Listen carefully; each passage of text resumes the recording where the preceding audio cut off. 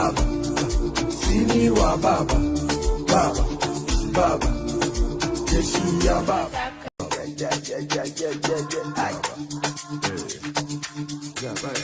Sini wa baba, baba, jeshi ya baba, baba, sini wa baba, baba, jeshi ya baba, baba, sini wa baba, baba, baba, jeshi ya baba, baba, baba, sini wa baba, baba, baba, jeshi wa baba, baba, jeshi ya baba, baba, sini wa baba, baba, jeshi ya baba, baba, sini wa baba, baba, baba, jeshi ya baba, baba, baba, sini wa baba, baba, baba, jeshi sini wa baba, baba, jeshi ya baba, baba, sini wa baba, baba, jeshi ya baba, baba, sini wa baba, baba, baba, jeshi ya baba, baba, baba, sini wa baba, baba, baba, jeshi, baba, jeshi ya baba, baba, sini wa baba, baba, jeshi. Hello, ladies and gentlemen of the press, welcome to Azimio Center. This afternoon we have a statement on the situation in Mount Kenya region, which is going to be read by Her Excellency, Madam Martha Karua. We have got several political parties present here today, including NAK Kenya. We have also the Jubilee Party.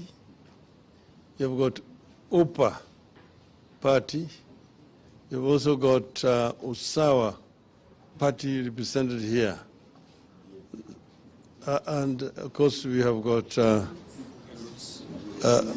DAP and Roots and Reform Party of Kenya and ODM, of course. But all this is part of the Azimio coalition. So the statement is going to be read, as I've said, by Madam Martha Karua. Karibu, Madam.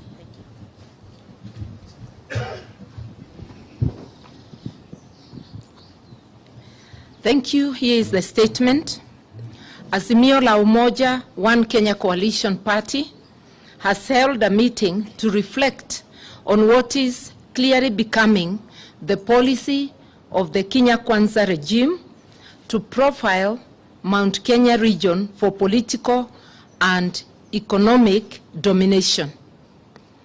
The meeting took note of the desire of the people of Mount Kenya to have a healthy political environment like other Kenyans.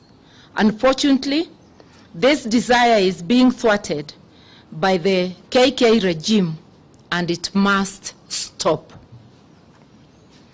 Whereas the Constitution under Article 37 gives the people of Kenya the right to peacefully assemble, demonstrate, picket, and present petitions to public authorities, the actions of this illegitimate regime indicate a determination to deny the same to the people of Mount Kenya.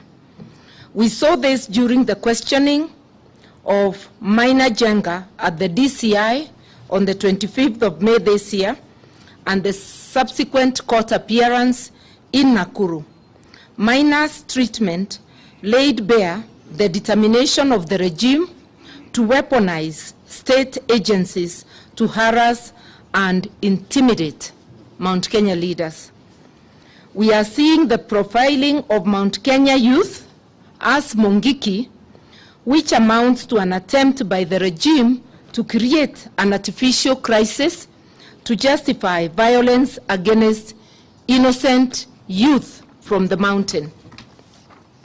It is our position that profiling of Mount Kenya youth will not solve the problems facing this regime. It will only derail the healing process. It will equally not help the Mount Kenya youth overcome the many challenges driving them into despair. We must remind the people of Kenya the violence that was meted out on Kenyans, and particularly the Kikuyu nation, in 1992, 1997, and 2007-2008, which was started and sustained by senior government officials, some of whom are serving in this illegitimate regime. Those who faced ICC charges over the 2007-2008 violence must be reminded that killing witnesses will not make them become exonerated of those crimes.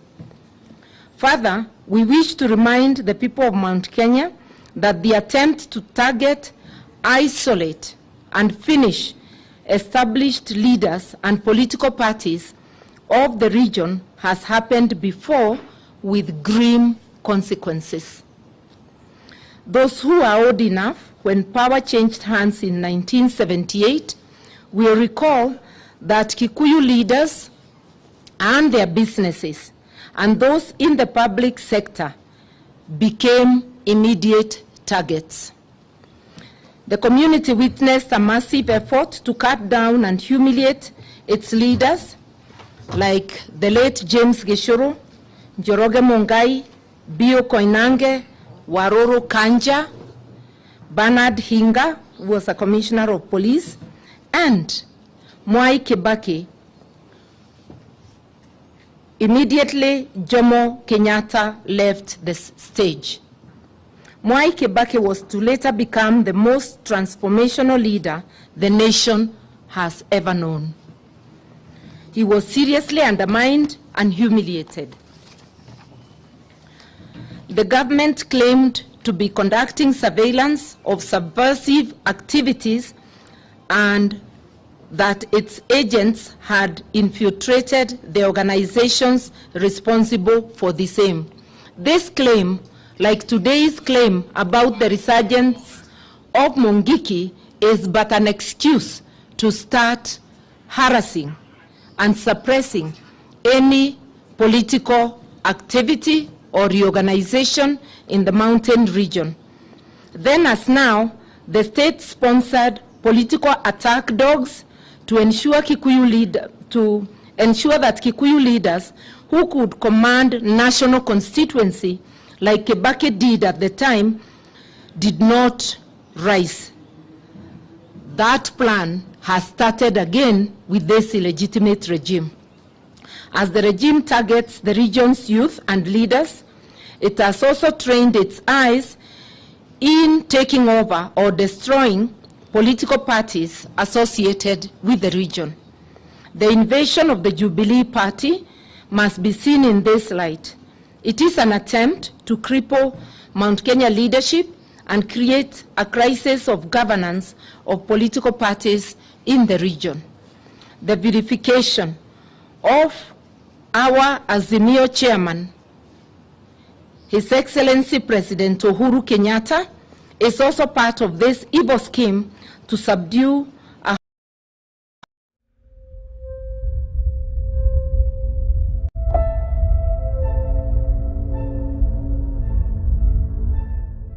number.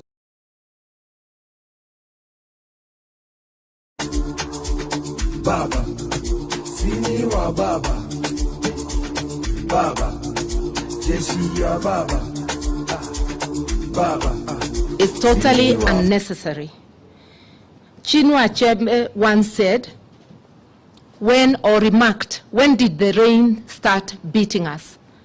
And we are asking, when did the rain start beating the mountain region? It is apparent that the destabilization of Jubilee Party and the destruction of established political leaders of the region is a do-or-die agenda for the KK regime, sponsored by the highest level of the Kenya Kwanza leadership to ensure that Mount Kenya region has no serious political party to challenge anti-Mount Kenya policies that appear to be driving the decisions of this regime. Many of the tax measures contained in the finance bill currently before Parliament are unreasonable and clearly directed not only at the nation, but particularly at Mount Kenya businesses. The proposed turnover tax is basically a tax on assets whose primary objective is to impoverish the mamambogas, boda-bodas, and other vulnerable Kenyans struggling to make a living in these difficult economic circumstances. The majority of these businesses, small businesses, are owned largely by men and women of the mountain region. I will invite my colleague, Honorable Kioni, to read the conclusion.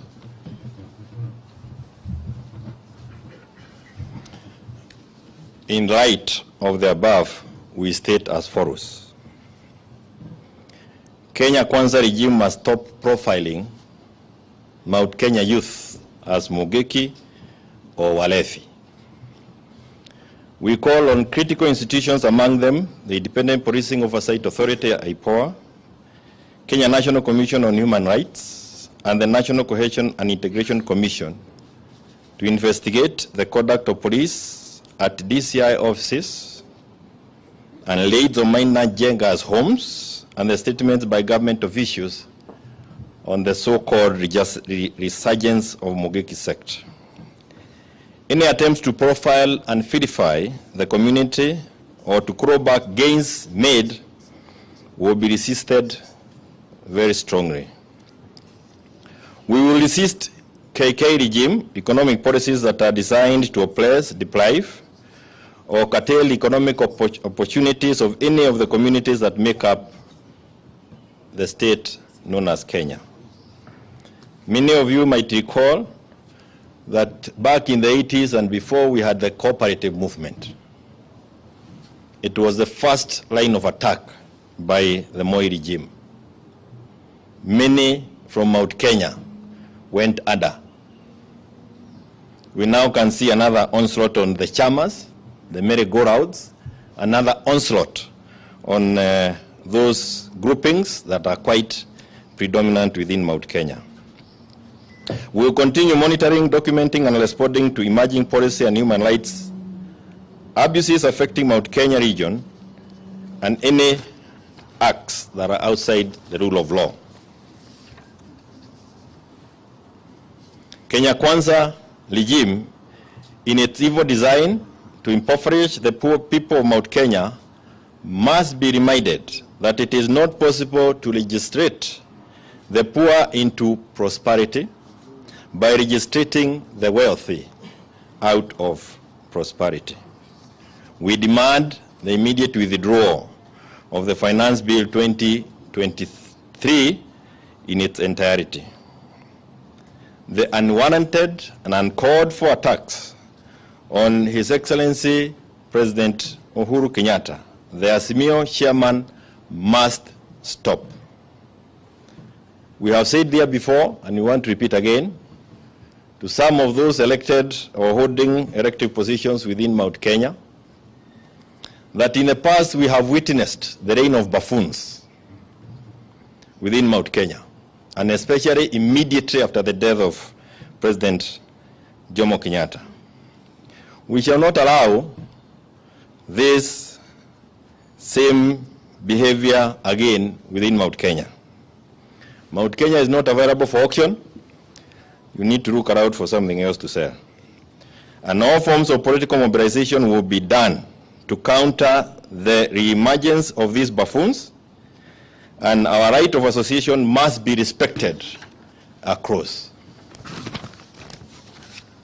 Remember, Pastor Mackenzie is not being investigated for belonging to the Christian faith, but for what he did, the criminal acts.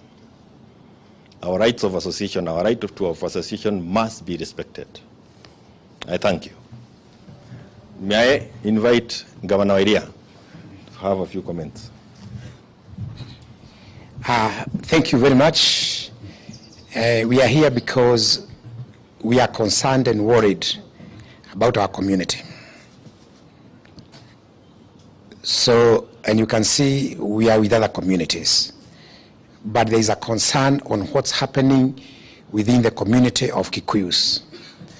And some of us have stood our ground, and you've said that we have to speak out because we can clearly look into the past, we can analyze the recent past, and we can project the planned future.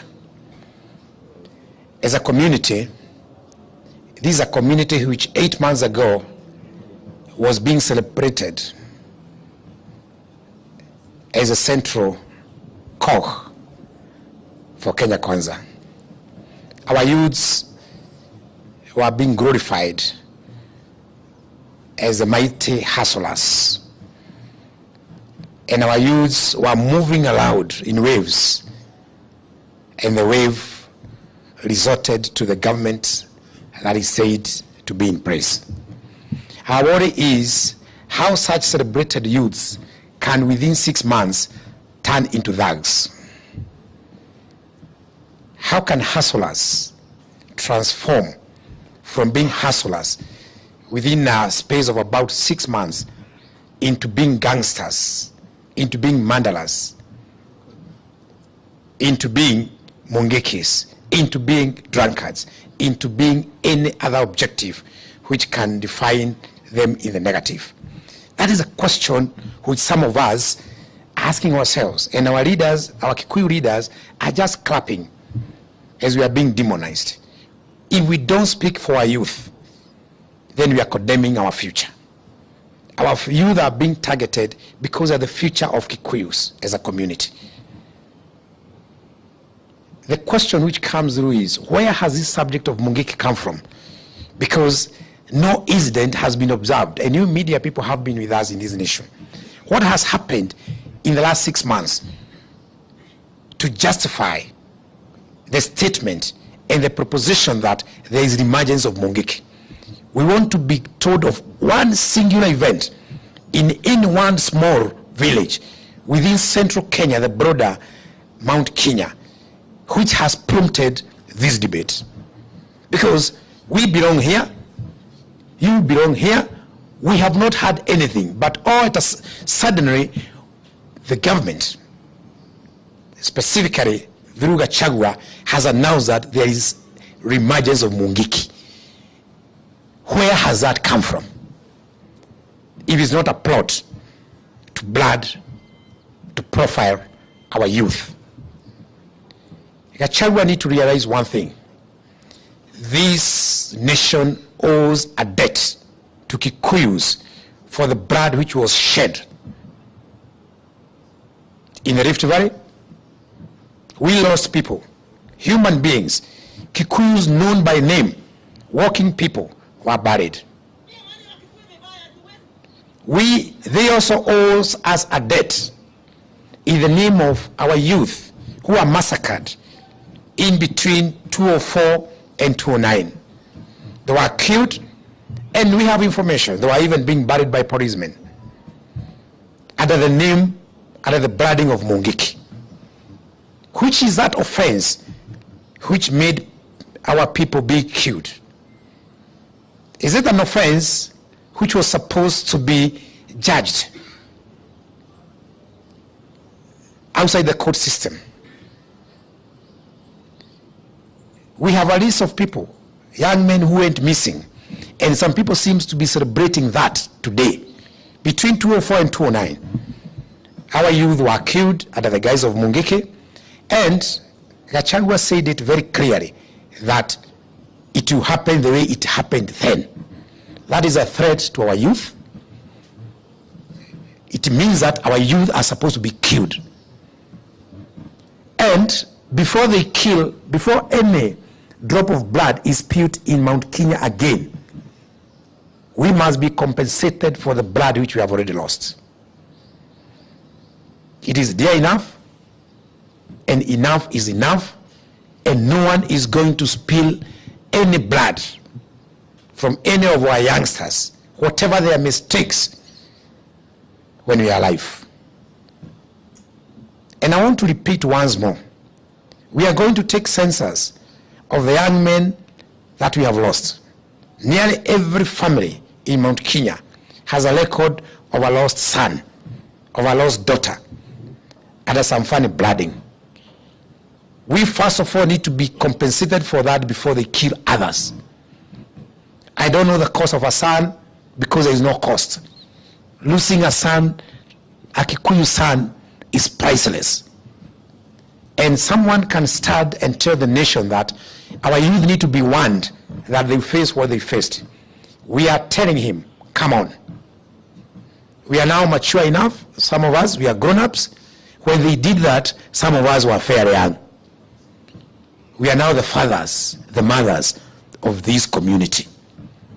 And if we don't speak out, I don't know who else is meant to speak for us. We cannot expose our sons and daughters. Those who are being called, they are being called hawkers. Those who are being called hustlers. Those who are being called vijana wa mikokoteni. They are now drunkards and they are now mungiki. We want to tell them it doesn't matter. None of our sons, our daughters is going to serve a death sentence under whoever's rule. And we want to tell Gachagua very clearly,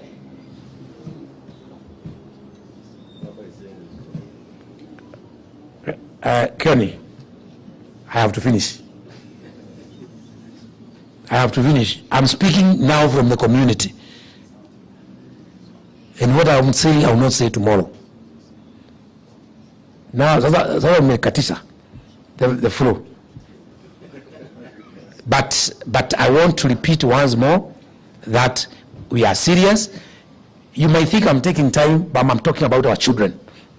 If I'm talking about somebody's children, then I am supposed to be stopped. I'm talking about our sons and daughters. And we want to say that whoever is bringing that debate need to kill that debate with immediate effect. That is not a debate which was in this region. Wherever it has come from, Gachagua need to take that debate wherever he took it from. Because we don't want to entertain such a debate in this region. And we want to assure our sons and daughters that we have leaders in Mount Kenya who are not going to be compromised, and we shall ensure their security and safety. If one makes a mistake, we have rule of law. If you are a thief goes through a particular legal process, judicial process. Kama umetukanana, but you cannot condemn our youth, put them in a basket, and you say that our youths are mungiki. We are giving a warning against profiling Kikuyu as a community and Kikuyu youths in particular. A compressed statement from Karo Irungu, Deputy Governor Nyeri one time. Thank you. Thank you very much. Mine will be very brief. I think as leaders of Mount Kenya, we are here to call out this illegitimate government in what we are seeing initially to be dictatorial tendencies. We saw and we are seeing how they are continuing to speak. We want to call out this government on especially the finance bill. If you look at the finance bill, for a government that has been saying they have women at the core of their government, you look at clause 17, what our vice captain has said, women groups will now be considered as businesses, attracting a 30% tax. And the story of Mount Kenya, especially those of us who have grown up in Mount Kenya, is that as our fathers were working, our mothers are very involved in chamas and in merry-go-rounds.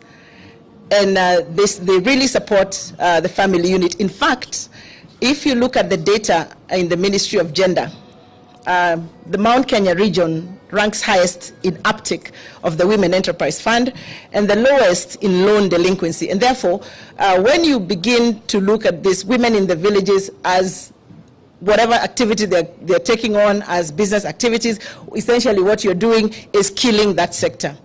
As Mount Kenya leaders, we're also very aware that this regime would like to kill our small businesses. If you go through the finance bill, once again, if you sell chai and mandazi, those small vibandas that we have in the village, and you only sell 1,300 shillings a day, those are 10, 12 cups of tea and mandazi in the village, you will now be paying to this government about 15,000 shillings a year. So ideally, we see a regime that is out to kill our Mount Kenya businesses, that is going for women, I mean, in very mundane and desperate things like trying to charge wigs and weaves and very small, desperate measures. Most of those businesses that sell those wigs and do those beauty activity are owned and run by women. So as women of Mount Kenya, we are seeing a regime that is out to hurt our businesses, that is out to hurt our activities as women, and therefore we want to call them out at these very early opportunities to tell them we will not stop to say that, and we will not be intimidated to say that for an illegitimate regime, I think you have a lot of guts to do what you're doing. I thank you very much. Governor Derito. Thank you very much. Let me say to you a bit in Kikuyu. You know, hiti direaga mwana, okay? No egenda kuria mwana yajagia kuga mwana ucio hiana mburi. Okay? So in our region there, the hyena does not eat its own child. But when the hyena is tempted to eat its own child, it begins to say that this child is smelling like a goat.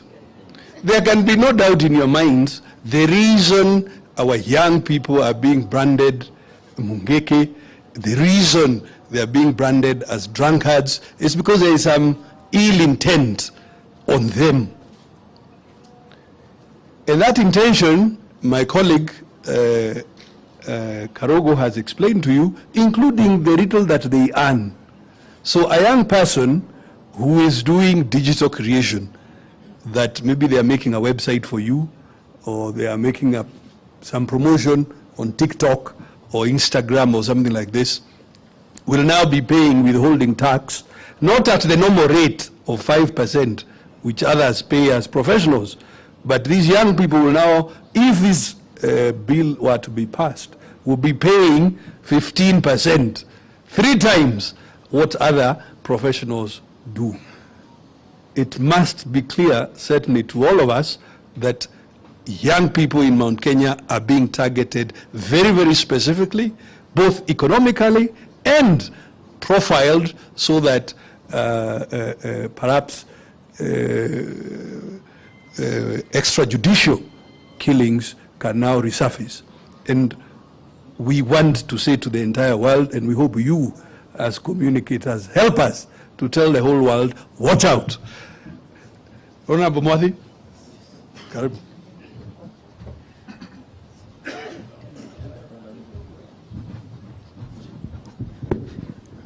Thank you very much. Let me also join my colleagues and the leaders to also emphasize on the point that I have made about the youth in Mount Kenya. And I want to particularly speak to those youth. That yes, you youth, you are very good. Yes, you said you wake up to go and support a government that you thought was taking you to prosperity. But today, 8 months later, you are now being branded all manner of words. That you are not useful to that government cannot be gainsaid, because it means the government was only using you to get to power. And once they get that power, you then become useless. But I also quickly ask, what is this that they know that they don't need the youth in future? There must be a grand plan. And that grand plan is plan for their basket of votes as they finish our youth. It is time for us, you youth who belong to this community, to stand up to be counted. Say no to this repressive regime. Secondly, let me speak to the members of parliament, because I was there and I'm former member of parliament for Limuru. And I'm known for having taken a motion in parliament when it was first put under camera, talking about how our youth were being killed. And I know I received threats then from some people, I don't know whether they were police, saying that I was the next in line. If talking about the youth now will put me next in line, I'm ready. Our members of parliament, speak up for those youth. Our members of parliament, stand by those who voted for you. I had talk yesterday, word yesterday, that they are waiting to be shown the way to vote about the finance bill. And I hasten to add, you decide who among the ones who are telling you to vote for it, yes, and those who on the ground are telling you, maisha ni ngumu, musipige yes, tunyanyase. Decide who voted for you. Then you can vote the way you'll vote. But Thursday is the defining moment for you, member of parliament, who wants to put a huge baggage on the people who elected you. And all of us who are out here, including those who are electing or who elected the members, should take up upon ourselves to deal with them once they pass that bill. Yes, I thank you. The party leader, Roots, Professor Wajakoya. Baba, Honorable Martha Karua, and other party leaders, for me, I'm going to look at this issue in a very critical way, because I've been very much involved in the Mungiki issue. I remember in 1997, when I was practicing law in UK, the issue of Mungiki became very apparent, which informed us to find out what we were going to do with that brutal regime of President Moi, when he wanted to castrate all young Kikuyu males of the ages of 13 and 19. When he circled them and killed many of them, and many of them were thrown in Karura Forest, many of them were thrown in Ngong Forest. In addition to that, and you'll allow me to speak because I have a very strong history with the Mungiki issue as somebody who led the UN to come into this country. At the same time, Moi was vilifying the young Kikuyu male. He also vilified the Kikuyu women, female, young kids. So I called Koigi Wamwere, who is still alive and who can verify this story. I invited him to come to London with the young Kikuyu males that had come in running away for asylum, and at that particular time, they had been denied asylum. So we had to lobby Kenneth Baker, who was the Prime Minister at that particular time. We had also to lobby Tony Blair and Lord Steele, a great friend of Raila Odinga. By that time, he was Steele of the Liberal Democrats. We went ahead and also included the Scottish National Party and also other political parties to look into the issue of thematic assassinations and killings of the Kikuyu male, of the Kikuyu young male, and depopulating their women. And this history that we are writing down. As a result of that, we lobbied the United Nations Human Rights Commission, of which they sent our special rapporteur, Professor Philip Sons, who came on a fact-finding mission in this country, and then he found out, what he found out was very appalling. He made his report to the United Nations in New York, and then the United Nations High Commissioner for Refugees in Switzerland came up with guidelines on how to treat asylum seekers from this nation, especially of the Kikuyu origin. And that's why we heard for the first time lots of them being given asylum in the UK. I went ahead and joined the then president of Ghana, Gerald Rawlings, whom we convinced to ship out some of these Mungiki leaders As a result of that, many of them were shipped to Mozambique, one of them being Ndunge Wariungi, who was shipped out with a Portuguese passport. You can find that out from him. And because of thematic and systematic killings, our lives were put in danger, save for James Orengo and Mheshimiwa Raila Odinga, who is sitting here, who came in London, made many trips in London to console with us, with those particular families that they had lost their siblings. I hold the former president accountable for the thematic elimination of the Kikuyu community, something that Gachagua is now repeating. And let me assure you that we are appealing to the British government not on cameras. I am appealing to the British government not on cameras, but we know what we are going to do.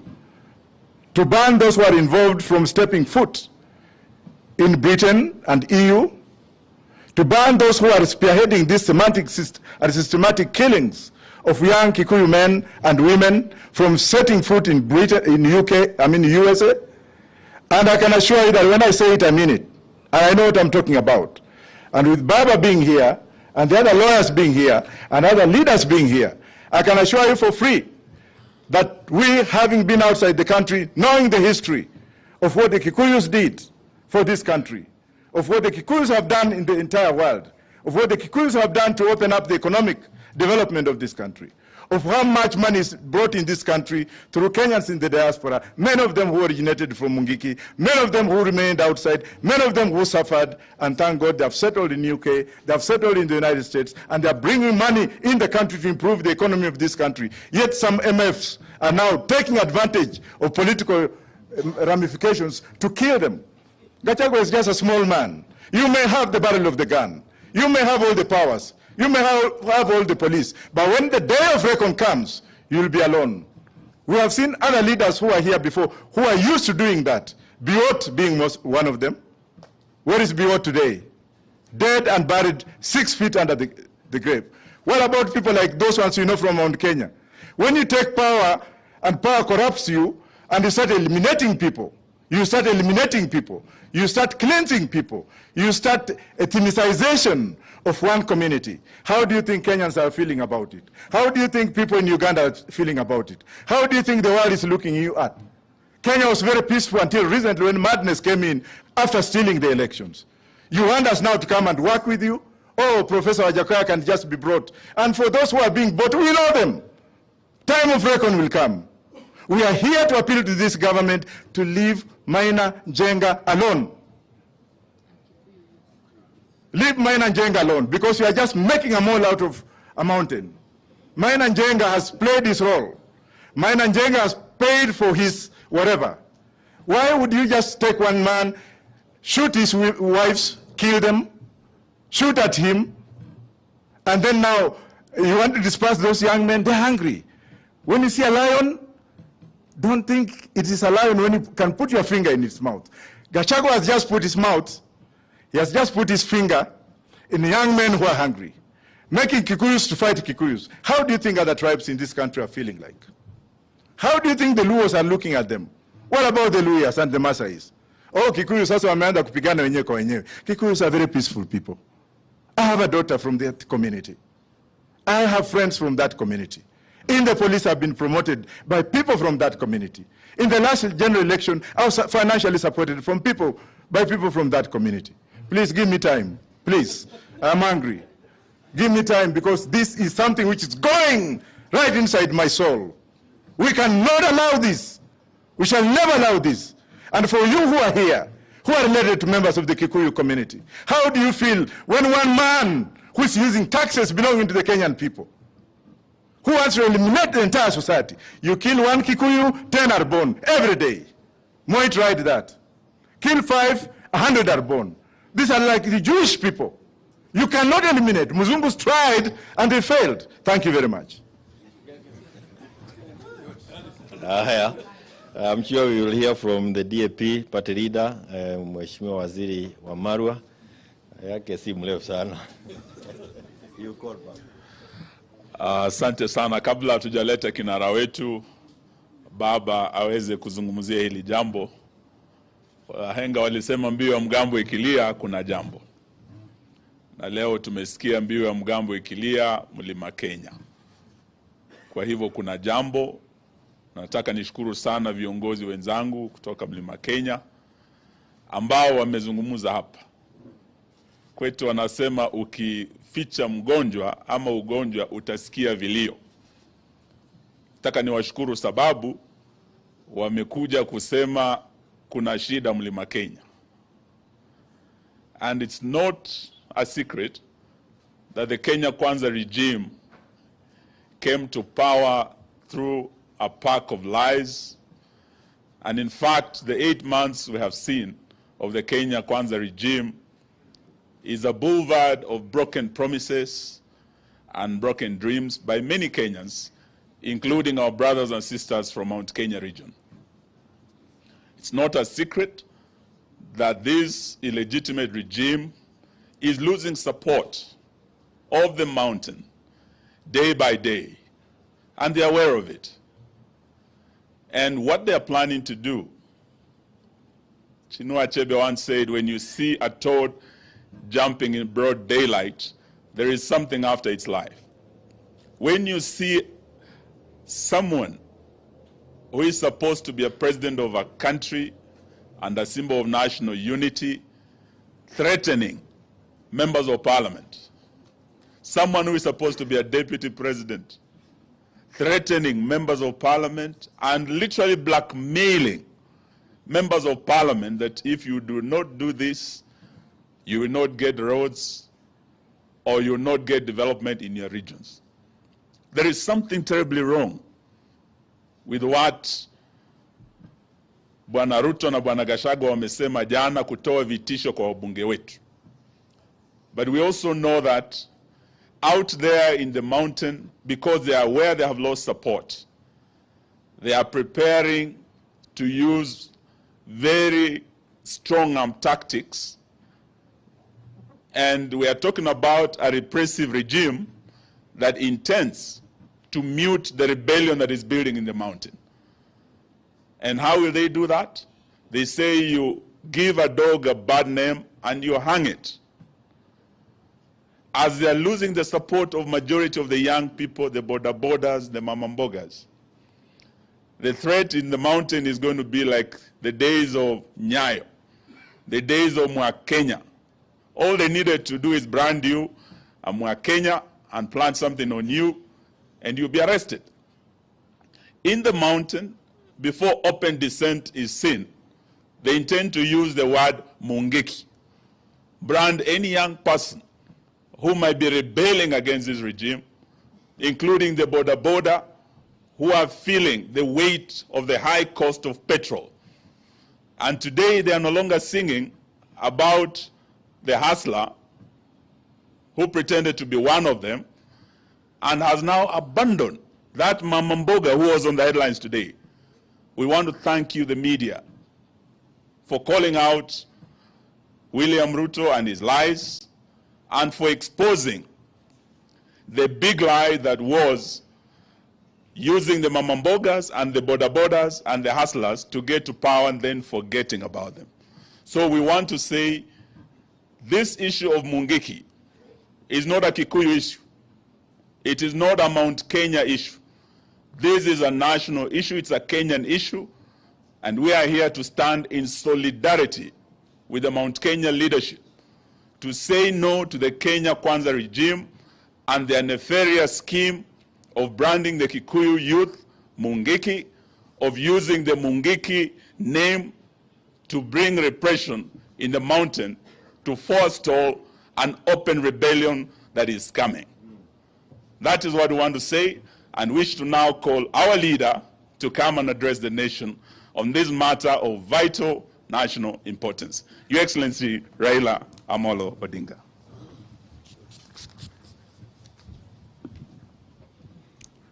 Thank you. Today was a day for the leadership from Central Kenya, Mount Kenya region, to address an issue of extreme national importance.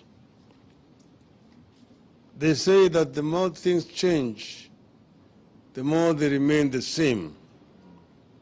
I have had occasion to talk about isolation and vilification of the people of the mountain region. And I remember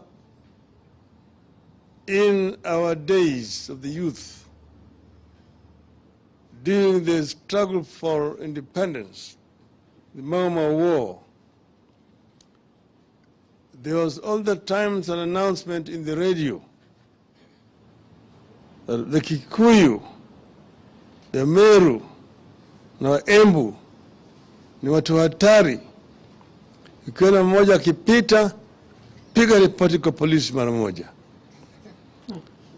That was an announcement which was used to be made on the radio all the times, to try to isolate the people from Mount Kenya who are fighting for their land which had been grabbed by the colonialists.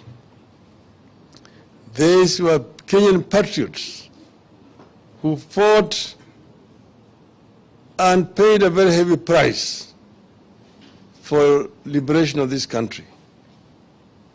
Now it is so unfortunate that in this time and age, Kenya has now celebrated the 60th year of its independence, that somebody should try to use the very same tactics and methods that were used by the British to try to isolate the youth from this region. There is now an attempt to artificially re-establish Mungiki movement. And I've seen it happen with my own eyes. Mr. Maina Njenga, merely because he accompanied me to the funeral of our matriarch, Mukamu Kimathi, has since been vilified, been harassed. They have carried out searches, all his residences in Nyandarua, in Laikipia, in Nakuru, in Nairobi, planting even some kind of evidence. Somehow they've carried bang, at the times they're carrying guns and so on, to try to vilify him and find an excuse to arrest him, to detain him. The young youth who are themselves incensed by this harassment are now being classified as Mungiki. But you have also seen Mr. Gachagua run around all central province talking about alcoholism among the youth, drugs, and delinquency, and urging the chiefs and the police and the administration generally to deal firmly with this youth. Now the youth have nothing else to do. The youth are idle, and that's the reason why they resort to alcoholism. The answer to this is to provide the jobs for this youth. If the youth get something to do meaningfully, they will not be drinking.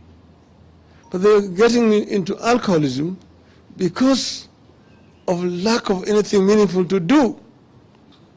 You will remember, we had brought a program when we were in government to try to put money into the pocket of this youth. Even the last regime had a program called Kazi Mutahani. Kazi Mutahani actually meaningfully engaged this youth. These people had said that they were going to get this youth engaged in tree planting and so on. They have not done anything. We used to have them cleaning the streets, garbage collection, and helping the community generally. And the youth were happy. They were not drinking. So Mr. Gachagua, a free advice to you, don't vilify these youths. Give them something meaningful to do. Second, Mr. Gachagua, you have been bragging all along that you are the sons of Mau Mau. You and your other counterpart called Kimani Ichung'wah. I want to challenge you today, Mr. Gachagua, to tell Kenyans your relationship with our Chief Nderi Gachagua Wang'ombe, who was assassinated by the Mau Mau in 1953 because of his collaboration with the brutal colonial regime. That Gachagua came from Madeira. So I want you to come clean and tell the Kenyans what is your relationship with that Nderi Gachagua Wang'ombe, the collaborator, so that people can then understand. And tell us also, if your father was a Mau Mau, what was his service number in the Mau Mau movement? The same thing with Kimani Ichung'wah. We have said, and I just want to underscore what these leaders from Central Province have said. They have said that they will not tolerate this, and we want to speak on behalf of other Kenyans, that we are fully in solidarity with what they have said. We will stand strongly in solidarity with our people, friends, brothers and sisters from the Central Province. Central Province is very much part and parcel of Kenya, and we will make all the contribution needed to protect these people against harassment by this illegitimate regime. Thank you.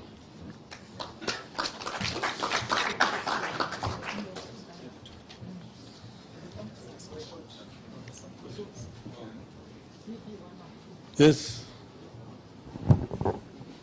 Jina langu ni Joel Chacha kutoka runinga ya K24 TV, na hapo kesho vuguvugu la 66 litakuwa linaandamana dhidi ya mswada wa fedha mwaka 2023, Finance Bill 2023, na kumekuwa na matumaini haswa licha ya Azimio kuzungumzia tu swala hili, vile vile labda mjitokeze katika streets za hapa Nairobi kuandamana haswa kuzuia Finance Bill kupita. Je, msimamo wenu kama Azimio, ikizingatiwa vile vile ulikuwa umesema hivi leo utatangaza mwelekeo wa wale ambao wana bila shaka fuatilia sera zako, labda uweze kueleza haswa mtafanya nini kushinikiza serikali ya Kenya Kwanza ambayo mmesema haisikii maoni yoyote ila maandamano peke yake? Shukrani sana. Kwanza, kabla sijajibu hiyo swali lako ya mambo ya ile mswada ya fedha, ningependa kukariri kwa muktasari yale ambayo mimi nisema kwa kimombo. Ati sisi kama Azimio la Kenya tunapinga vikali sana ile njama ya kujaribu kunyanyasa vijana wa mkoa wa Kati katika taifa letu. Tumeona njama ikifanywa kujaribu kufanya watu hawa ni watu ni wahalifu, ati ni mungiki na kadhalika. Wengine wanashikwa, kwa mfano Mheshimiwa Maina Njenga amefuatwa kila mara kwa mara tangu wakati ile mwingine ambaye yeye mwenyewe aliandamana na mimi kwenda kwa mazishi ya marehemu Mkami wa Kimathi. Kila amefuatwa, wamefanya msako kwa nyumba vyake kule upande wa Nyandarua, upande la Kipia, Nakuru na hata hapa Nairobi.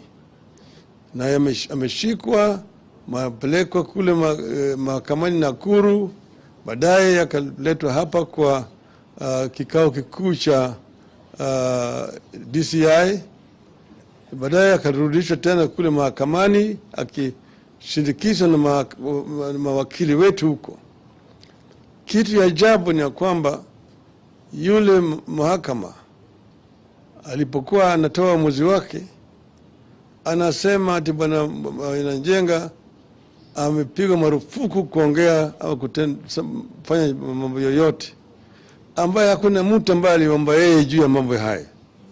Kwa hivyo yeye mwenyewe anaonyesha kwamba kuna njama, na kwa upande mwingine hata mahakama inasurutishwa na hii serikali kufanya uamuzi kinyume na sheria. Tumesema sisi tutasimama imara nyuma ya wenzetu wa kutoka mkoa wa Kati.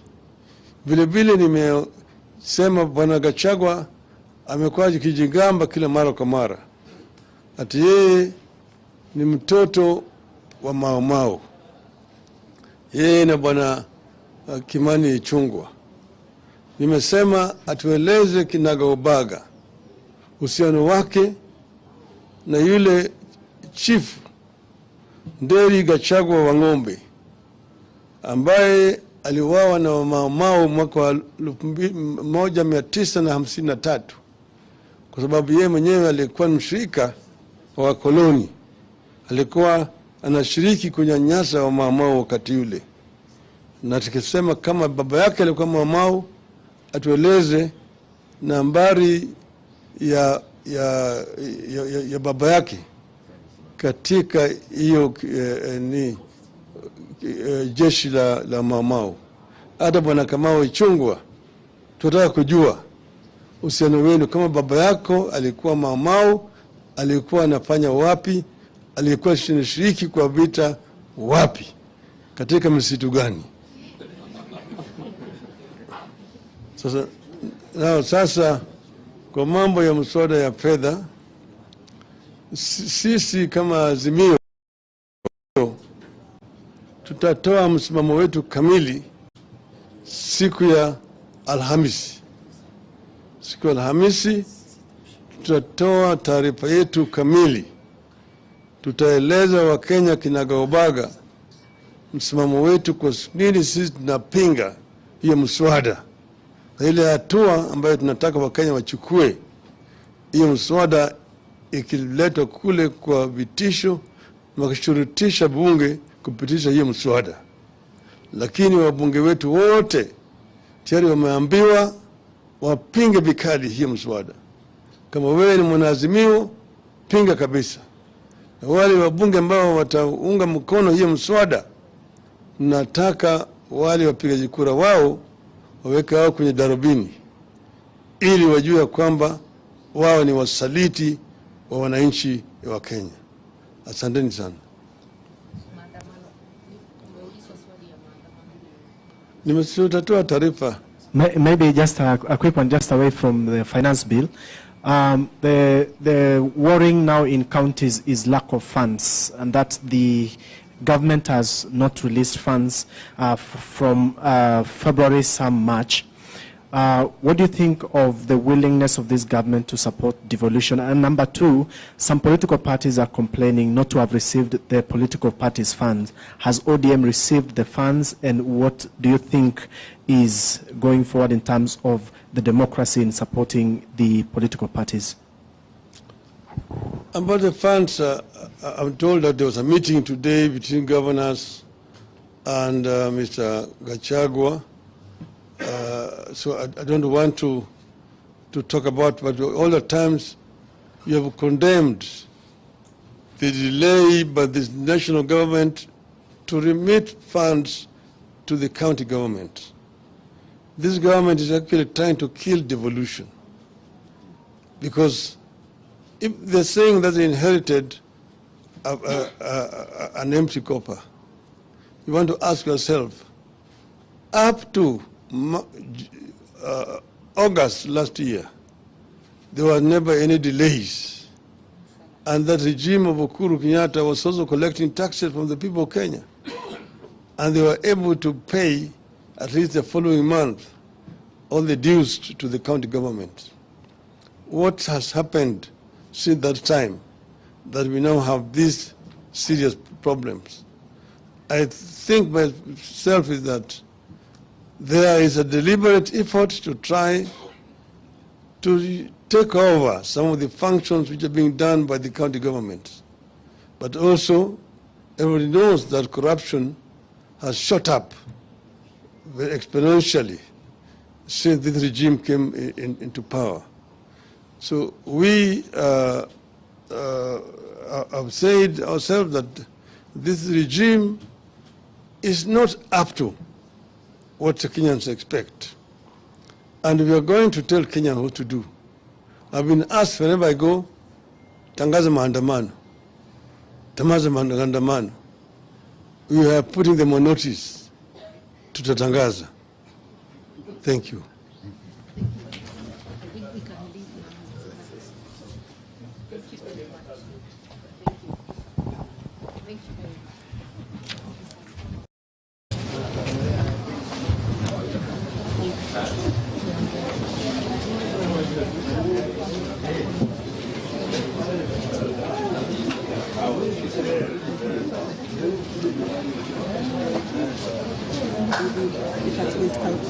Departmental Committee on Justice and Legal Affairs that members of the National Assembly will this afternoon be considering to approve the two persons as indicated in the report of the Departmental Committee on Justice and Legal Affairs.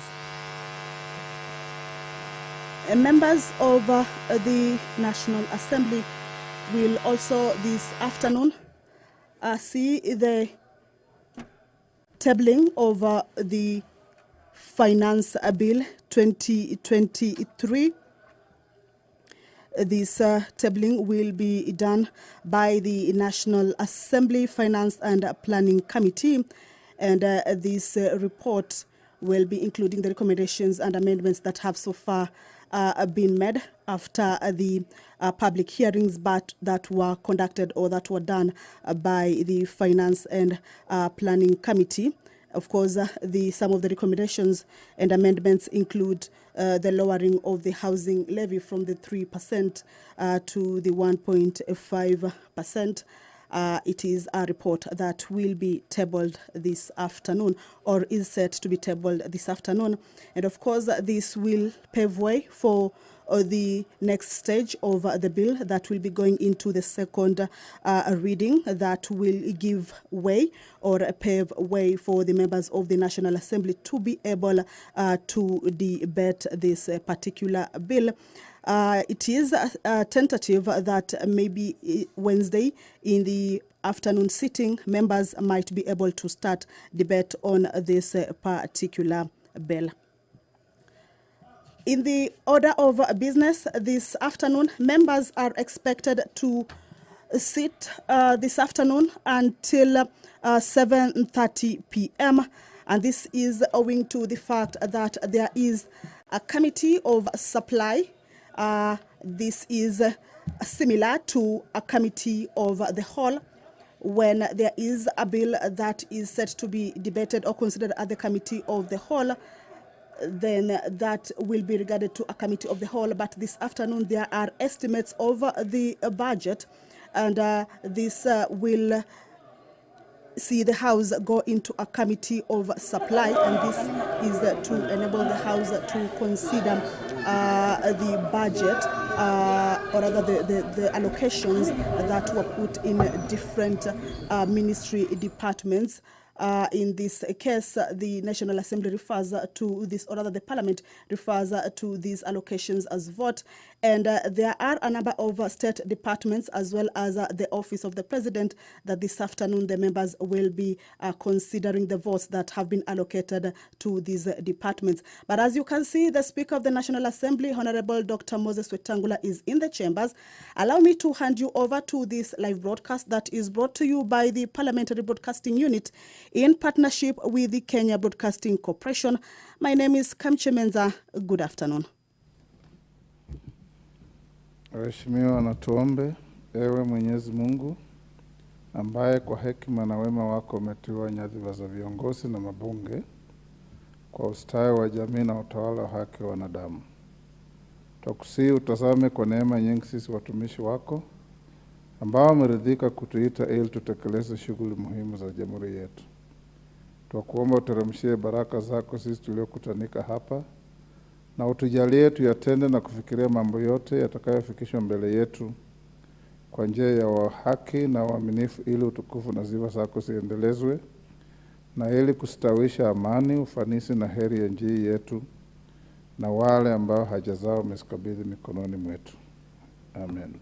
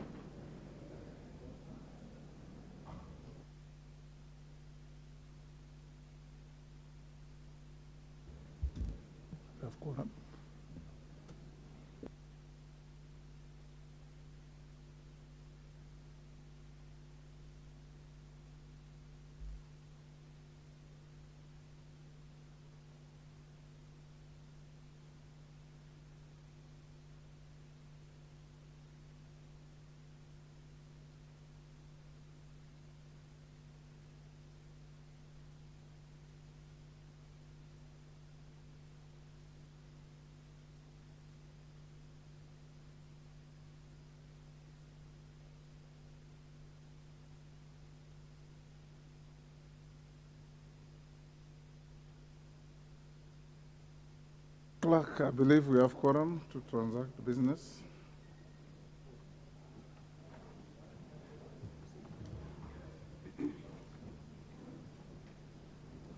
Order number 1, administration of oath. Order number 2, communication from the chair. Honorable members, you'll notice we have a supplementary order paper that will guide our business this afternoon. I also do have 3 short communications. The first one is on prioritization of business during the supply and ways and means period. Honorable members, as you are aware, and for the benefit of first-term members, the National Assembly is currently in the supply period of the 2023-24 budget. The supply period is the phase during which the House considers supply measures to all votes for funding specific programs and undertakings for the 3 arms of government. The supply period commences with the consideration of the estimates and ends with the enactment of an appropriation act. During this period, honorable members, the House also considers the revenue-raising measures proposed to support the appropriation made by the House, that is the ways and means of supporting the budget. The culmination of this is the enactment of the Finance Act. Honorable members, during the supply period, the Cabinet Secretary for the National Treasury and Economic Planning also appears before the House to make a public pronouncement of the budget policy highlights and revenue-raising measures for the national government as contemplated under the Public Finance Management Act 2012. In keeping with the parliamentary practice drawn from the need to foster regional integration in the East African community, the pronouncement by the Cabinet Secretary is a ceremonial event. Accordingly, honorable members, the Cabinet Secretary for the National Treasury and Economic Planning is scheduled to make a public pronouncement on the budget highlights for the 2023-24 financial year on Thursday, 15th June 2023, the National Assembly chamber from 3 p.m. Honorable members, the standing orders provide that during the supply and ways and means period, priority is to be given to business related to the consideration of the budget estimates, the Finance Bill 2023, the Appropriation Bill 2023, and any other legislation relating to the budget. Such business is typically never interrupted by any other business. It may only be preceded by special motions which have constitutional or statutory timelines. A motion for the approval of the appointment of a person to state office is an example of such special motions. In this regard, honorable members, and for the convenience of the House, I have deferred the appearances by Cabinet Secretaries to respond to questions in plenary that were initially scheduled for tomorrow, Wednesday, 14th June 2023, during the afternoon sitting. The said cabinet secretaries will therefore appear to respond to questions in plenary next week during the afternoon sitting of Wednesday, 21st June 2023, subject to completion of the supply and ways and means measures. Honorable members, the House Business Committee has also resolved that consideration of supply measures in the Committee of Supply commences today, 13th June 2023. The consideration of ways and means measures include the Finance Bill 2023 at second reading, and subsequent stages commences tomorrow, Wednesday, 14th June 2023, in the morning sitting, subject to the report on the Finance Bill 2023 being tabled in the House of today's sitting. The House is accordingly guided. I thank you. Members, take your seats. You are too many to take the nearest seats. Take your usual seats.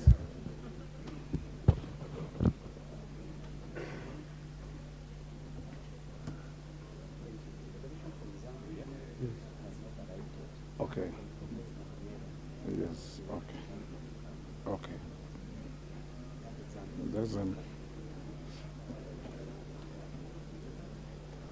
Members, take your seats quickly. I have to be on my feet shortly.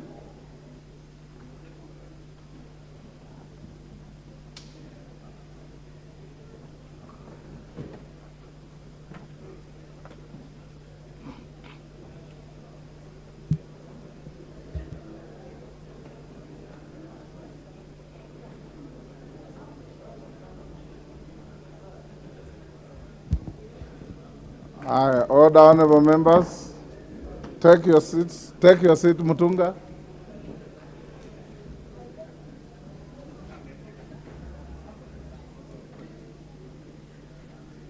McLeod, take the nearest seat. Take the nearest seat, okay.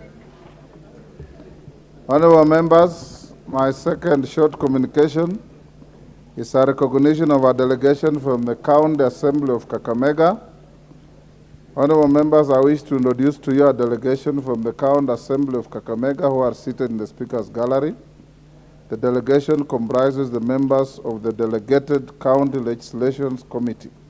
They are: 1, Charles E. Nandwa, Honorable Chairperson; Honorable Stephen Muhala, Vice Chair; Honorable Bernard Omboko, Member; Honorable Peter Walunya, Member; Honorable Doris Matere, Member; Honorable Josephat Wakuha, Member; Honorable Helmina Lanziva, Member; Honorable Angela Nelima, Member; and the Honorable Timothy Anzenze, Member.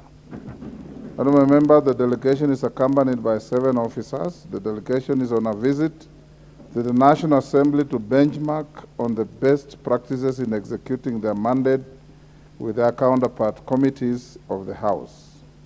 On your behalf and on my own behalf and that of the National Assembly, I welcome them to Parliament and wish them fruitful engagements. I thank you.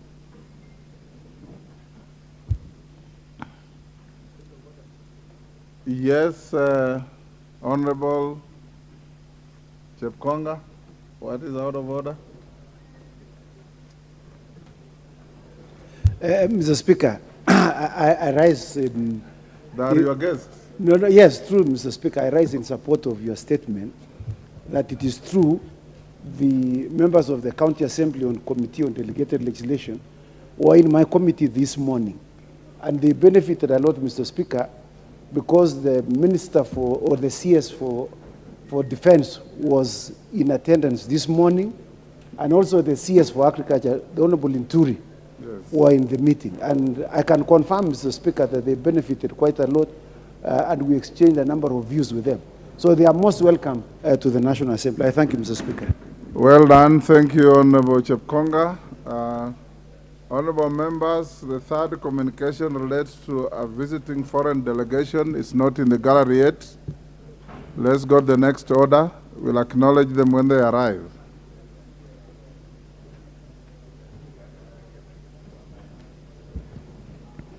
Order number 3, messages. Order number 4, petitions. Order number 5, papers. Majority Leader, or your nominee. Thank you very much, Honorable Speaker. Honorable Speaker, I beg to lay the following papers on the table of the House today, Tuesday, 13th June 2023. Funding of the National Government Constituency Development Fund, NGCDF, and National Government Affirmative Action Fund, NGA, NGAF, from the National Treasury and Economic Planning.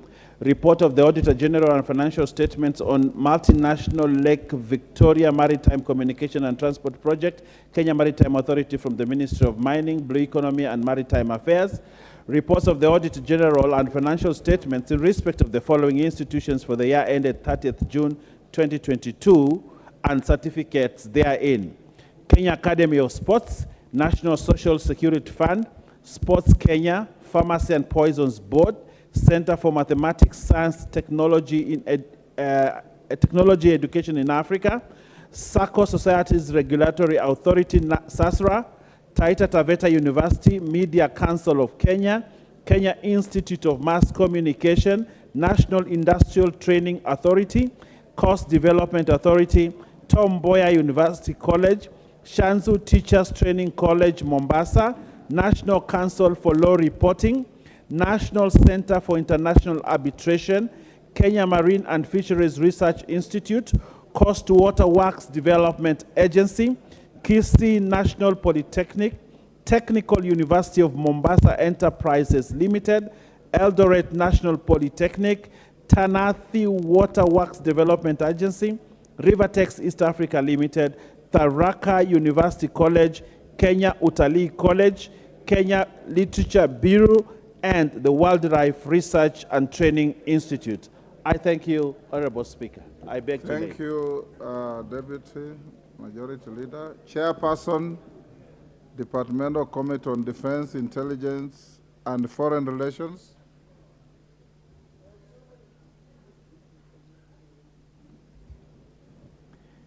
Thank you very much, Honorable Speaker. Before I would like to request the Sergeant at Arms if they can turn off the AC. I have very strong sinuses. And it's turn on or turn off? Turn off the AC. It's too cold. I would rather they reduce other than turn off. Honorable Speaker, I beg to move that taking into consideration the findings of the Departmental Committee on Defense, Intelligence and Foreign Relations in its report on vetting of a nominee for appointment of the Director General of the National Intelligence Service, laid on the table of the House on Tuesday, the 6th June 2023, and pursuant to Section 7(3)(b) of the National Intelligence Service Act 2022, this House approves the appointment of Mr. Nordin Mohammed Aji, OGW CBS, as the Director General of the National Intelligence Service. Honorable Speaker, the Departmental Committee of Defense. Are we sorry. on the same? Sorry? You have jammed the gun. I did, yeah. Sorry. I call you to. Is it the one on Seychelles? To lay some paper. You are supposed to lay a paper. We have not reached that order number 8 yet. Give him the mic. Well guided. I have so many papers today, We are still on Mr. papers. Speaker. I beg your pardon. Honorable Speaker, I beg to give notice of the following motion, that this House adopts the report of the Departmental Committee on Defense, Intelligence and Foreign Relations on its consideration of the defense cooperation between the government of the Republic of Kenya and the government of the Republic of Seychelles, laid on the table of the House on Tuesday, 13 June 2023. And Honorable Koech. We are on order number 5, where we are laying papers. Can the clerk assist you?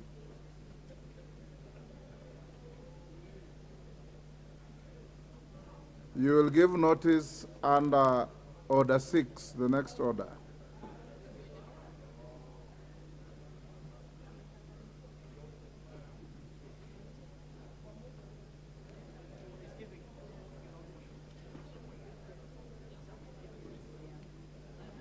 Give the member the mic. Are your papers in order now? Yeah. Okay, go ahead.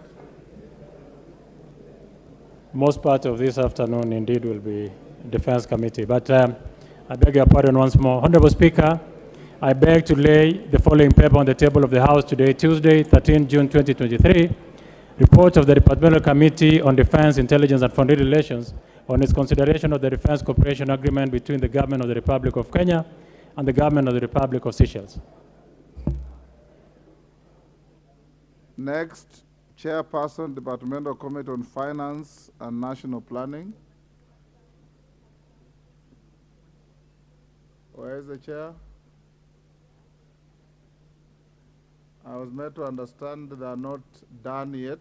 Yes. So he will lay the paper as soon as he walks into the House with it. Thank you, Honorable Speaker. Next order. Order number 6, notices of motion.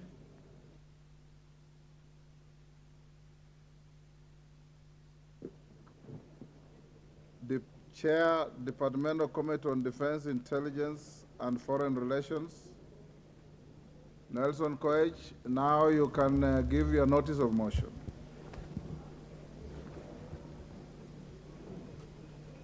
Oh, which one?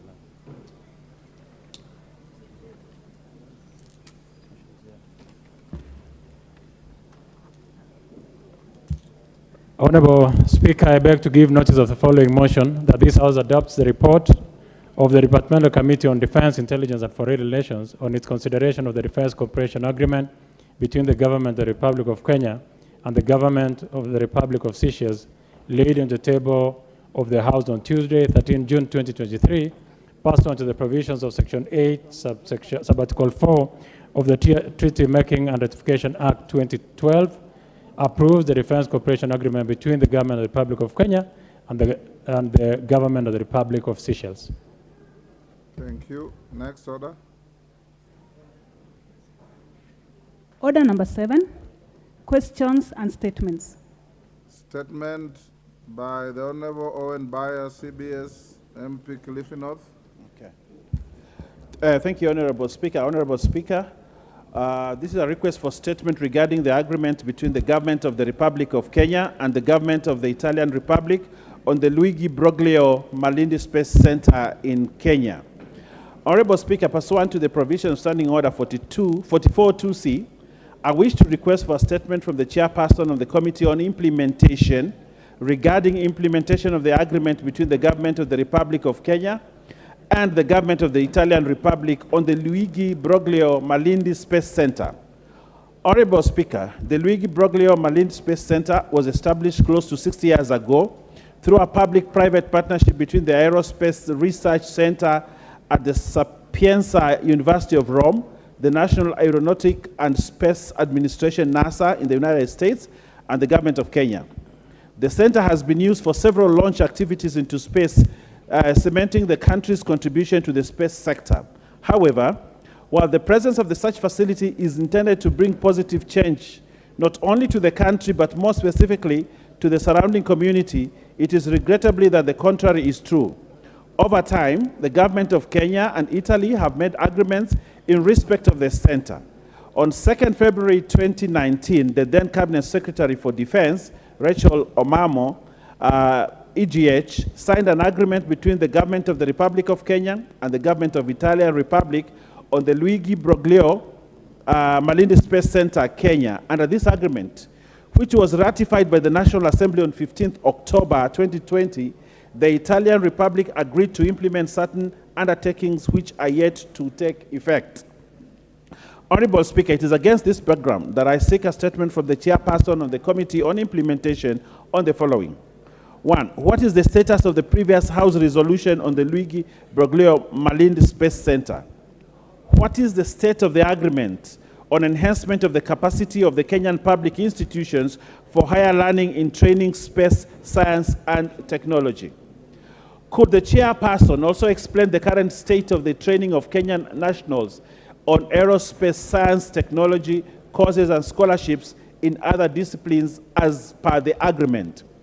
What development support programs has the Italian government undertaken for the people of Ngomeni area in Kilifi County as was agreed?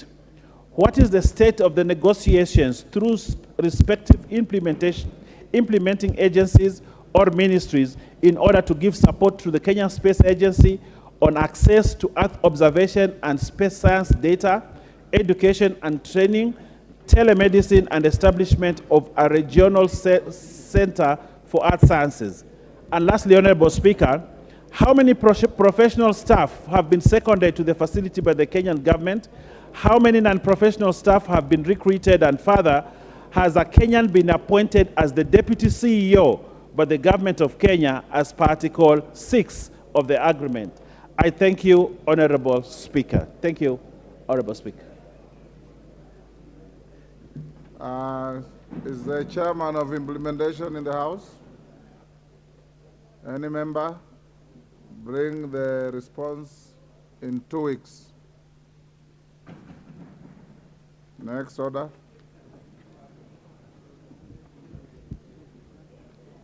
Order number 8, special motion, consideration of nominee for appointment as the Director General of the National Intelligence Service.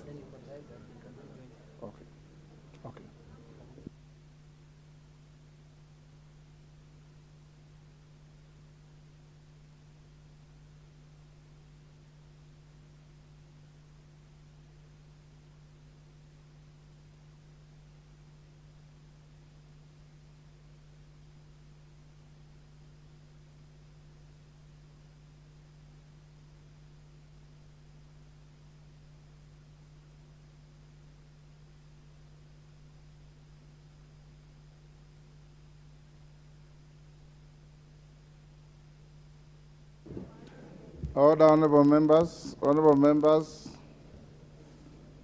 I earlier on communicated the presence of members of the County Assembly of Kakamega, whom you acknowledged with your foot thumping, and Honorable Chepkonga welcomed them. I'm told they were in fact not in the gallery at all at the time. They have just arrived. And the delegation from our friendly country, Zambia, was in the gallery but sitting in the wrong place. So allow me to revisit the same. The delegation from Kakamega, which I already mentioned, I don't need to recite what they're here for, are as follows. When you are mentioned, you may stand up individually to be acknowledged. Honorable Charles Nandwa, Chairperson. Honorable Stephen Muhala, Vice Chair. Honorable Bernard Omboko, Member. Honorable Peter Walunya, Member. Honorable Doris Matere, Member. Honorable Josephat Wakuha, Member. Honorable Helmina Lanziva, Member. Honorable Angela Nelima, Member, and the Honorable Timothy Anzenze, Member. We have already acknowledged you and welcomed you, and the Honorable Chepkonga has also done so, confirming that you appeared before his committee where there were 2 cabinet secretaries. You are welcome to the House of Parliament. Honorable members, I also wish to introduce to you a delegation from the Parliament of Zambia, who are seated in the Speaker's row. The delegation comprises members of the Public Accounts Committee in the Parliament of Zambia. They are 1, Honorable Warren C. Mwambazi, lead of the delegation. 2, Honorable Jacqueline Sabao, member. 3, Honorable Imanga Wamunyima, member. 4, Honorable Likandro Mufalali, member. 5, Honorable Victor Lumai, member. 6, Honorable Kalalwe Mukosa, member. 7, Honorable Nicholas Mukumbi, member. And 8, Honorable Jonathan Daka, member. The delegation is accompanied by 6 staff from the National Assembly, the Minister of Finance and the National Planning, and the Office of the Auditor General of Zambia. Honorable members, the delegation is on a visit to benchmark on the best practices and share experiences with their counterpart committees of the House dealing with financial, audit, and money-related matters. On my behalf and on your behalf and the National Assembly as a whole, I welcome them to the Parliament and wish them fruitful engagements during the stay. Thank you. Honorable members, we are going to orders number 8 and 9. The House Business Committee directed this afternoon that these 2 orders will take 1 hour. Order number 8, 30 minutes. Order number 9, 30 minutes, so that we can go to the Committee of Supply.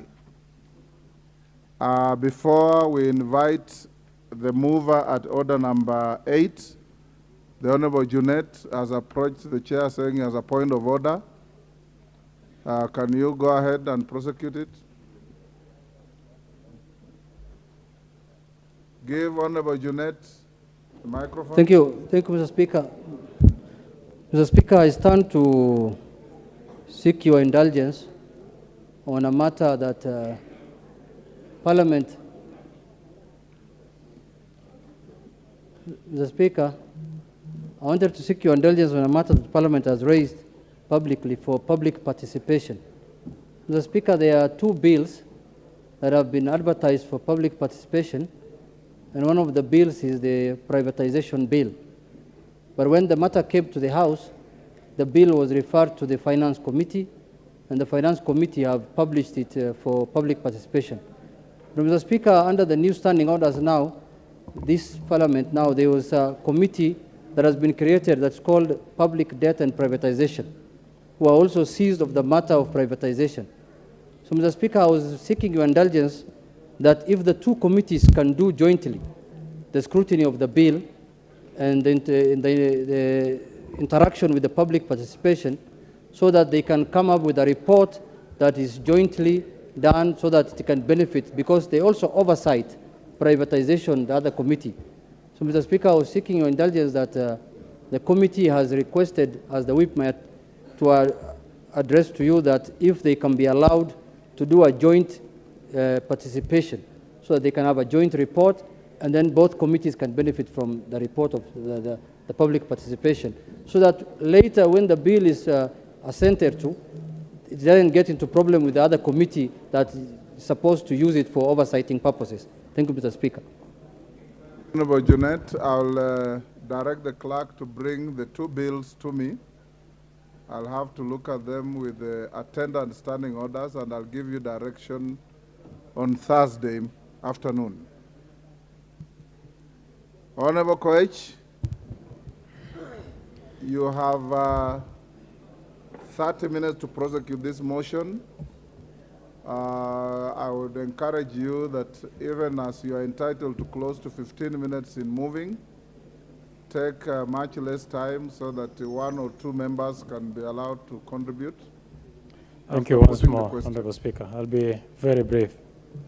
Honorable Speaker, I beg to move that, taking into consideration the findings of the Departmental Committee on Defense, Intelligence and Foreign Relations, in its report on the vetting of the nominee for the appointment of the Director General of the National Intelligence Service, laid on the table of the House on Tuesday, 6th June 2023, and pursuant to Section 7(3)(b) of the National Intelligence Service Act 2012, this House approves the nomination, the appointment of Mr. Nordin Haji, OGW, CBS, as the Director General of the National Intelligence Service.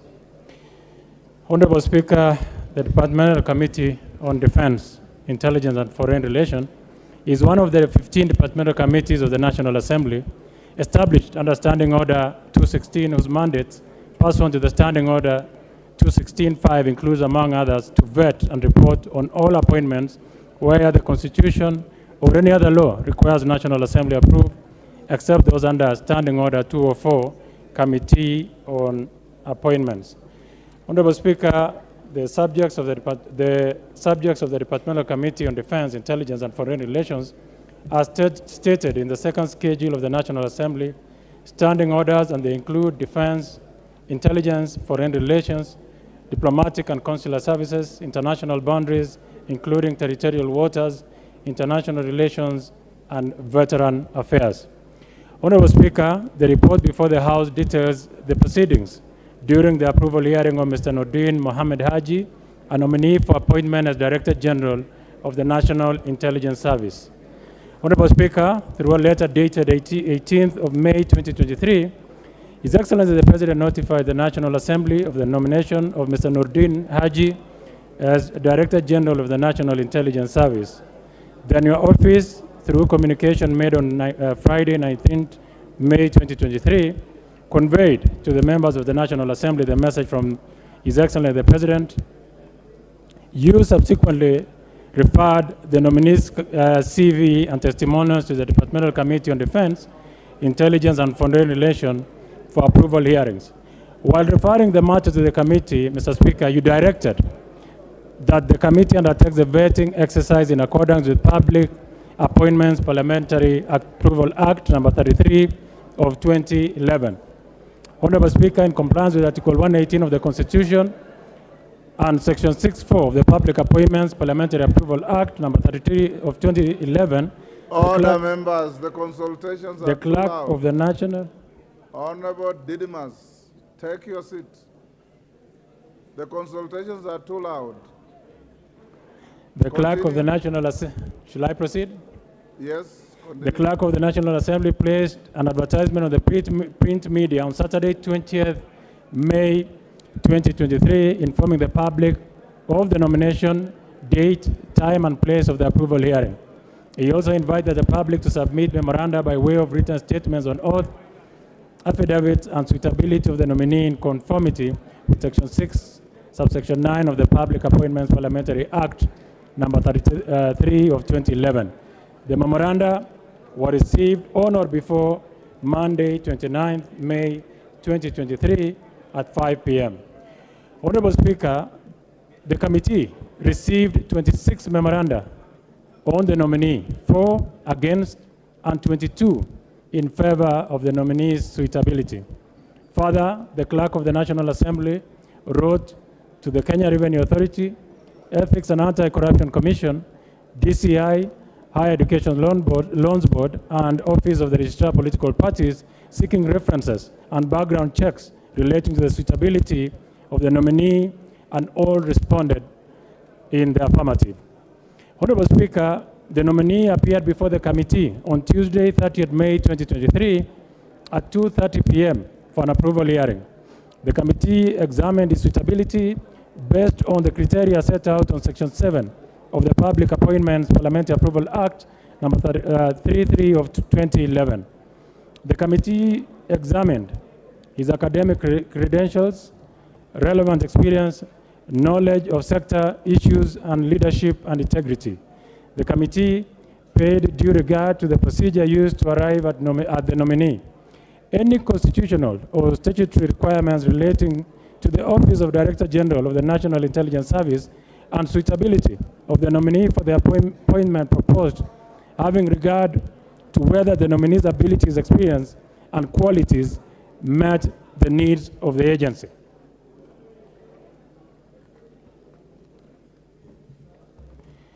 Honorable Speaker, the committee conducted the approval hearing of the nominee and observed as follows. Number 1, that the procedure used to arrive at the nominee accords with Section 7, subsection 2 of the National Intelligence Service Act, number 28 of 2012, which provides that the President shall nominate a person for appointment as the Director General and submit the name of the nominee to the National Assembly. Indeed, His Excellency the President on Thursday, 18th May 2023, communicated the name of the nominee for appointment to the position of Director General of the National Intelligence Service to the Speaker for approval by the National Assembly. Number 2, Honorable Speaker, that the nominee meets the requirements of Chapter 6 of the Constitution on leadership and integrity having been cleared from the following statutory bodies, that is the EACC, Kenya Revenue Authority, DCI, Office of Registrar of Political Parties, and the Higher Education Loans Board.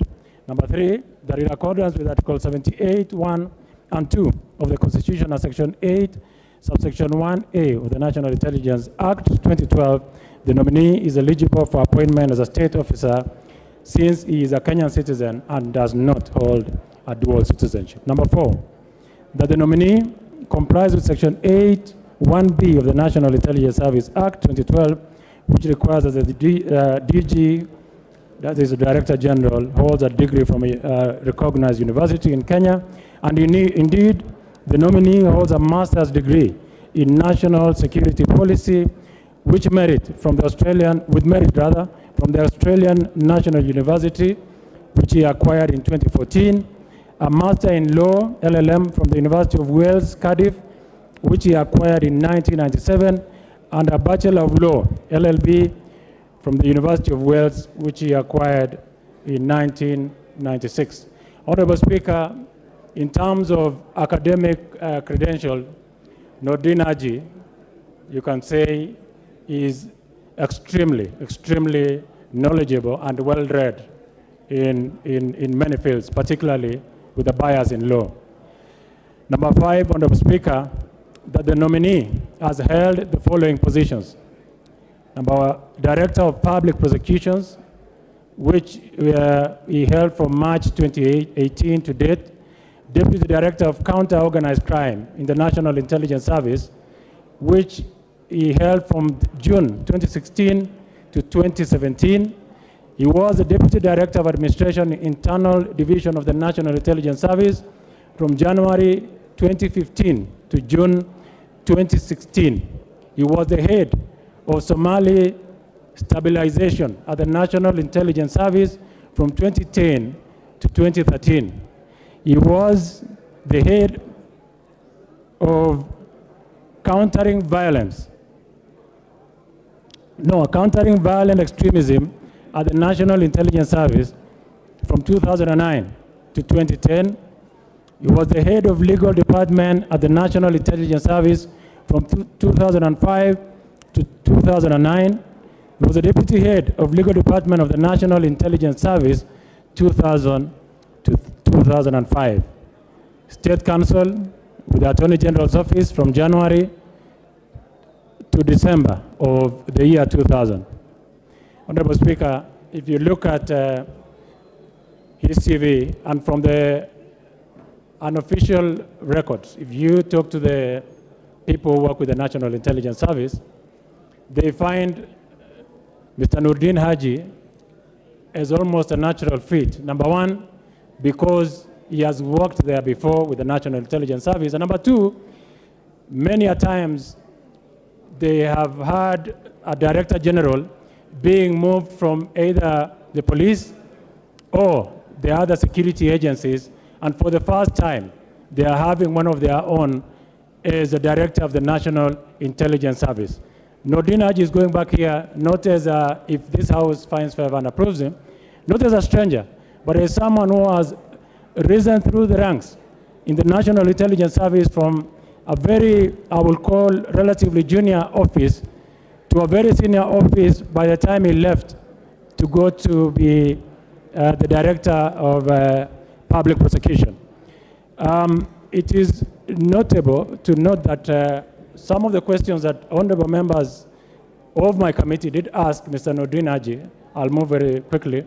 One of them is that if all this favor that he finds is because he's the son of former Senator Yusuf Haji, and he was extremely proud to say that, which is something honorable colleagues should actually take up, that he's very proud son of the former public service officer and the late Senator Yusuf Haji, because it is his father who's instilled discipline in him, and it is something which a very hard-working person, an extremely humble fellow.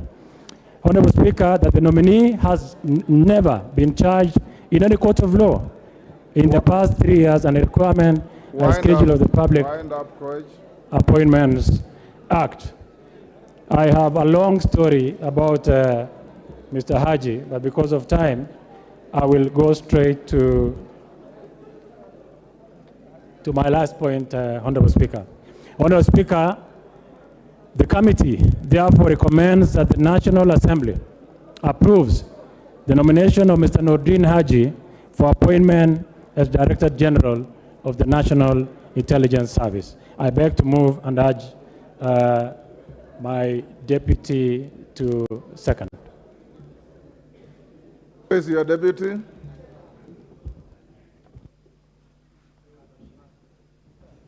Honorable Bashir. Thank you, Honorable Speaker. Honorable Speaker, I wish to second the motion that this House approves the appointment of Mr. Nordin Mohammed Haji as the Director General of the National Intelligence Service. Honorable Speaker, as has been said by my chairman, the committee paid due regard to the procedures used to arrive at the nominee, having met all the constitutional and statutory requirements relating to the Office of the Director General of the National Intelligence Service, and suitability of the nominee for the appointment proposed, having regard to whether the nominee's abilities, experience, and qualities meet the needs of the agency. Honorable Speaker, upon conclusion of the approval hearings, we scrutinized the personal, academic, and career background of the nominee, and we are fully convinced that he fits the role of the Director General of National Intelligence Service. Indeed, we established that the nominee, Mr. Nordin Mohammed Haji, meets the requirements of Chapter 6 of the Constitution on Leadership and Integrity, having been cleared from the following statutory bodies: the Ethics and Anti-Corruption Commission, the Kenya Revenue Authority, the Director of Criminal Investigations, Office of the Registrar of Political Parties, and the Higher Education Loan Board, and all of them gave a clean bill of health. 2, the nominee complies with the Section 81B of the National Intelligence Service Act, whereby he meets all the requirements pertaining to the appointment of the Office of the Director General. That the nominee has held the following positions, and in total has had a career spanning over 18 years in the public service, most of it having been performed at the National Intelligence Service at senior levels. Honorable Speaker, the nominee has not been charged in any court of law, and therefore this also informed us on his suitability. The nominee does not hold any office in a political party, and that also has a requirement of the schedule to the Public Appointments Parliamentary Approvals Act. Honorable Speaker, during the approval hearing, the nominee demonstrated knowledge of topical, administrative, and technical issues touching on the government, and has thus the requisite abilities, qualifications, and experience to serve the Director General of the National Intelligence Service. During the approval hearings, we received 26 memorandums. Out of this, 4 were against and 22 were in favor of the nominees. Those that were against also, we scrutinized and looked at their background, whether they could sway the government, the committee's decision. But all those memos did not stand on legal grounds, and therefore we could not consider them. Honorable Speaker, with that, and having considered the credential of the nominee, we wish to assure this House and the country at large that the right man for the job for this particular new appointment is Nordin Mohammed Haji, and he fits the bill. As has been said before, Nordin Haji comes from a career family. His late father was a career civil servant. His mother is also a career civil servant, and therefore has had long piece of career in the public service. Yes. Honorable Speaker, I want to urge this House to consider the nominee and approve his nomination so that he serves in this position as soon as possible.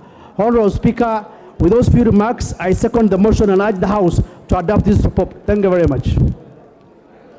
Order, honorable members. Order. Honorable members, a question cannot be put before it is proposed. Honorable members, I now propose the question, which is that, taking into consideration the findings of the Departmental Committee on Defense, Intelligence and Foreign Relations in its report on the vetting of a nominee for the appointment as the Director General of the National Intelligence Service, laid on the table of the House on Tuesday, 6th June 2023, and pursuant to Section 7(3)(b) of the National Intelligence Service Act 2012, this House approves the appointment of Mr. Nuruddin Mohammed Haji, OGW CBS, as the Director General of the National Intelligence Service.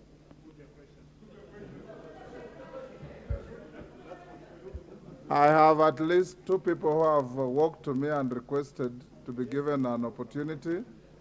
I will oblige them.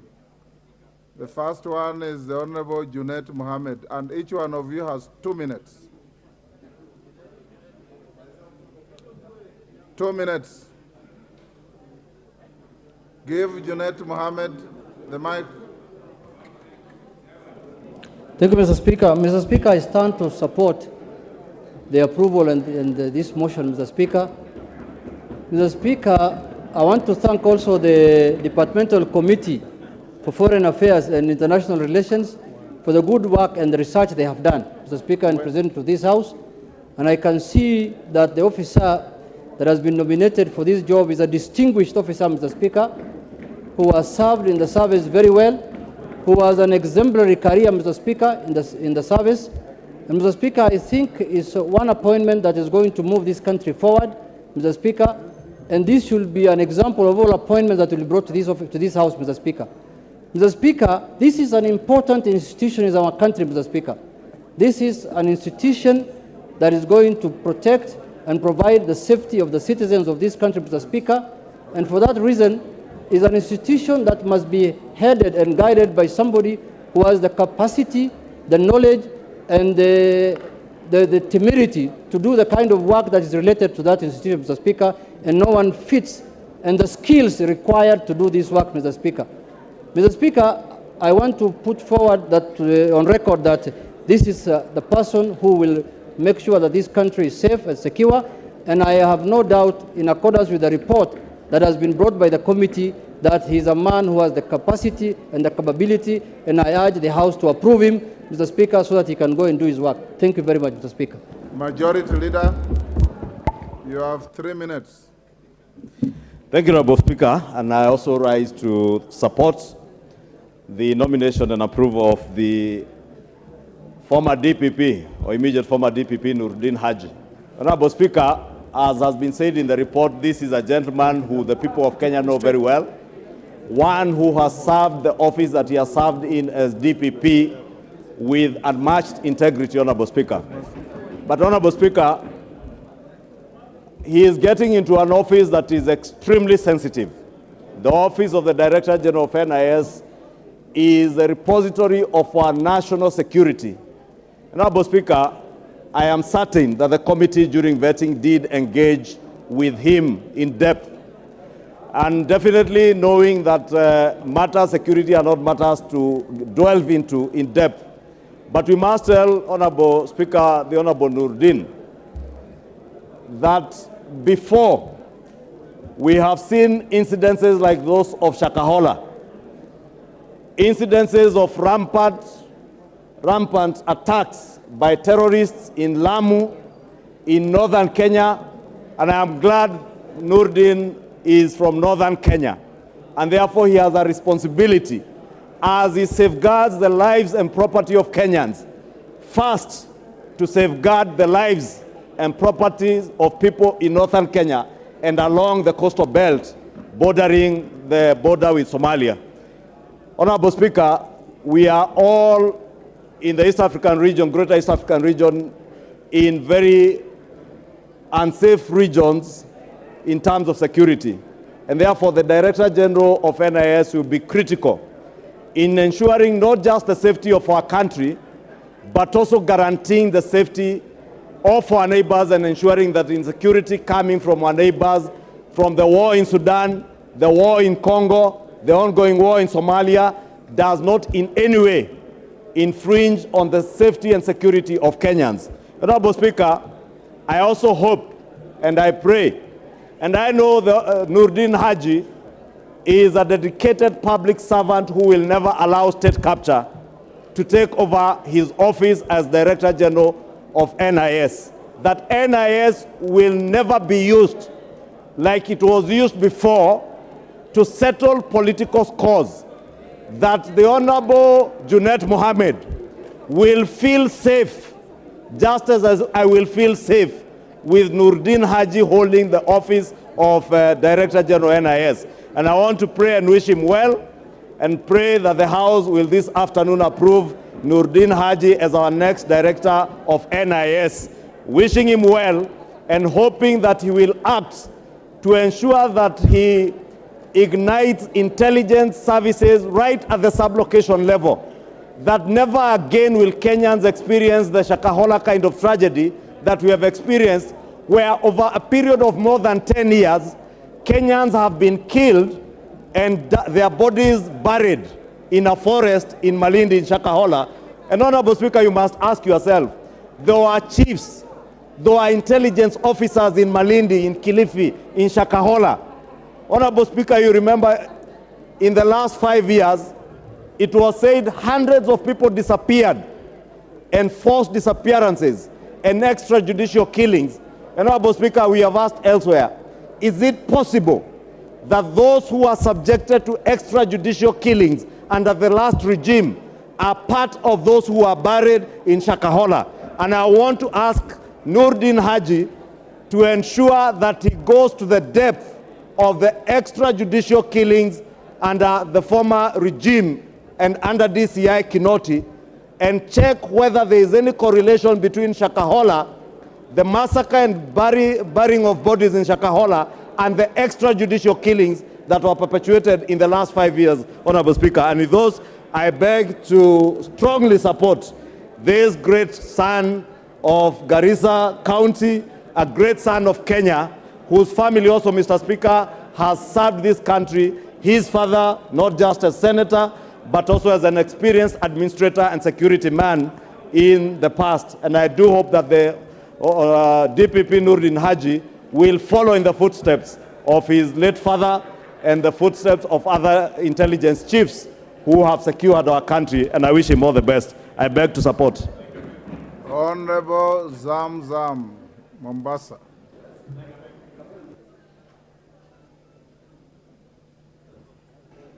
Asante sana Bwana Spika, na mimi pia niweze kupigia pono mjadala huu wa leo, ama uamuzi utakaotoka hapa leo kuhusu ndugu yetu Nurdin Haji.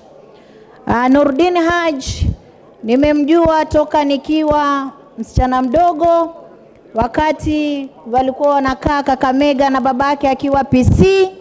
Hata babangu alipofariki, babake ndo alonilipia mimi school fees nikamaliza high school. Na Nurdin Haji toka akiwa kijana mdogo alikuwa ni mtu mtanashati, ni mtu mchapakazi. Na hata alipohudumu katika ofisi ya NIS kama naibu, alifanya kazi safi sana. Ni mtu ambaye ni msomi. Kama tunatafuta wasomi, Nurdin Haji ni mtu msomi na ni mtu ambaye ana bidii. Kwa hiyo kama mama Mombasa County, na kazi ambayo niliona amefanya katika ofisi ya NIS na hapa ambapo alihudumu mwisho, mimi kama mama Mombasa County namtakia kila la kheri katika kiti hichi, na naomba wabunge wa bunge hili sote tumpe support aweze kuhudumia wa Kenya. Asante sana Bwana Speaker. Honorable members, I have order. I have 5 minutes. Honorable member standing in the walkway, take your seat. I have 5 minutes to go. I have so many requests. I'll give Canaan 1 minute. Hold on, Canaan. Hold on, hold on. Kenan, I'm saying hold on. I'll give you 1 minute. I'll give the member Farah 1 minute. Otienda Molo 1 minute. And KJ 1 minute. That will be 1 minute left for the mover to reply. So go on in that order. Thank you, Mr. Speaker. Mr. Speaker, from the onset, let me say I support this report. Mr. Speaker, I was the chairman of this committee between 2007 and 2013, at a very difficult time during the Grand Coalition government. And clause 1 be part of the bill. We shall proceed to vote for all three. Confirmed today, inshallah, as the next DG. Mr. Speaker, in all this, what is coming out is Nurdin is a quintessential, pragmatic intelligence officer, Mr. Speaker, and I have no doubt in my mind that he's going to contribute to the further transformation of our intelligence community. Thank you. I support this, Mr. Speaker. Thank you. Farah Maalim, 1 minute. Mr. Speaker, I also want to add my voice in support of this motion. I have known personally. Senator Aidan Dulo Fatuma, Isiolo County.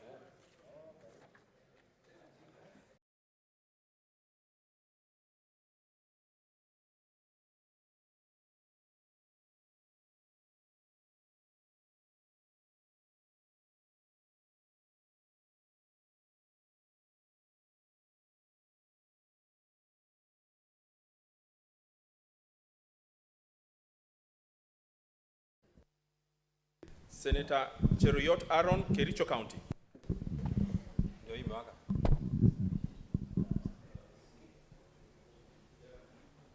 Yes to all the three clauses. Senator Chesang Alan Kiprotich, Trans Nzoia County. Senator Chute Mohammed Said, Marsabit County.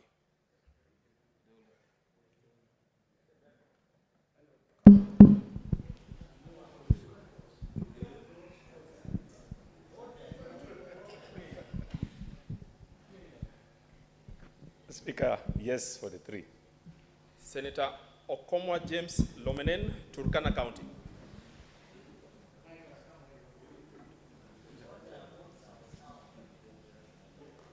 Mr. Speaker, I vote yes for the three clauses. Senator Haji Abdul Mohammed, Garissa County. I vote yes for all the three. Senator Kajwang Moses Otieno, Homa Bay County.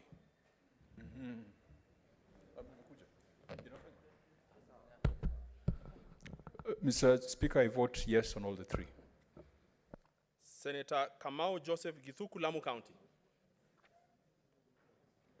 Senator Kathuri Murungi, Meru County.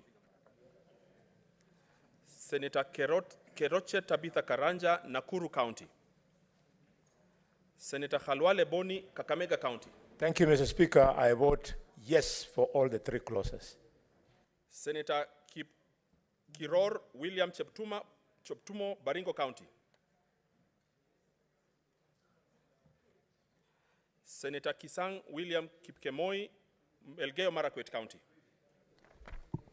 Honorable Chair, I vote yes for all the three clauses. Senator Lelegwe Tumbesi, Samburu County.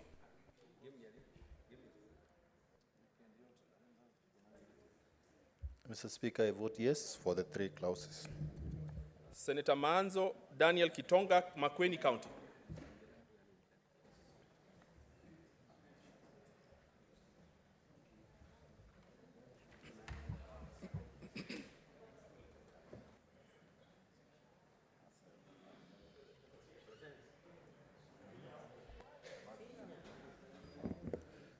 Used to this. I vote yes for the three questions. Senator Madzayo Stewart Machiru, Kilifi County. Senator Mandago Japson Kiplagat, Uasin Gishu County. Senator Matthew John Muhia, Nyandaro County. Mr. Chairman, I vote yes for the three. Mr. Speaker, I vote yes for the three. Senator Mogeni Eric Okongo, Nyamira County. Senator Mundigi Alexander Munyi, Embu County.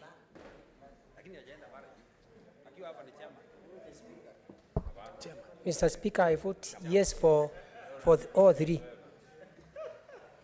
Senator Mungatana Danson Buya, Tana River County. Mr. Speaker, I vote yes for the three. Senator Murango James Kamau, Kirinyaga County. Senator Muthama Agnes Kavindu, Machakos County. Senator Mwaruma Jones Mwashushe, Taita Taveta County. Yeah, Mr. Chair, I vote yes for the three. Senator Mwenda Gataya Mofaya, Tharaka Nithi County. Senator Munyihaji Mohamed Faki, Mombasa County. Chair, I vote yes for the three bills.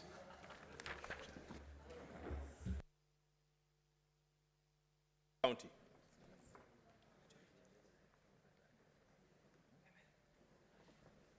Chairman, I vote yes for the three clauses. Senator John Nyutu, Murang'a County. Chair, I vote yes for the three. Senator Ojienda Odhiambo Tom, Kisumu County. Senator Oginga Oburu, Siaya County.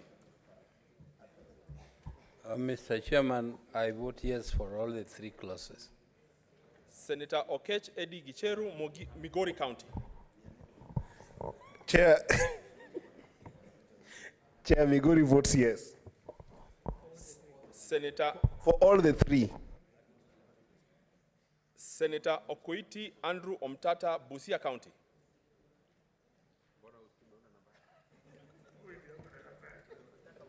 I vote yes to all the three.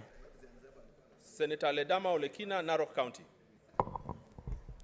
Mr. Speaker, I vote yes for the three clauses. Senator Onyonka Richard, Kisii County.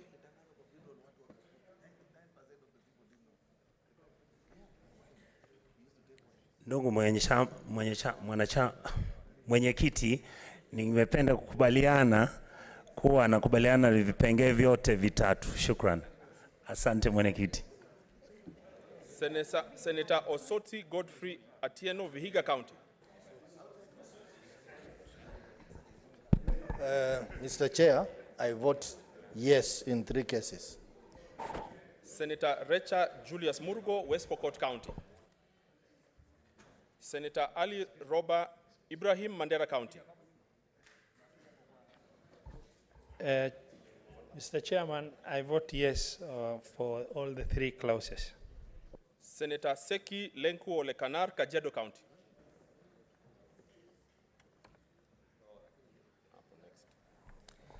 Chair, I vote yes for the three clauses. Thank you.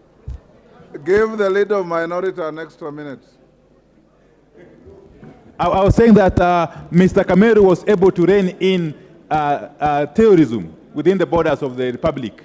And I suppose that Mr. Haji will be able to do the same and, in fact, do better. Mr. Speaker, this House appropriates colossal sums of money. This House appropriates a lot of money year in, year out to the NIS. And that money is appropriated for the sole purpose of capacitating the institution for it to be able to execute its mandate without any hindrance.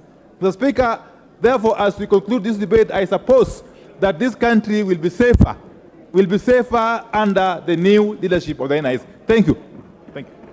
Honorable members, the chair of Kewopa is protesting that too few ladies have spoken on this. I'll give to Mishimbogo 1 minute.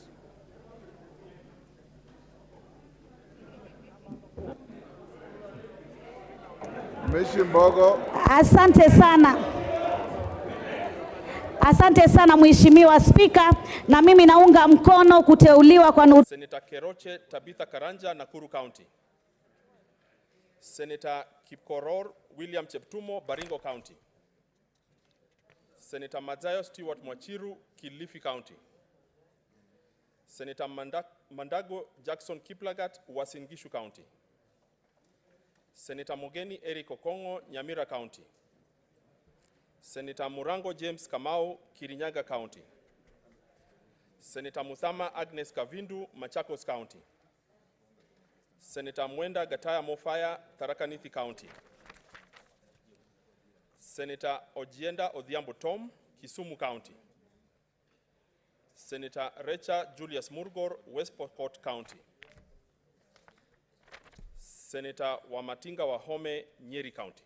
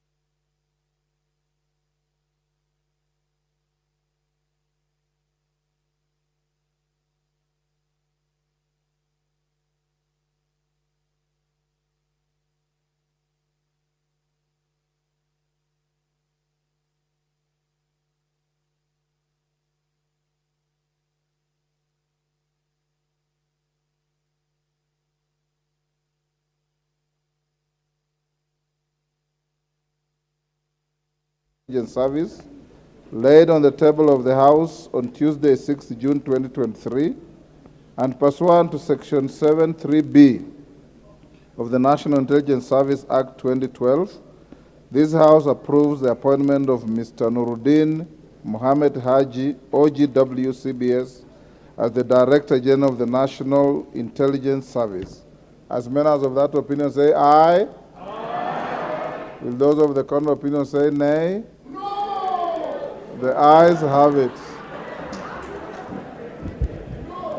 Order number 9, special motion. Hold on. Honorable members,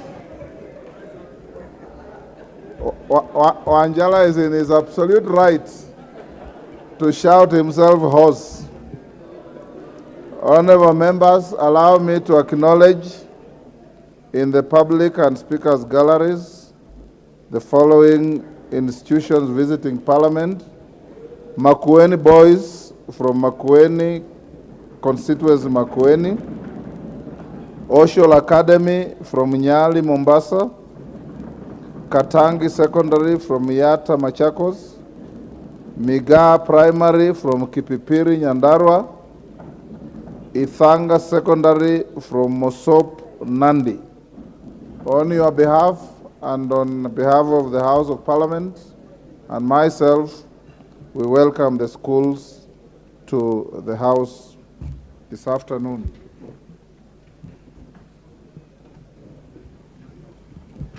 Next order. Order number 9, special motion, consideration of nominees for appointment as members of the Judicial Service Commission. Honorable members, the chairperson, Departmental Committee on Justice and Legal Affairs. This motion will also be debated for 30 minutes as directed by House Business Committee. Chairperson.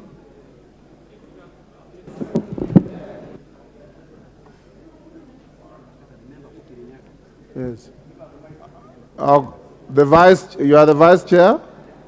The member for Kirinyaga? Nominee.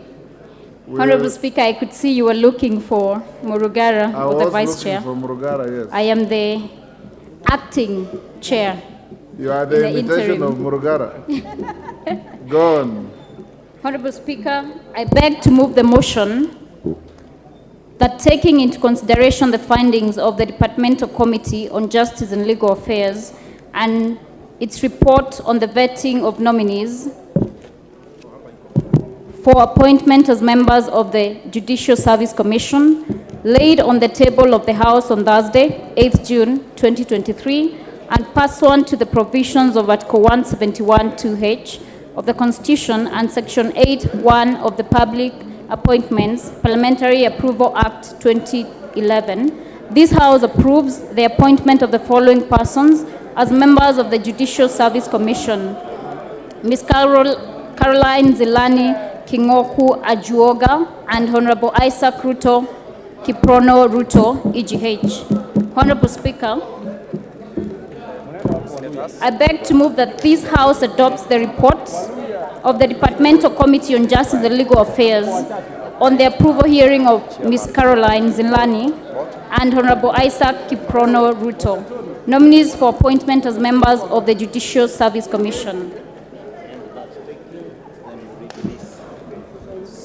I call upon the Sergeant at Arms to withdraw the bar. Honorable Speaker, and that taking into consideration the findings of the Departmental Committee on Justice and Legal Affairs in its report on the vetting of nominees, I beg to report that the Committee of the Whole for appointment as members of the Judicial Service Commission laid on the table of the House on Thursday, 8th June 2023, and pursuant to the provisions of Article 171(2)(h) of the Constitution and Section 8(1) of the Public Appointments Parliamentary Approval Act 2011, this House approves the appointment of the following persons as members of the Judicial Service Commission: Ms. Caroline Zilani and Honorable Isaac Kiprono Ruto. Honorable Speaker, the report contains proceedings of the Departmental Committee on Justice and Legal Affairs during the approval hearing of Ms. Caroline Zilani and Honorable Isaac Kiprono Ruto, as forwarded by His Excellency the President and communicated to the House by the Speaker on Wednesday, 3rd May 2023. Honorable Speaker, in considering the nominees' appointment, the committee paid due regard to the procedure used to arrive at the nominees, the constitutional and/or statutory requirements relating to the office in question, and the suitability of the nominees for appointment proposed, having regard to whether the nominees' abilities, experience, and qualities meet the needs of the said offices. Honorable Speaker, the committee noted that in accordance with the relevant laws, the Judicial Service Commission notified His Excellency the President of the two vacancies in the membership of the Commission by letters reference number JSC 8 dated 8th November 2023 and reference number JSC 8 dated 3rd March 2023.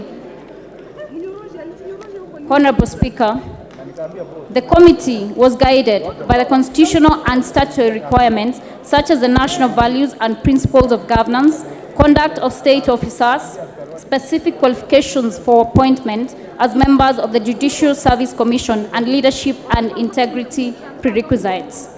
Honorable Speaker, the suitability of the nominees was assessed after scrutiny of their background, academic credentials, and professional qualifications, work, and professional experience, personal integrity, as well as their performance during the approval hearing conducted by the committee on Thursday, 25th of April, 2023, upon which the committee observed that the procedure used to arrive at the nominees was lawful and in compliance with Article 171(2)(h) of the Constitution of Kenya. The nominees met the constitutional and statutory requirements prescribed by the law. Ms. Caroline Kingoku, being a human resource management expert with a vast experience in dealing with the conditions of service, disciplinary process, and the training and development of employees, and Honorable Isaac Kiprono Ruto, EGH, having been a public servant and an active participant in public life, possesses the relevant experience for the position of members of the JSC representing the public. Mr. Speaker, the nominees also exhibited an understanding of the current issues affecting the judiciary in the dispensation of justice from the perspective of the common mwananchi. Honorable Speaker, it is for this reason that on behalf of the Departmental Committee on Justice and Legal Affairs, that I move this motion on the consideration of the nominees for appointment as members of the Judicial Service Commission. Honorable Speaker, I beg and move to request Honorable Wakili Edward Moreu of the Departmental Committee on Justice and Legal Affairs to second this motion. Thank you. Wakili Moreu, second in 3 minutes. Mr. Speaker, sir, I want to second this motion of the appointment of the proposed nominees in the Judicial Service Commission, namely Caroline Nzelani Kingoku Ajuoga and Honorable Isaac Kiprono RUTO. Mr. Speaker, sir, as a member of this committee, we took time to ensure that, number one, we remain very focused in terms of the provisions of the law, in particular on Article 171, 2H of the Constitution, and also Section 88, subsection 1 of the Public Appointments of the Parliamentary Approvals Act 2011. Mr. Speaker, sir, in view to the extremely demanding role these two members, we had to ensure that, number one, Mr. Speaker, sir, they are academically qualified. And starting with Caroline Nzelani Kingoku Ajuoga, Mr. Speaker, sir, it's good to mention that Caroline is the head of human resource in NCBA Bank, which employs over 4,000 members of staff. Mr. Speaker, sir, Judicial Service Commission is a service industry, and their strength is the quality of the members of staff in terms of motivation to ensure they are serving Kenyans the way it's supposed to be. And therefore, Mr. Speaker, sir, I would like to say, Madam Caroline Nzelani Kingoku Ajuoga will bring a lot of experience to the Judicial Service Commission in terms of managing their HRs, make sure that the staff are motivated, making sure that the issues about missing files are over, making sure that the corruption is addressed properly, and therefore we expect a well-motivated judiciary. Secondly, Mr. Speaker, sir, Isaac Kiprono RUTO comes in as a servant of the people. He's a well-known member, or he has served as member of parliament for many years. He has also served as a governor of Kericho for one term. My apologies, Mr. Speaker, sir. He has served as a governor of Obet for 5 years. He's a renowned stickler to the law. He was part of the process in terms of Constitutional Amendment 2010. And there, Mr. Speaker, sir, I want to second this motion and say this, that the members proposed herein are fit and proper to serve Judicial Service Commission. Thank you, Mr. Speaker, sir. Order, honorable members. Order. Order, honorable members. I now propose the question, which is that, taking into consideration the findings of the Departmental Committee on Justice and Legal Affairs in its report on the vetting of nominees for appointment as members of the Judicial Service Commission laid on the table of the House on Thursday, 8th June 2023, and pursuant to provisions of Article 171(2)(h) of the Constitution and Section 8(1) of the Public Appointments Parliamentary Approval Act 2011, this House approves the appointment of the following persons as members of the Judicial Service Commission, JSC. 1. Ms. Caroline Nzelani Kingoku Ajuoga. 2. Honorable Isaac Kiprono RUTO, EGH.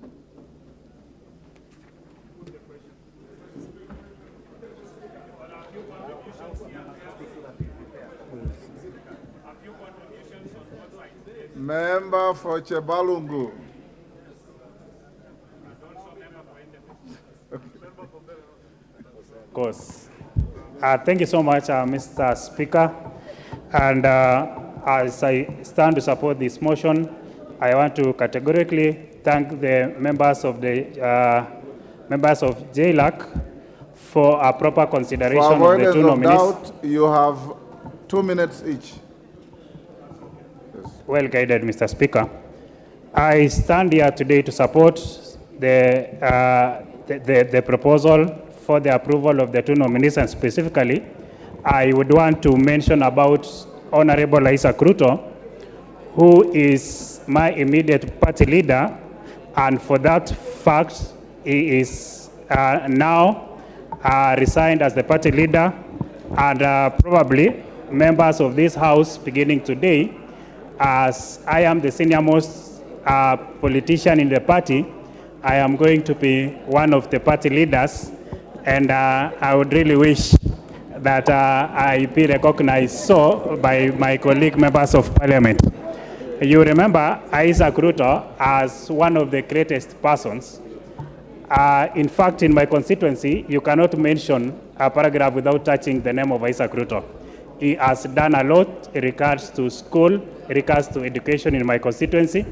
While he was the chairman of the governors of council, the first chairman in that matter, he is the only person who can be remembered as having done what was required of him. I know the independence that is required by the judiciary, and I know him as a person who is so independent in his mind. I have no doubt that he's going to give the best service. For this, Mr. Speaker, I would wish to urge my colleagues that we all stand up and support these great persons as they go to serve our nation. Thank you, Mr. Speaker. Jared Okello.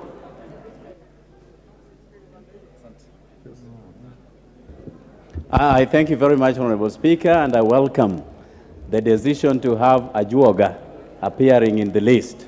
But the name RUTO is becoming too much into this country, very synonymous with the prevailing appointments, Honorable Speaker. And therefore, in line with our constitutional dictates, we have to rethink this idea of Kenyanness in appointive positions, Honorable Speaker.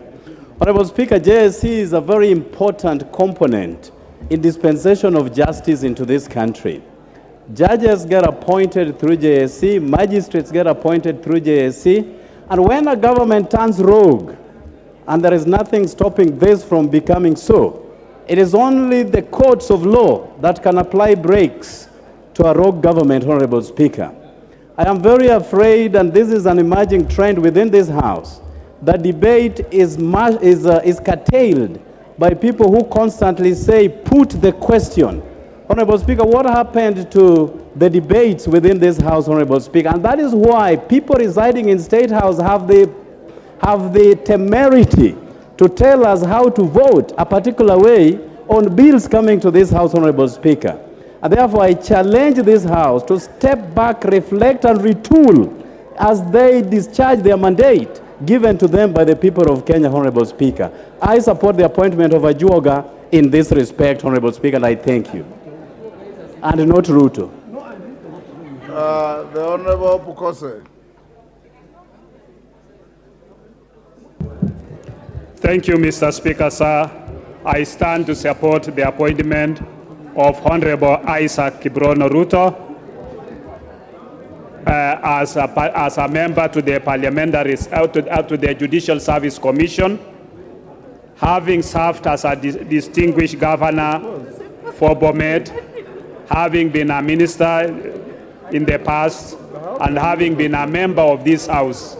Honorable Isaac RUTO is a distinguished member, and we know that he will be able to serve the Judicial Service Commission. Ningependa kukubaliana na vile vipengee vitatu ambazo unapigwa kura hapa. Jibu ni ndio. Ni moja, asante. Kwa hiyo moja, asante sana. Lazima tuhakikishe hizo mashine zimefanya kazi, shida ndio hiyo. Senator Osotsi Godfrey Atieno, Vihiga County.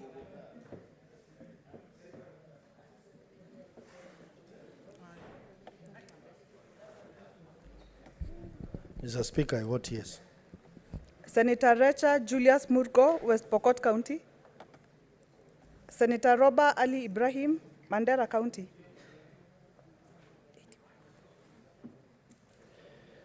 Mr. Speaker, I vote yes. Senator Seki Lenku Olekanar, Kajiado County. Honorable Speaker, I vote yes. Senator Sifuna Edwin Watenya, Nairobi County.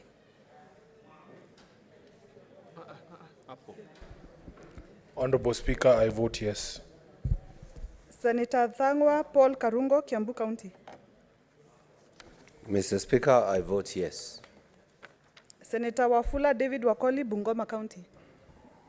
Mr. Speaker, I vote yes. Senator Wakili Hilary Kiprotich, Sigei, Bomet County. I vote yes. Senator Wamatinga Wahome, Nyeri County. Senator Wambua Enokio, Kitui County. I vote yes. Okay. Senator Adan Dulo Fatuma, Isiolo County. Senator Chesang Alan Kiprotich, Trans Nzoia County. Senator Kamau Joseph Githuku, Lamu County. Senator Kadhuri Murungi, Meru County. Senator Keroche Tabitha Karanja, Nakuru County. Senator Kipkorir William Cheptumo, Baringo County. Senator Lelegwe Steve Lumbesi, Samburu County.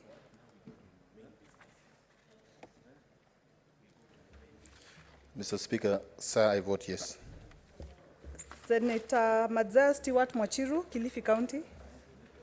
Senator Mandago Jackson Kiplangat, Uasin Gishu County. Senator Mogeni Eric Okongo, Nyamira County. Senator Murango James Kamau, Kirinyaga County. Senator Mudhama Agnes Kavindu, Machakos County. Senator Mwenda Gataya Mofaya, Tharaka Nithi County. Senator Nderito John Kinyua, Laikipia County. Senator Ojienda Odhiambo Tom, Kisumu County. Senator Okech Eddie Gisheru, Migori County. Senator Recha Julius Murgo, West Pokot County. Senator Wamatinga Wahome, Nyeri County.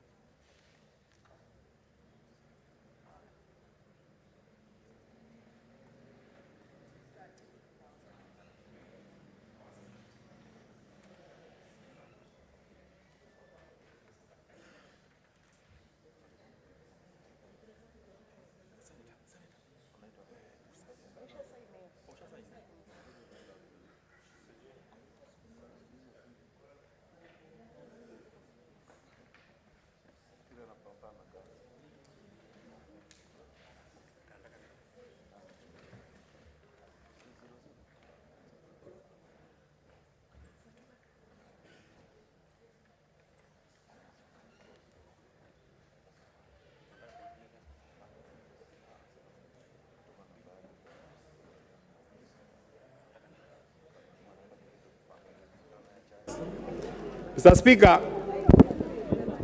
with Judicial Service Commission, we would also want to see that High Court's Honorable Speaker has established all across the sub-counties in the country. Mr. Speaker, I want to support the two commissioners. Thank you. Member for Lugari. Thank you, Mr. Speaker. I raise to support the motion for appointment of the two. Mr. Speaker, I've had an opportunity to work with His Excellency Isaac RUTO. Two important things about RUTO: his independence of mind. The second point that I support Isaac for is that he's very meticulous and clear to detail. We have very few people who take time to read through documents word for word. Isaac is such a person. The Judicial Service Commission in Kenya has suffered because lack of a person who understands human resource management. I therefore support the appointment of a joker that she's going to bring into the Judicial Service Commission a competence that has been lacking. Thank you, Mr. Speaker. Honorable Toto.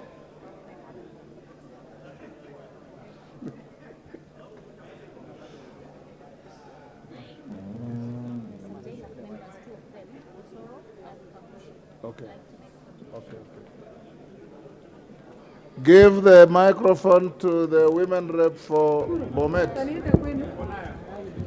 Thank you, Mr. Speaker, for giving me this chance. I also rise to support the two members for their appointments. Mr. Speaker, I rise to support Mheshimiwa Isaac Bruno RUTO, having been served as the Member of Parliament for Chepalungu constituency. He was also our first governor in Bomet County. He was also the chair of the governors in the council. He has been serving as the minister. Mr. Speaker, I support the appointment of Mheshimiwa Isaac RUTO. I know he is equal up to the task and he has got the experience. Thank you very much, Mr. Speaker. Sorry. Thank you. The Honorable Kagusha. Honorable Kagusha. Honorable Speaker, thank you very much for this opportunity. As a member of JLAC, I sat in the committee where we were able to vet these two candidates. And I want to confirm indeed, we found these two candidates suitable for this position as commissioners in JSC. Honorable RUTO, as a former governor, seasoned civil servant, a person who has served this country at different levels, is indeed highly qualified to be a member of JSC, especially because he brings with him a wealth of experience and also is able to guide and able to also help this country in matters justice. And I'm sure that we're going to be in a good position when we have the former governor, Isaac RUTO, as a member of JSC. Honorable Speaker, we also have the young lady who also brings youthfulness in the JSC, and we are very happy that Caroline is actually a person who is very well experienced on HR matters. And as Mr. Speaker, as you're aware, in JSC we require to have a well-versed person with HR experience so that we can be able to equip and give personnel to all our courts across the country. As you know, this is one of the areas where we need to boost our justice system. Thank you, Honorable Speaker. I support. Member for Luanda. Oh, okay. Thank you so much, Mr. Speaker, for the opportunity given to me. I rise to support the nomination of the two people having gone through the Departmental Committee of Justice and Legal Affairs, Mr. Speaker. Judicial Service Commission is such an important commission because it is charged with hiring and discipline matters of officers in the judiciary. We need men and women who are independent, men and women of high integrity, people who can stand by their decision, Mr. Speaker.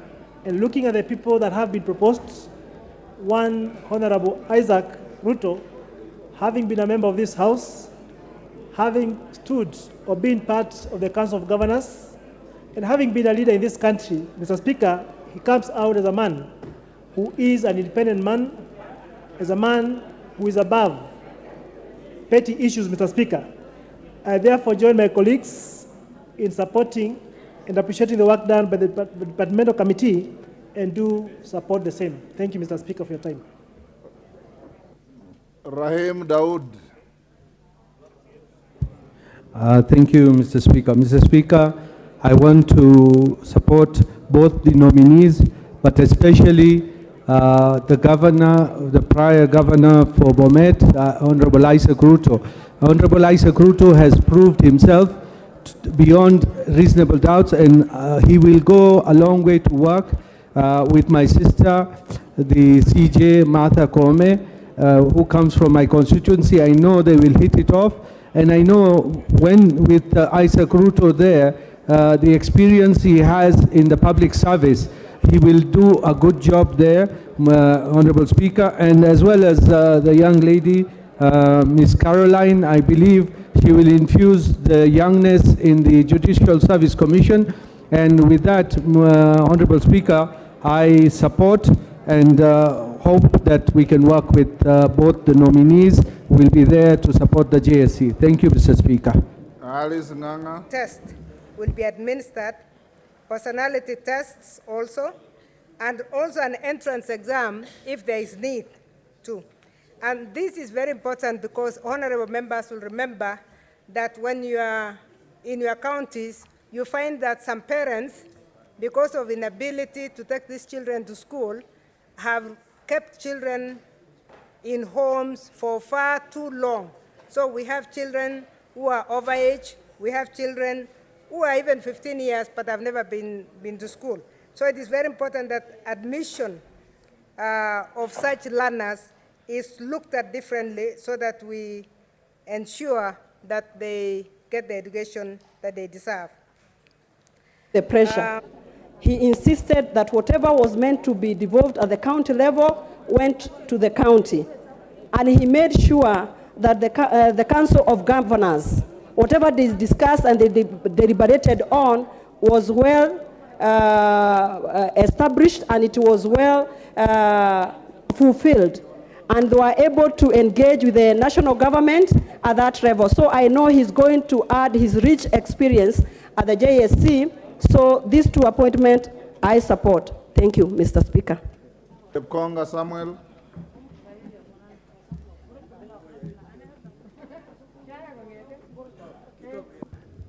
Yeah, Mr. Speaker, I thank you very much. First, I would like to support this motion. Secondly, Mr. Speaker, I'd like to speak concerning the Honorable Isaac RUTO. Isaac RUTO, Mr. Speaker, lived in my constituency before he left for Chebalungu. I hear Honorable Mandasi claiming that he belongs to that place. His last post office address was 1073 Kipkabos, which is in my constituency, Mr. Speaker. Mr. Speaker, this gentleman, I've known him for some time. And while I was at the university, he was the director for USA. And you know, Mr. Speaker, the so-called chapatis were very popular with the students. And he ensured that we had chapatis every Wednesday. And Mr. Speaker, you can imagine how popular they were. But he ensured that we were served very well. So if you are looking for somebody with experience, Mr. Speaker, to serve, this is the man. Mr. Speaker, we are looking for a person who will go to the judiciary to ensure that this division that we have had between the judiciary and the legislature is completely removed, Mr. Speaker. We have suffered as a consequence of not having our own in the judiciary. Mr. Speaker, this is one man. Informed by Robert Bukose? Yes, in fact, he has good information. Okay. Mr. Speaker, I just wanted to let Yepkonga know that we used not to call it chapati. It was called dialogue. That's true, Mr. Speaker. Mr. Speaker, the Honorable Bukose has spoken for the first time. He always speaks, but this one is a better one. So, Mr. Speaker, I support the appointment of the Honorable Isaac RUTO. I thank you, Mr. Speaker. Thank you. Maklap, I'll come to you. Thank you, Mr. Speaker. I rise to support the two nominees, especially Isaac RUTO, a man that I have known to be very meticulous with the truth. Isaac RUTO takes truthfulness to judiciary. Isaac RUTO is a man of his own words, that I have known him even before I came to Parliament, that this is the right person to join the Judicial Service Commission with a young lady called Caroline Silani.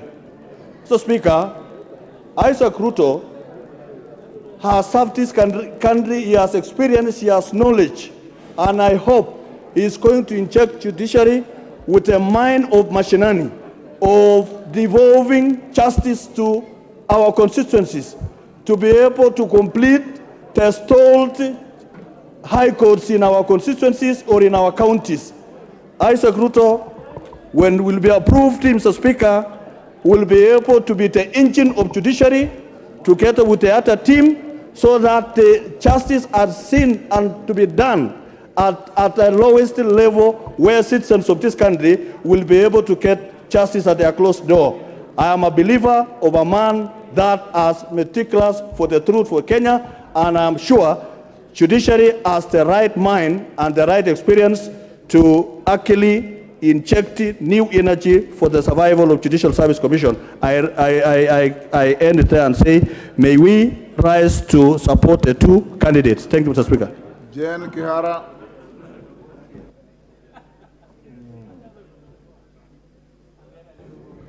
Thank you, Mr. Speaker, for giving me this chance to support this motion where we have a veteran leader. We know Isaac RUTO stands tall in leadership of this country at many, many levels. He was the first chairman of COG, governors. But what he did, in fact, Isaac RUTO, in his second term, he was elected unopposed because he worked so well. He was formidable. He made sure devolution worked.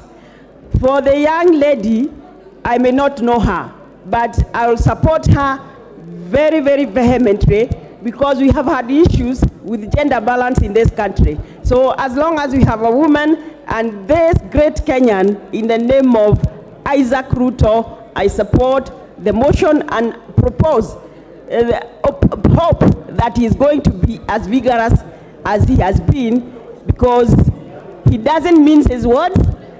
He talks what he believes in, and this is the kind of person we need. I support. Member for Kwanza.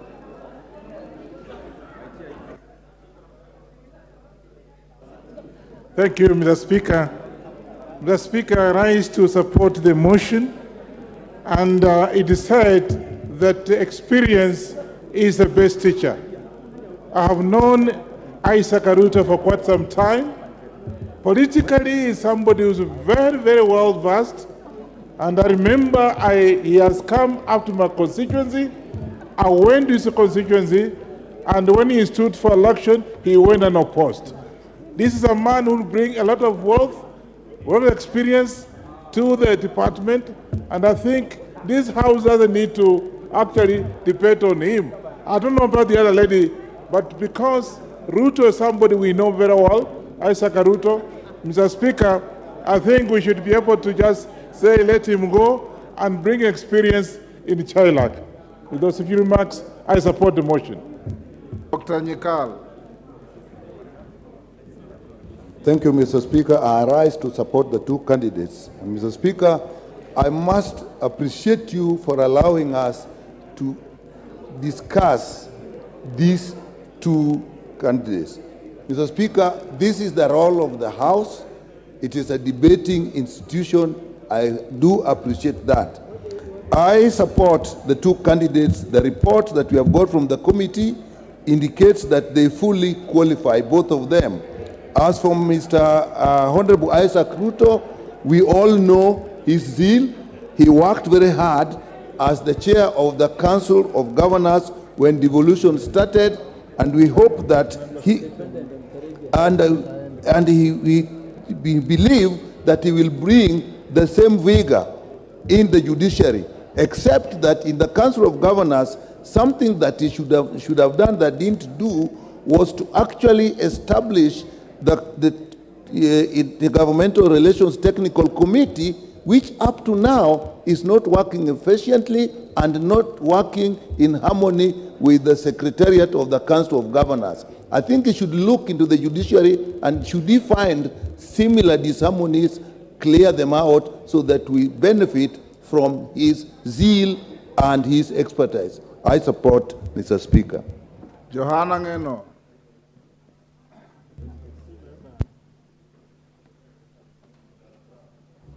Thank you, Speaker. On the onset, I wish to support the two nominees, Speaker, to this particular position. Remembering, Mr. Speaker, that the judicial system in the country at times faces some problems, and I believe the two nominees will help in correcting some of the issues that we have in the judiciary. Speaker, I personally know Isaac RUTO, who is a former governor of Bomet, as a diligent man, a straightforward person, and who understands the law, since he actually participated in the constitutional making of 2010. I believe the experience that he has, even including all those times he was working as a minister and a short stint and as a member of parliament, he has the capacity to help steer the judicial Service Commission in the right direction and help actually in guiding the judiciary in their workings. So, Mr. Speaker, I just wish to state that I support and I wish to thank you. Hillary Kosgei. Yes, Roku, what is the point of order? Mr. Speaker, the Honorable John Angeno is a man who arrested police officers, 3 of them, on Saturday in Narok. Instead of him getting arrested by police officers, he arrested 3 of them. What is out of order? It's completely out of order, Mr. Speaker, to have such kind of behavior. Order, instead of him succumbing. Order, Ruku. You have no capacity to rule any member out of order. That is the preserve of the chair. Hillary, carry on. Thank you, Mr. Speaker. I join other members, Mr. Speaker, in supporting the appointment of His Excellency Isaac RUTO and Madam Caroline Nzelani, Mr. Speaker. Mr. Speaker, Isaac RUTO is a household name in this country because of the energy and commitment that he puts in whatever appointment that is given, Mr. Speaker. As the first governor of Bomet and the chair of the Council of Governors, Mr. Speaker, Isaac RUTO displayed leadership, Mr. Speaker, that is equally needed in our judiciary now. And Mr. Speaker, if there was a moment that the messes that are in the judiciary were to be corrected, they will be corrected under the leadership of Governor Isaac RUTO. Mr. Speaker, much has been said about Governor Isaac RUTO, but Mr. Speaker, Isaac RUTO is an illustrious Kipsigis son and a darling of the people of Bomet and Kericho County, Mr. Speaker, and therefore this is a very consequential appointment to our community. Mr. Speaker, I beg to support.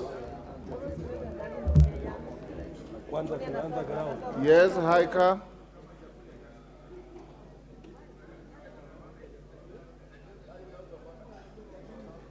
Honorable Haika.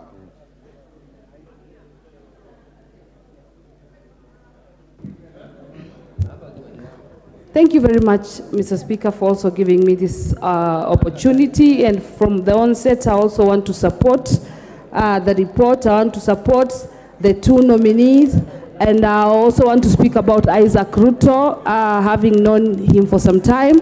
I know he brings a wealth of experience, and being the first chairperson of the Council of Governors and the governor of Bomet as well, we know he's up to the task, and therefore, Mr. Speaker, I support the report and I support it. Thank you very much. Edith Nyenze. Thank you, Mr. Speaker, sir, for giving me this opportunity to support the 2 nominees, Caroline Nzelani and Isaac RUTO. First of all, I support the nomination because there is gender balance. There is, in the nomination of the 2, there is gender balance, and therefore I support. Again, I support because Caroline Nzelani is a professional who has done who was end of human resource management, and therefore he brings on the table the most management of the most important asset, which is human resource, or human is the most important asset in an organization.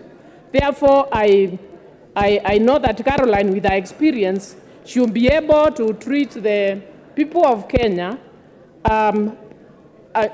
with justice. And also the other thing why I support is because Isaac RUTO, having a person who has an independent mind, I pray that when he gets into this commission, that you bring continuous improvement and innovation in and Judicial Service Commission, so that in this commission we'll see impartiality and independence of this JSC. Therefore, I support the nomination of the two. Thank you. James Koyo.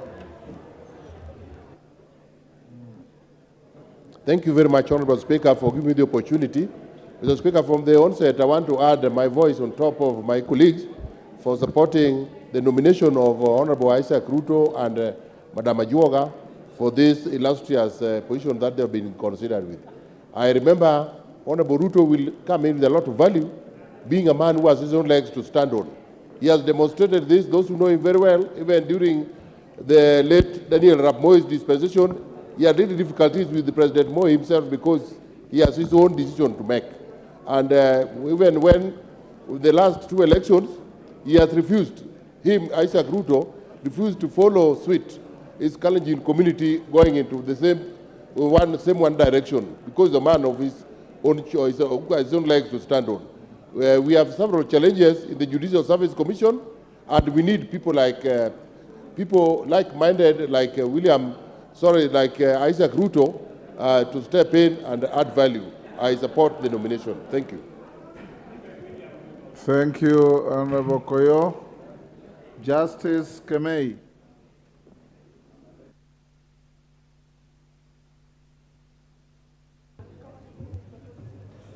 Yeah, thank you, Mr. Speaker, for the opportunity you've given me.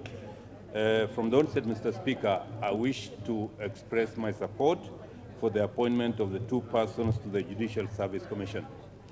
Mr. Speaker, I have read the report, but I know more about Isaac RUTO. Much as he has an independent mind, Mr. Speaker, this is one person who believes in consultative approach to issues. So I believe that special attribute, because my colleagues have mentioned about the rest, will make Isaac RUTO an asset in the delivery of justice in this country. Mr. Speaker, with those few remarks, and so as to give my colleagues the opportunity to also say something, I support. Thank you.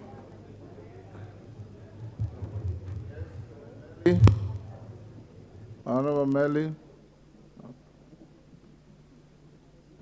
Thank you, Honorable Speaker. Honorable Speaker, I rise to support the report, and more specifically of the two candidates, Honorable Speaker, because of I've seen and read the report by the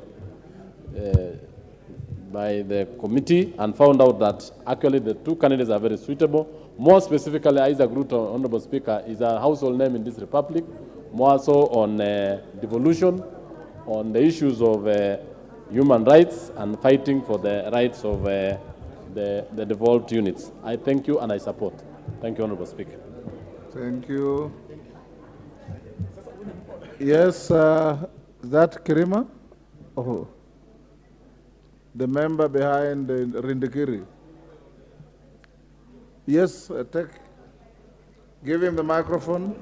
Thank you, Mr. Speaker, for giving me this opportunity so that I can add also my voice and also say that JLAC have done a commendable job by nominating the two, Honorable Isaac RUTO and Caroline.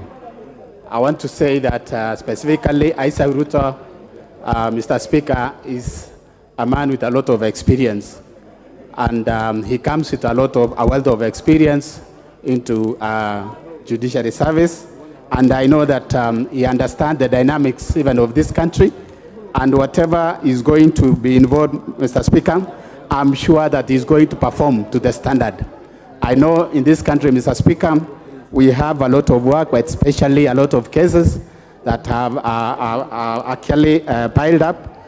And I know the judiciary have been trying to make sure that they tackle those cases. And Mr. Speaker, I know that with the coming in of Mr. RUTO, or Governor RUTO is going to do a lot with his colleague.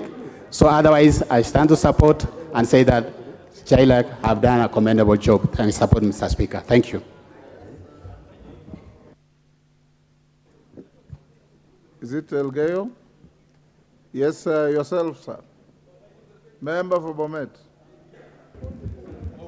Thank you very much, Mr. Speaker.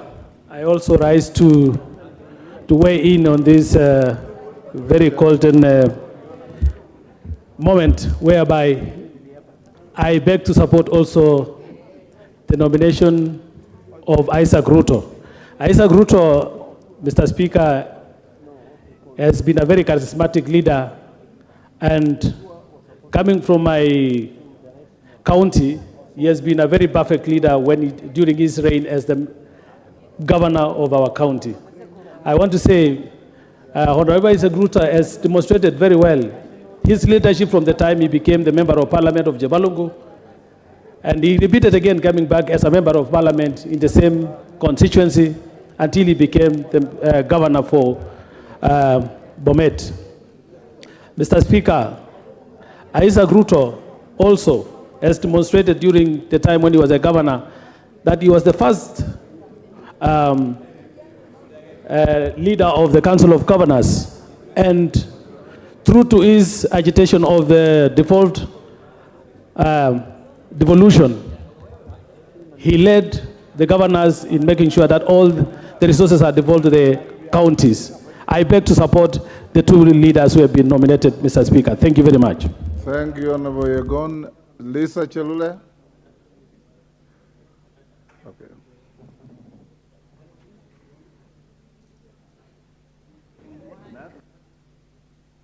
Give the microphone to Lisa Chelule. You are giving everybody except Lisa Chelule.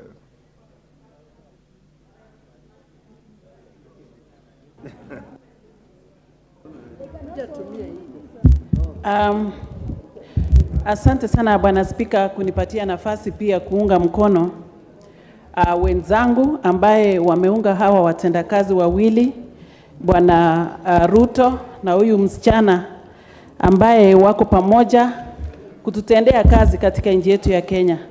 Nasema hivi Bwana Spika sababu sisi wote tumepata kujua mheshimiwa aliyekuwa mheshimiwa Isaac RUTO wa Bomet wakati ingine alichaguliwa kuwa mjumbe, na wakati ambaye ilifuata pia akachaguliwa kuwa governor wa Bomet. Na kazi ambaye alifanya Bwana Spika ni kazi mzuri sana. Huyu ni kiongozi ambaye tunaelewa kwamba alikasa mambo ya ukatuzi sana. Ni kiongozi ambaye alitatua shida kule Bomet.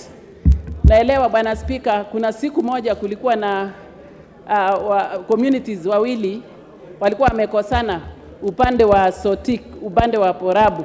Yeye ndiye alikuwa akiongoza maongeo katikati ya communities. Huyu ni kiongozi ambaye anaonekana hana mpaka kwa kazi yake. Kwa hivyo sisi kama wajumbe tunamsupport ama tunaunga mkono kiongozi ambaye ataunganisha watu wetu ya nchi yetu wa Kenya, na tunajua kazi ambaye atapatiwa atafanya kwa njia mzuri. Kwa niaba ya watu ya Nakuru na kwa niaba yangu mimi mwenyewe ninaunga mkono apate kazi. Asante sana. Silvano Zosoro. Thank you, Honorable Speaker. Honorable Speaker, I also rise to support this report by the committee. Honorable Speaker, I happen to sit in that particular committee, and I attended all the sittings during the vetting process of Honorable Isaac RUTO and the other nominee. And what came out, Honorable Speaker, is that despite, there is a misconception about people who are actively involved in politics. Many a times the public tends to think that when you are actively involved in matters politics, you lose your professional line. But what came out during the vetting, Honorable Speaker, is that people like Honorable Isaac RUTO are professionals in their own rights.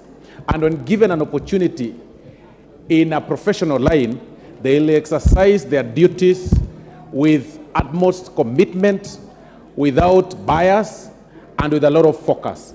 And Isaac RUTO displayed such personality that is needed, and that vigor that is needed to revamp and to grow the Judicial Service Commission. And with that, Honorable Speaker, it's important for this House to pass them, and that can actually be seen from the overwhelming support that members are actually airing. And for that reason, Honorable Speaker, I support the report. Thank you. Kawanjiku.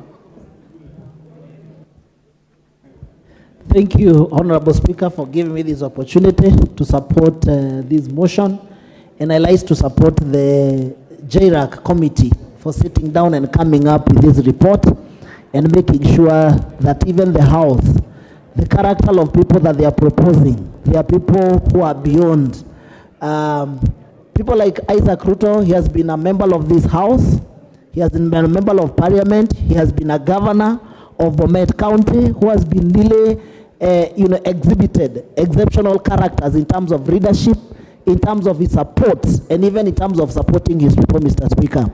And I therefore would recommend, and I know that Honorable Isaac RUTO and Caroline Zilani will bring the judicial reforms that we have been expecting, especially the judiciary, by making sure that, some of the cases that have been taking long, coming up with the reforms in terms of the judges, coming up with making sure that even those judges who are corrupt and who are not supposed to execute their mandate, and who prolong cases for the benefit, over their own benefit, Mr. Speaker, they'll be able to execute and make sure that they bring these reforms so that at least the members of our citizens can be able to benefit from the Judicial Service Commission and making sure that they streamline the judges and the judiciary. Thank you, Mr. Speaker, and I rise to support. I want to bring this to an end. I'll give the member for Manyata 1 minute and your neighbor from the Honorable Sigay 1 minute. 1 minute each. Give them the mic.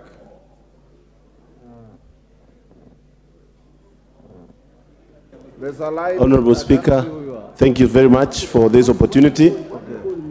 I rise to support the appointment of Honorable Isaac RUTO, His Excellency the former Deputy the Governor for Bomet, and Ms. Caroline Zilani in the Judiciary Service Commission. Honorable Speaker, the Judicial Service Commission requires new blood, and I feel Isaac RUTO has a lot to offer. We have seen his push when he was pushing for Pesa Mashinani, as he was calling it. And Honorable Speaker, it was something that captured the whole nation's eye, that he is a man of resolution, he is resolute, he can make decisions, something that the Judicial Service Commission requires at this time. I hope also, Honorable Speaker, he will bring in ideas of dealing with pending cases that have been affecting our judiciary system, that has backlog cases dating back to 1980s. And Honorable Speaker, we always need to put in new ideas in all these institutions that we have in this country. And Honorable Speaker, I support. Thank you. Sigay, 1 minute. Mr. Speaker, thank you very much for giving me this opportunity. I also want to add my voice on this motion. Mr. Speaker, I support these two appointments. But I know Isaac RUTO more than I know Caroline. Mr. Speaker, Isaac RUTO is a man of the people. Isaac RUTO is all-rounded. Isaac RUTO is robust, is brilliant. Whatever he has done in Bomet, people appreciate. And therefore, Mr. Speaker, I know he'll bring in a lot of support, a lot of favors to this JSC, and I'm very sure he will be able to support us. Mr. Speaker, Isaac RUTO is a nationalist, and I'm very sure he's going to assist the JSC to have a different image and to support the local person down there. Mr. Speaker, I beg to support. Basil. Is that Basil or Oloj? Is it Oloj? Yes, there's a light behind you. I can't see you properly. Sorry. Okay, sorry. 1 minute, Wakili. Thank you, Honorable Speakers. I support the appointment of Isaac RUTO. I'd like to remind him and his other appointees the reason why in the Constitution we put independent commissions and constitutional office holders, and JSC was supposed to be one of those that not only speak and act to balance power between the executive and also act as an eye for the ordinary people, but also to check and supervise and oversee the workings of a proper judiciary. Unfortunately, the judiciary, the JSC itself, has now turned into a trade union for judges, where it has become almost impossible to sanction and to remove errant judges. And I hope that this will be removed. He is one example that members of parliament within their ranks have professionals, are professionals in their own rights, and after parliament, there is life after parliament, and that people can serve with distinction, such as Isaac Ruto, in offices in their other lives. I want to wish him well and hope that he will not turn out to be like other persons we have appointed here under Salaries and Remuneration Commission, and turn out to be tormentors of the very members who appointed him. I support. Mishimbogo, then mover, get ready to reply.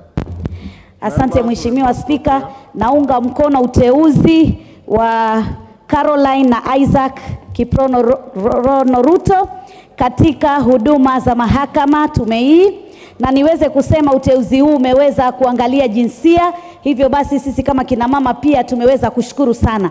Na niweze kusema Mheshimiwa Isaac Ruto nilimjua alipokuwa mbunge na pia alipokuwa gavana, na utendaji kazi wake umeonesha ni utendaji kazi ambao hauna ubaguzi, utendaji kazi ambao uko na shabaha, na amekuwa kiongozi ambaye haogopi, na ni kiongozi ambaye uzungumza haswa hisia za ukweli na hisia zilioko katika moyo wake. Na pia naweza kusema ya kwamba dada yetu Caroline pia ameweza kufuzu vizuri katika tajriba ya kielimu, na pia hana dosari yoyote katika mambo ya uongozi na uadilifu. Kwa hivyo watu hawa wawili wakiwa katika tume hii ambayo ni muhimu sana iweze kuangalia mambo ya mahakama yaweze kupelekwa kwa njia ya kuweza kumsaidia Mkenya haswa katika mambo ya kisheria na haswa mambo ya hukumu, kwa sababu tumeona kuna dhulma nyingi sana ambazo zimekuwa zikifanyika. Watu wengine wanahukumiwa pasi na makosa, na wengine pia walio na makosa pia wanaweza kutumia njia ambazo si sawa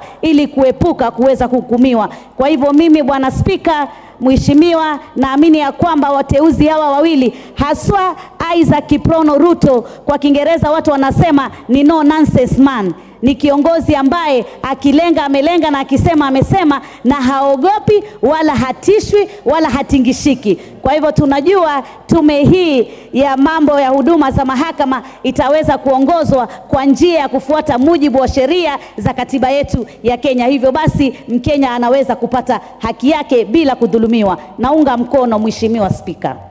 Mover.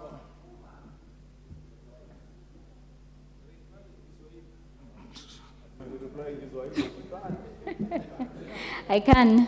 Honorable Speaker, I want to thank the members for their meaningful contributions. Honorable Speaker, I further wish to remind the nominees that they should be guided by the tenets of natural justice when dispensing their duties. Honorable Speaker, I beg to reply. Thank you, Honorable Member.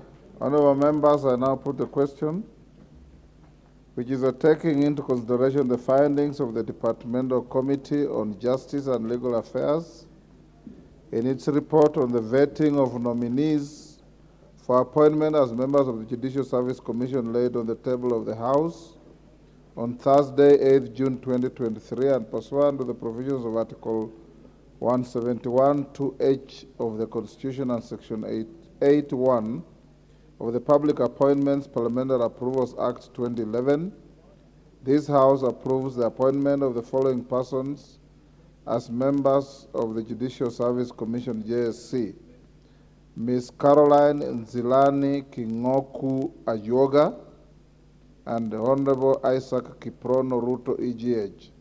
As members of that opinion say aye. Aye. Will those of the contrary opinion say nay? The ayes have it. Honorable members, allow me to acknowledge in the speakers and public galleries the following institutions: Thindigwa Primary School, Kiambu; Kiamugumo Secondary School, Gishugu, Kirinyaga; Manyori Secondary School, Mbere South, Embu; Kibirigwi Secondary School, Ndia, Kirinyaga. On my behalf and on your behalf, I wish to welcome the students and their teachers in the House of Parliament. Thank you. Yes, Majority Leader. Honorable Speaker, I rise on Standing Order 33A. Honorable Speaker, to move a procedural motion that pursuant to Standing Order 33A, this House orders that should the time appointed for adjournment of the House be reached before conclusion of business under Order Number 10, the sitting shall stand extended until conclusion of the business appearing under Order Number 10. Honorable Speaker, this is to allow the House to transact the business of Committee of Supply until conclusion so that we are able to finish today before the House adjourns. Honorable Speaker, allow me to ask the Honorable Abdi, member for Ijara, to second. Honorable Speaker, I rise to second the motion for extension of time. This, Mr. Speaker, will allow us to transact Order Number 10, and hence to transact Order Number 10 to conclusion, and hence it will help us to supply resources to our ministries and state agencies. I support and second. Honorable members, I now propose the question, which is that pursuant to Standing Order 33A, this House orders that should the time appointed for adjournment of the House be reached before conclusion of business under Order Number 10, the sitting shall stand extended until conclusion of the business appearing under Order Number 10.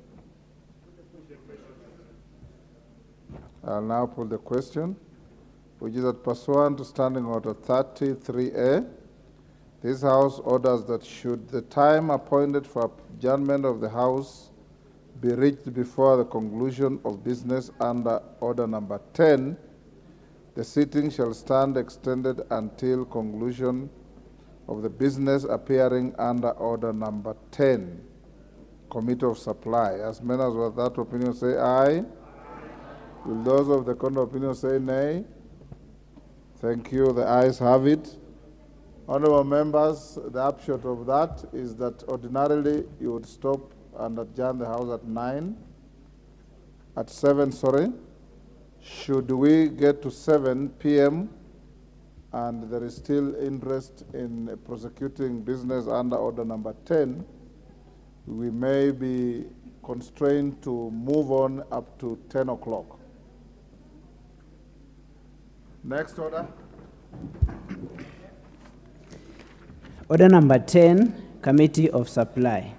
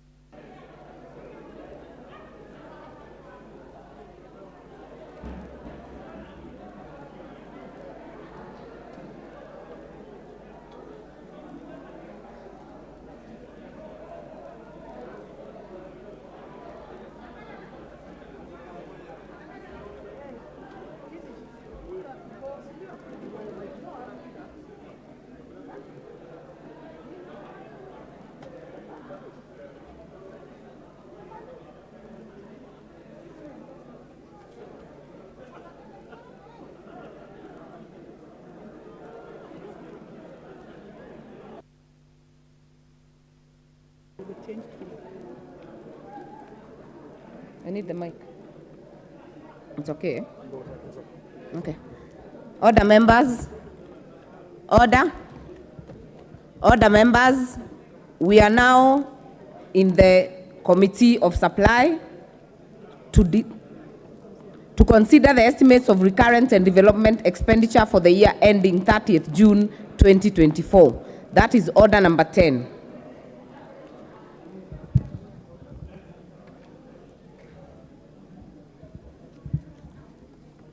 The Executive, vote 1011, Office of the President.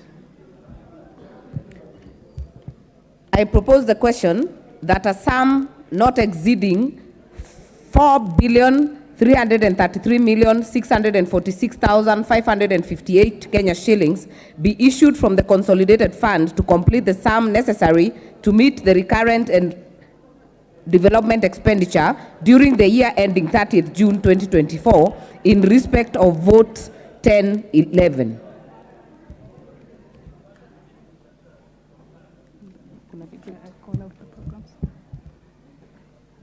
Programs under the vote: Government Printing Services, General Administration, Planning and Support Services, Government Advisory Services, and State House Affairs. I propose the question that the programs under vote 1011 as read out and sums allocated in the schedule be approved.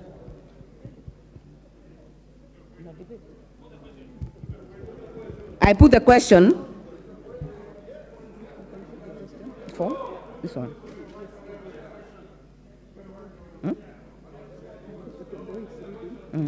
I put the question that the programs under the vote 1011 as read out and sums allocated in the schedule be approved.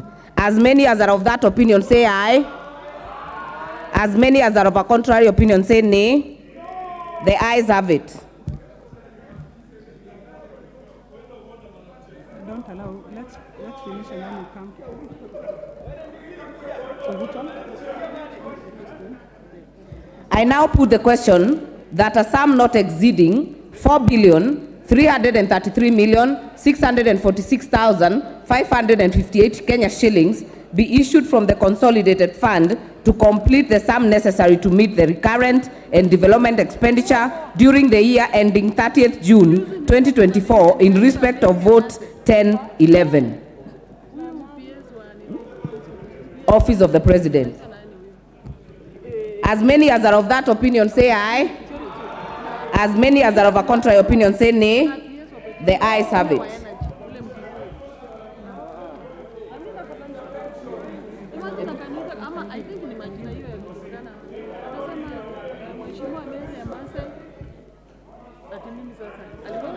Order, members. Order, members. We know how to put points of order. I only have 4 interventions right now. Honorable Didmas Barasa. Speaker, Madam Chair, we have always contributed to this Committee on Supply by pressing intervention. So by pressing intervention, it doesn't mean it's a point of order, or just want to contribute either to support or... Noted, Honorable Member. And I see that we have very many people on the normal requests. So I would ask that if you want to contribute on a specific vote, you put intervention during that vote, so that we are able to tell what you want to contribute on.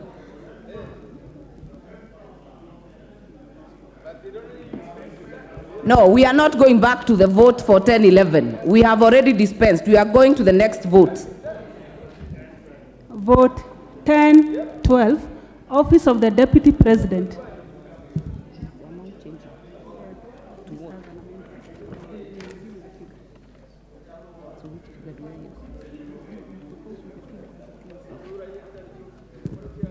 I propose the question that a sum not exceeding Kenya shillings 3,738,659,404 be issued from the consolidated fund to complete the sum necessary to meet the recurrent and development expenditure during the year ending 30th June 2024 in respect of vote 1012, Office of the Deputy President. Programs under the vote, Deputy President Services. I propose the question that the program under vote 1012 as read out and sums allocated in the schedule be approved. Put the question. Chair Budget Committee. Thank you very much, Madam Speaker, Madam Chair. I beg to move that the program be amended as follows: that the schedule on the consideration of the estimates of revenue and expenditure report of financial year 23-24 and medium term be amended in vote 1012 under program 173-4000 Deputy President Services by deleting the figure Kenya shillings 3,488,259,404 shillings in column 7, that is gross current estimates, and substituting therefore Kenya shillings 3,288,259,404. Madam Chair, the essence of this is that there was 200 million Kenya shillings under the Office of the Deputy President, which, Madam Speaker, we are only moving to the right department because it was for the Nairobi Rivers Commission. We are now moving it to devolution, Madam Speaker. That is the essence. And it's just about estimates.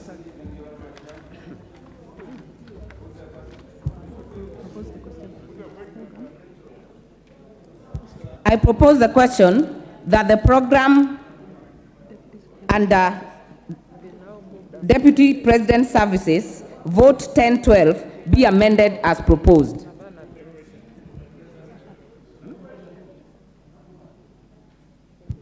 I put the question that the program Office of the Deputy President Services, vote 1012, under vote 1012 be amended as proposed.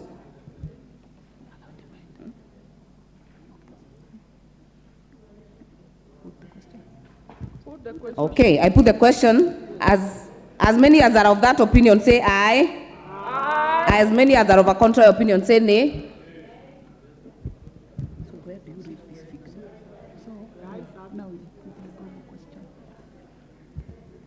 I now put the question that the program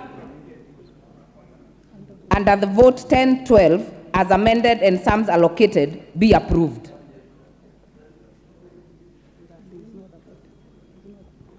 I now put the question that a sum not exceeding Kenya shillings 3,288,259,412 Kenya shillings be issued from the consolidated fund to complete the sum necessary to meet the recurrent and development expenditure during the year ending 30th June 2024 in respect of vote 1012 Deputy President Services.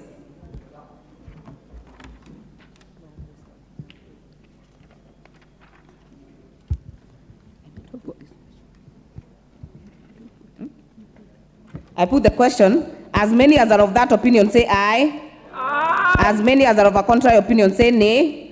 The ayes have it. Vote 1013, Office of the Prime Cabinet Secretary. Okay. I propose the question that a sum not exceeding 1,195,570,001 Kenya shillings be issued from the consolidated fund to complete the sum necessary to meet the recurrent and development expenditure during the year ending 30th June 2024 in respect of vote 1013, Office of the Prime Cabinet Secretary. Programs under the vote, Government Coordination and Supervision Services. I propose the question that the program under vote 1013 as read out and sums allocated in the schedule be approved.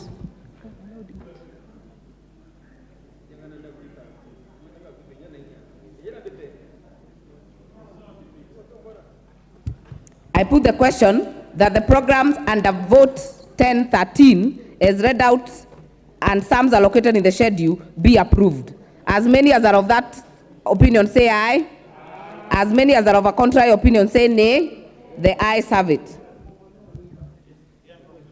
I now put the question that a sum not exceeding Kenya shillings 1,195,570,001 Kenya shillings be issued from the consolidated fund to complete the sum necessary to meet the recurrent and development expenditure during the year ending 30th June 2024 in respect of vote 1013, Office of the Prime Cabinet Secretary. As many as are of that opinion say aye. As many as are of a contrary opinion say nay. The ayes have it. Vote 1014, State Department for Parliamentary Affairs. I propose the question that a sum not exceeding Kenya shillings 669,544,858 Kenya shillings be issued from the consolidated fund to complete the sum necessary to meet the recurrent and development expenditure during the year ending 30th June 2024 in respect of vote 1014, State Department of Parliamentary Affairs.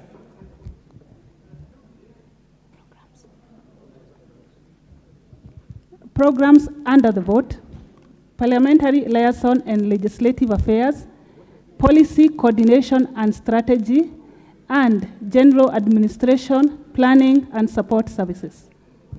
I propose the question that the program under vote 1014, State Department for Parliamentary Affairs, as read out and sums allocated in the schedule, be approved.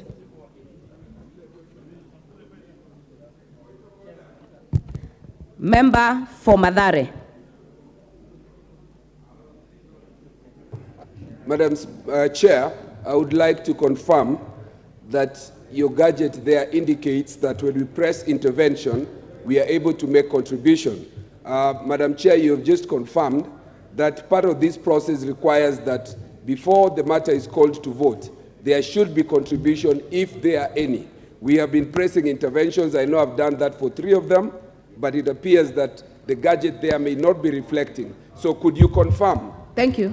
Please, thank you. Honorable Member, I have actually just seen you right now. That's why I've called you. But as I had guided earlier, if you wish to speak on a specific vote, it is allowed after I put the question on the programs to have a debate on it. So you are actually at the right place. If you want to contribute on this one, please, but not on the previous ones that have been dispensed off with.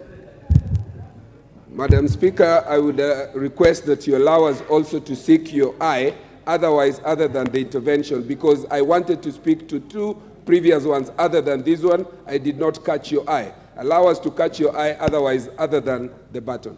Thank you. Thank you, Honorable Luoch. Honorable Didmas Barasa. Madam Chair, even as I support this allocation of this money to parliamentary affairs, I want to hope that the holders of this office are going to make good use of this house. They will engage us more, specifically on what is coming up that is good for this country, so that we continue to have a very good working relationship between ourselves and the executive to the benefit of the Kenyan people. I support, but I hope to see much more improved working relationship between the Office of the Prime Cabinet Secretary, under which this department is domiciled, and this House. I support, Madam Chair. Honorable members, we will take the shortest time. If you get a chance for debate, keep it at 2 minutes. Honorable member for Teso South. Are you willing to contribute on this one? No, Madam Speaker. Honorable members, make our work easier. If you're not intending to speak on this one, withdraw your intervention. Then when we get to an area you want to make an intervention, you put back your card. Member for Yatta. Madam Chair, my intervention is yet to arrive. Actually, I'm waiting for vote 1017. We do not have Fuliza points of order and interventions. Member for Kearo. Yes, please clear the screen so that you're able to make progress. All right. I put the question that the program under vote 1014, as read out and sums allocated in the schedule, be approved. As many as are of that opinion say aye. As many as are of a contrary opinion say nay. The ayes have it. I now put the question that a sum not exceeding Kenya shilling 669,544,858 be issued from the consolidated fund to complete the sum necessary to meet the recurrent and development expenditure during the year ending 30th June 2024 in respect of vote 1014, State Department for Parliamentary Affairs. As many as are of that opinion say aye. As many as are of a contrary opinion say nay. The ayes have it. Vote 1015, State Department for Performance and Delivery Management. I propose the question that a sum not exceeding Kenya shillings 478,625,141 be issued from the consolidated fund to complete the sum necessary to meet the recurrent and development expenditure during the year ending 30th June 2024 in respect of vote 1015, State Department for Performance and Delivery Management. Programs under the vote: Public Service Performance Management and Delivery Services, Government Advisory Services, and General Administration, Planning and Support Services. I propose the question that the programs under vote 1015, State Department for Performance and Delivery Management, and as read out and sums allocated in the schedule, be approved. Honorable Member for Sigowet Soin, Honorable Justice Kemei, we keep it at 2 minutes. Yeah, Madam Chair, I'll be very brief. And thank you for the opportunity you've given me. Madam Chair, I want to support, and as I do that, Madam Chair, I want us to realize that public service in this country, we must take the scale of service up to be comparable with those of the private sector and increase productivity. Thank you, Madam Chair. Thank you. Member for Saku. Thank you, Honorable Chair. This particular department is about the working of government and looking at the use of public resources in the most effective and efficient manner. This particular department is underfunded, but the funds or the resources that are allocated must be used properly so that government projects are seen and are completed in time. Thank you, Chair. Thank you. Member for Seme. Thank you, Chair. I'm also of the opinion that actually this State Department is underfunded. This is the most critical department for performance. And in fact, performance contracting that in the past enabled superb delivery under the coalition government, it was because of the performance of this department. Therefore, the little money they have, I think they should put in place structures of monitoring and measuring performance so that each department is actually measured. What is measured will get done. I think that is what this department should do. But we should intend to finance it better than this. Thank you. Thank you, members. I have given a few. I know the main debate took place yesterday. We'll give the final one on this one. Member for Mombasa.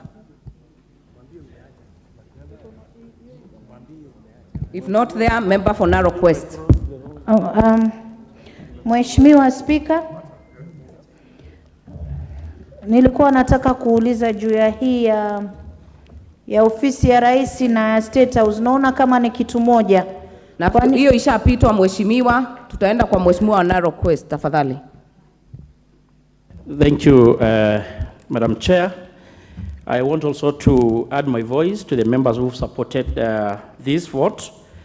And as been said by my vice, we all note that it is underfunded. This is a very critical State Department of the government, because this is where all the state corporations lies under. And the turnaround of the economy of the country lies largely on the effectiveness of this State Department. So we support it. I support it. Thank you, honorable members. I now put the question that the programs under the vote 1015, State Department for Performance and Delivery Management, as read out and sums allocated in the schedule, be approved. As many as are of that opinion say aye. As many as are of a contrary opinion say nay. The ayes have it. I now put the question that a sum not exceeding 478,625,141 Kenya shillings be issued from the consolidated fund to complete the sum necessary to meet the recurrent and development expenditure during the year ending 30th June 2024 in respect of vote 1015, State Department for Performance and Delivery Management. As many as are of that opinion say aye. As many as are of a contrary opinion say nay. The ayes have it. Vote 1016, State Department for Cabinet Affairs. I propose the question that a sum not exceeding 903,030,596 Kenya shillings be issued from the consolidated fund to complete the sum necessary to meet the recurrent and development expenditure during the year ending 30th June 2024 in respect of vote 1016, State Department for Cabinet Affairs.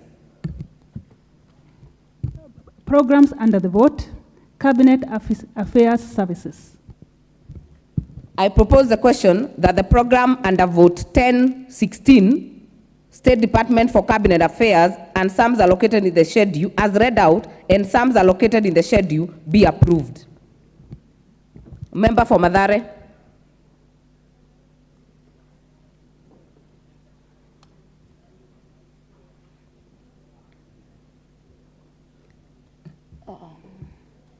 Microphone, please. Okay. Member for Kwanza.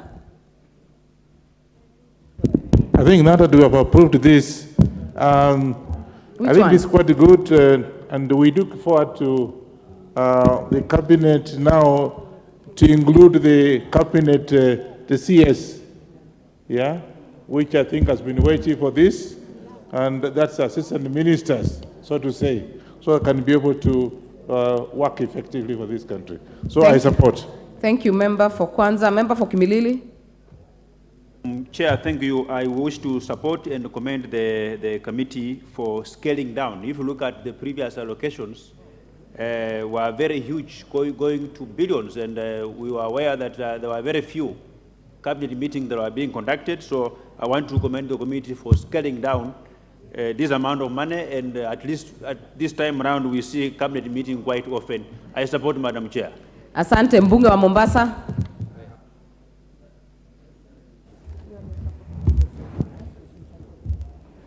Honorable member, I had guided the House. You only put an intervention if you're willing to speak or you intend to speak on a specific vote. Wacha nasubiri inayofuata. Hiyo ishazungumziwa. Asante. Member for Yatta. Yeah. When I look at the cabinet affairs, the role performed by the Prime Minister tends to tie very well with the role of within the cabinet affairs. So I don't think we need to have that sum there separately. Either we merge with the money under the office of the Prime Minister or the Prime Cabinet Secretary. Otherwise, there is some element of duplication when you look at the two.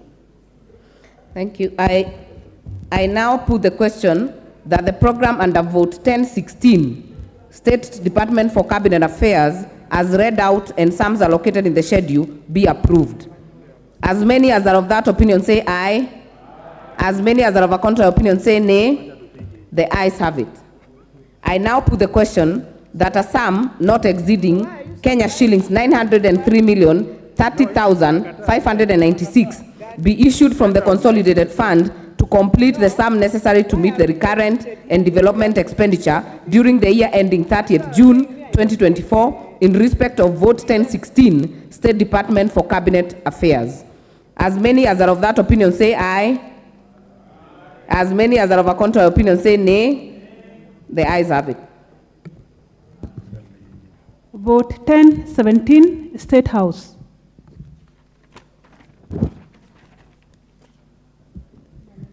I propose the question that a sum not exceeding 7,301,141,000 be issued from the consolidated fund to complete the sum necessary to meet the recurrent and development expenditure during the year ending 30th June 2024 in respect of vote 1017 State House. Program under the vote, State House Affairs. I propose the question that the program under vote 1017 State House, as read out and sums allocated in the schedule, be approved. Member for Kilifi North. No, I'm okay, Chair. I had the honorable members. I already guided, will allow a few members to speak. Member for Embakasi West. Thank you, Honorable Chair.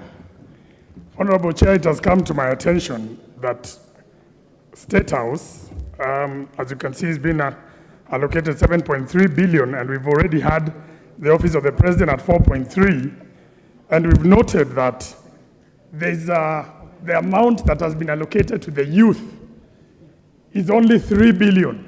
The money that has been allocated to education development for teachers is about, I think, 1.6 billion. So, Honorable Chair, the main issue that we have here is how can we explain to us, and I'm hoping you'll give the Chair of the Budget the chance to respond, that we seem to have the same office, the Office of the President and State House. I don't see the Office of the Deputy President and the residence of the Deputy President here. So how do you explain, isn't this a double allocation? And Honorable Chair might not be familiar with how to propose an amendment, but I'd like to propose that we swap around the figures, that we give this figure to the youth, and the one at the youth, we bring it. Honorable members, please note that the debate happened before this sitting for Committee of Supply, but I'll give a few more members. Member for Bumula. Chair, I honestly don't understand why we should have 7.3 billion under State House and under Office of the President have 4.3, bearing in mind that specific departments in that under the Office of the President are funded differently. This is wastage, or someone is trying to be mischievous here. And I would call upon the Honorable Nyoro to just explain to us how does it happen? Because it would make sense if he would then not give money to specific state departments and they would draw from the Office of the President. There are so many problems in this country now. Your teachers are crying, you want to tax them more. Civil servants are crying, you want to take their money. And at the same time, you want to go and tax mamambogas. Where are we headed with these double allocations in one office? Every member, maximum 2 minutes. Member for Endebess.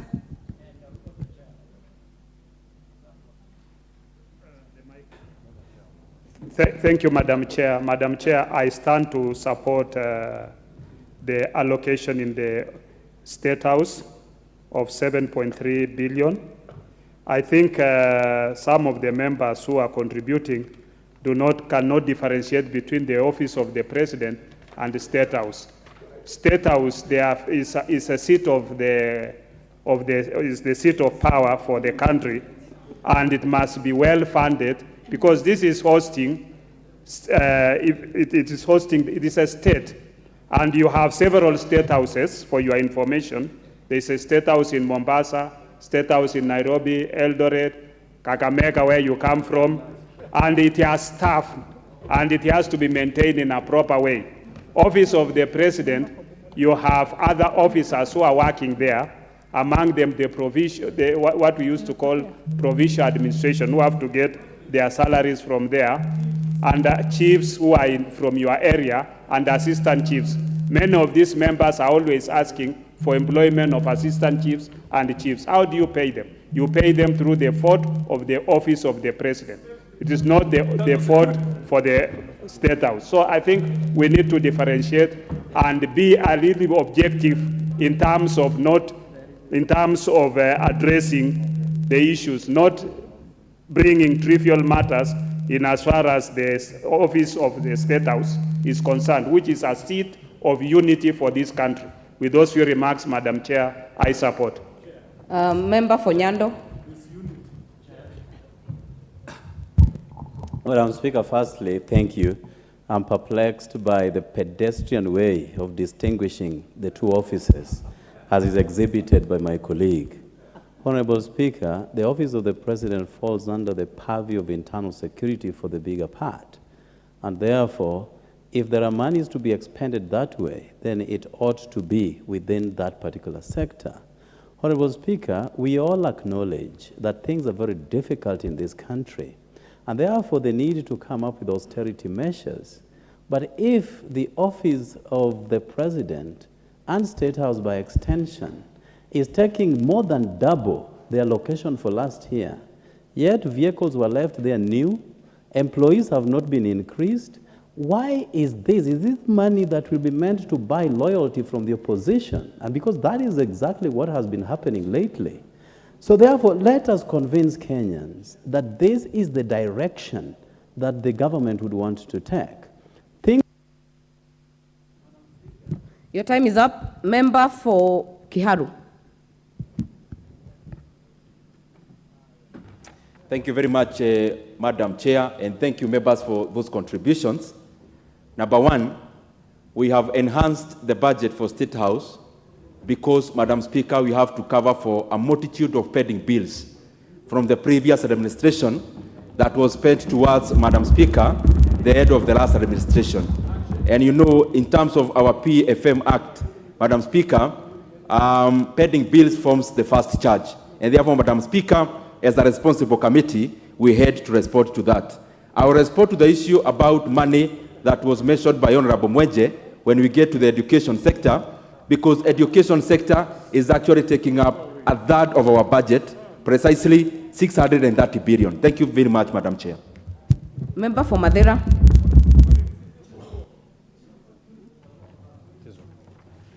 Thank you very much, Madam Chair, for this opportunity. I stand to support the allocation of these funds in the office of the President and State House separately because, Madam Chair, these two offices have employees separately working in State House and in the office of the President, Madam Chair. Madam Chair, I want to give an example of the Honorable Mwenje who brought this discussion. He is vouching to become the next minority whip, Madam Speaker. He will have a separate car, he will have a separate office, he will have separate staff in the office of minority whip, separate from his office of the Member of Parliament, Madam Speaker. This is exactly what is happening. The office of the President has separate staff from those working in the State House, Madam Speaker. So we support these allocations, Madam Chair. Thank you, Honorable Member. Member for Aldai, we are getting to close on this one. Member for Aldai. Thank you, Madam Chair. I rise to support budget allocation for State House. And the reason being that we know that State House is a house which houses the presidency. And as we house the presidency, we need to give it budget. Remember that this same house will accommodate visitors that come from out. And these are visitors coming to Kenya to partner with us as Kenyans. So the office of State House is different from the office of the President because the office of the President is where the official functions also happen, and they require staffing and require its functions also to be funded. Remember, the office of the chief, the assistant chief, and all those offices will be in the office of the President, but State House is where we house the President and the Presidency, so that when they meet delegations from outside the country, they can host them, so they need to be adequately funded. I stand to support, Madam Chair. Thank you. Member for Ijara. Madam Speaker, thanks for giving me this opportunity. Madam Chair, I stand to support the budget allocation for State House and the Office of the President. As we all know that the State House is a symbol of unity. It is a house that is hosting our President. It is a house that is, because of the status of the State House, we need to allocate more allocation, whereby we need to have proper service delivery. And as I hear, I also support the chair for budget. He said there are huge pending bills that was left behind, and the Kenya Kwanza government is ready to correct that mess. That is why you see a small increment of budget for the State House. So I support here to support the allocation of State House, and I say thank you very much.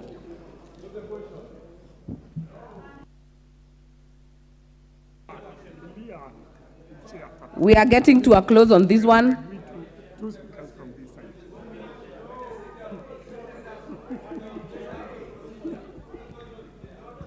Honorable members, I will give the last chance to the chair administration. Thank you so much, Chair. I think the majority has been said, especially by the leader, the chair of budgets. And I want just to tell the members, maybe members are mixing things. The money allocated to every vote follows the program. Like the money allocated to the State House, there's several directorates, more than 8, under the same office, to include actually the packages given to the retired president, including the chair of the Azimio party, which draws his retirement package from the same vote. Actually, to be too honest, it's too small actually amount allocated. So I support. Thank you. The very last to the Deputy Majority Leader. Chair, I would like to, there's a difference, there are a huge difference between State House and the Office of the President.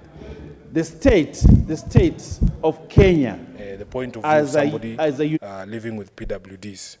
I was moved by several programs, including when we have visiting heads of states, they come through State House. When the president goes as a guest of state in another country, goes as a state, you know. But these presidents held at Harambee House, the office of the president at Harambee House, is where the head of public service sits.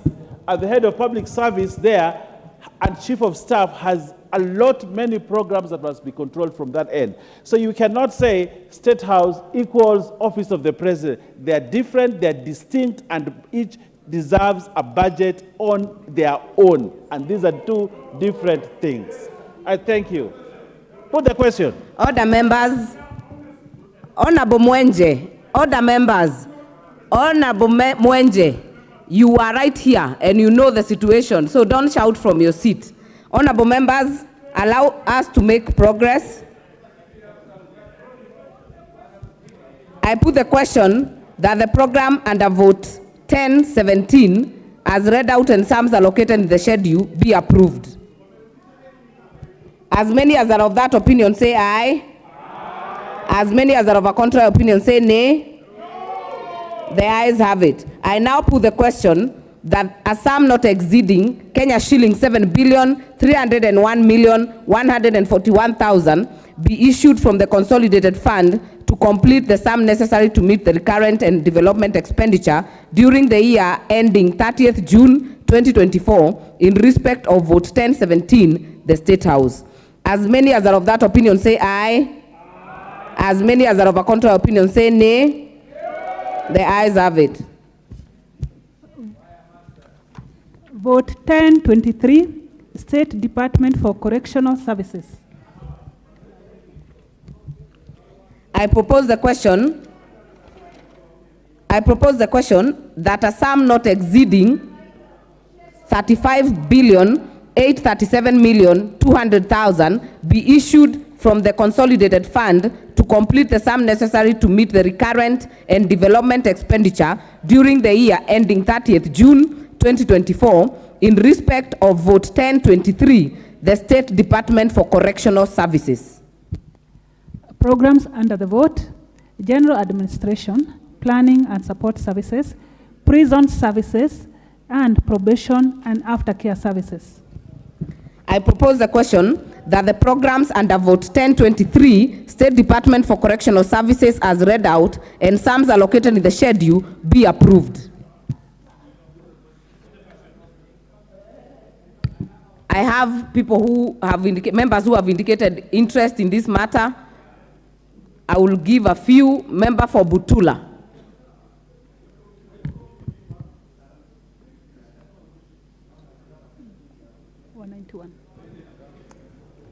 Thank you, Madam Chair. Madam Chair, I want to comment on State Department for Correctional Services, which I think is underfunded, Madam Chair, because this is a very big department and does a lot of work. This department has been ignored to the point that the prison services stay in very dilapidated houses. So, Madam Chair, as much as we approve this, I would ask the Chair, Budget Committee, to look into this allocation in the future. Thank you.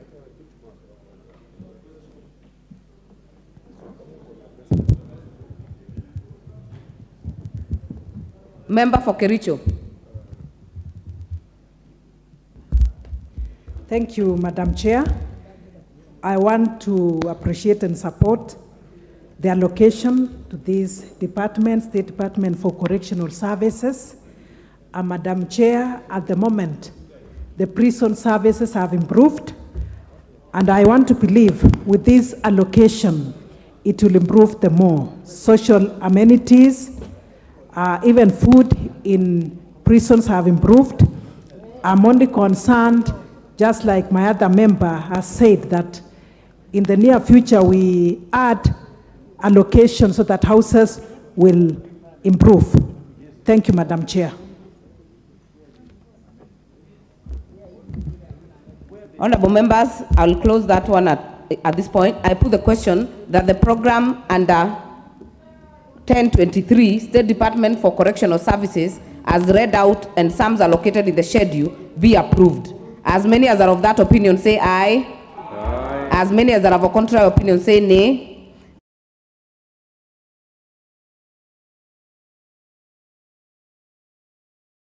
$37,200,000 be issued from the consolidated fund to complete the sum necessary to meet the recurrent and development expenditure during the year ending 30th June 2024 in respect of vote 1023, State Department for Correctional Services. As many as are of that opinion say aye. As many as are of a contrary opinion say nay. The ayes have it.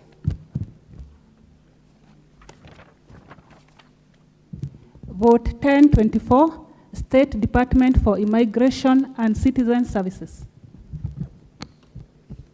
I propose the question that a sum not exceeding 11,980,797,341 be issued from the consolidated fund to complete the sum necessary to meet the recurrent and development expenditure during the year ending 30th June 2024 in respect of vote 1024, State Department for Immigration and Citizen Services.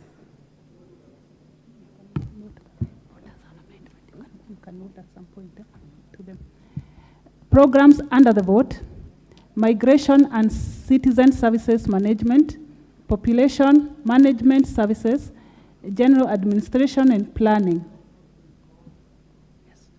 There is a proposed amendment. Chair.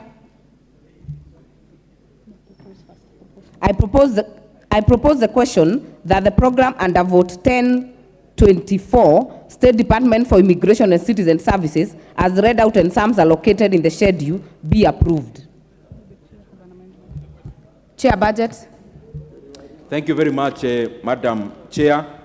I beg to move that the program be amended as follows: that the schedule be amended in vote 1024 by deleting the figure Kenya shillings 4,264,794,456 in column 6, that is gross estimates, under program 0605000, Migration and Citizen Services Management, and substituting therefore the figure Kenya shillings 3,514,794,456. That is A. B. Deleting the figure Kenya shillings 1,125 million in column 7, that is gross capital estimates, at the program 0605000, 000, that is Migration and Citizen Services Management, and substituting therefore the figure Kenya shillings 1,875,000,000 Kenya shillings. The essence of this, Madam Chair, is that, as you are aware, and we stated that when we were debating the report, is that currently now we have allowed the migration services to also enjoy part of the money they collect through A&A. Madam Chair, sometimes you go in regards to especially passports, some of the printers are not working, there are no papers, and therefore we have necessitated that department to draw some funds from the money they collect as appropriations in aid, so that, Madam Speaker, they can be able to be efficient. What you are doing is rearranging the 750 million Kenya shillings in A&A, Madam Speaker, in regards to capital and recurrent expenditure. And therefore, Madam Speaker, we are only rearranging within the same vote.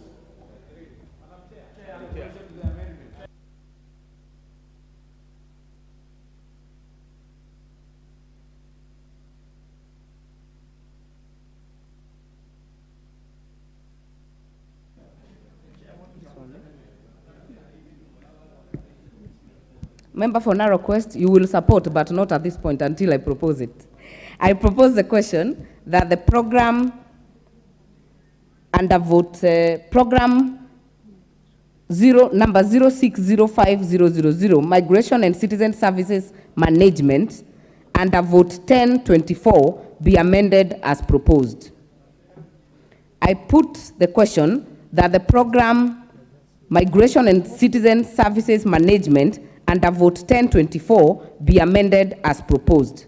As many as are of that opinion say aye. As many as are of a contrary opinion say nay. The ayes have it.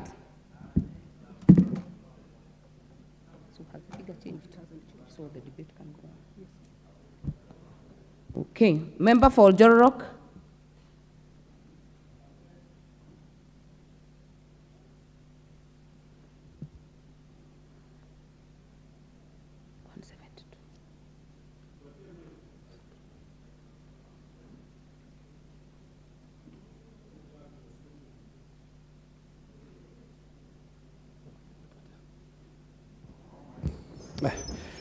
Thank you very much, Madam Chair. You're out of order, totally. Honorable Kangogo. You're rigging the system. Member for Oljororok. We have a challenge with the technology here.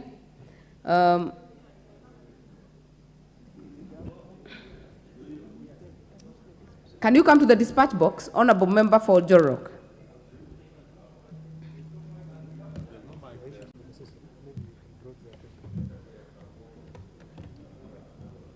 We are having some challenges. We can see you on the screen, but some mics are not working.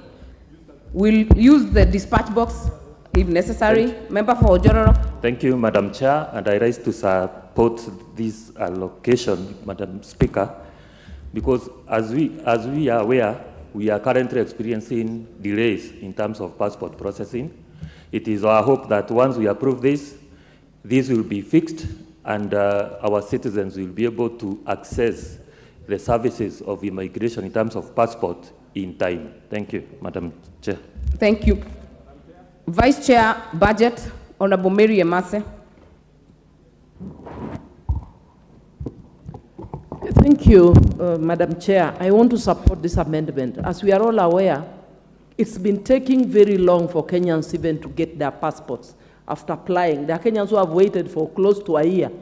And we were informed that there are challenges in the equipment. The printers require replacement. Some of them are very old machinery. So this enhancement is very important so that that department has enough resources for them to procure the necessary printers so that Kenyans can get timely services and get their passports as soon as they apply for them, and so that they take the shortest time possible. Thank you, Madam Chair. Thank you. Member for Buri. Yeah, thank you, Madam Speaker. I think I would like to congratulate the chair, because I think for the first time we have seen proper and prudent reallocation and management of resources. I think we continue encouraging that where money is being collected at source, some institutions require a lot of support, and this is one of them. And therefore, Madam Speaker, this is very nice. We should encourage any institution where they are collecting money for better service delivery. Asante sana. Thank you. Member for Roiro. Thank you very much, Madam Chair. May I take this opportunity to thank the contributor who have just talked about the problems with the Ministry of Immigrant and Diaspora. Madam Chair, I'm in the Committee of Diaspora Affairs and Migrant. And Madam Chair, we are losing a lot of money because of those poor equipment which are not able to work promptly. Madam Chair, you find that we get people who want to go out there to work, then they need to have their passport processed, another document. And Madam Chair, I feel that this money, Madam Chair, is not even enough. In future, Madam Chair, we need to improve this money, because we need enough money for us to be relevant as matters diaspora. Thank you, and I support.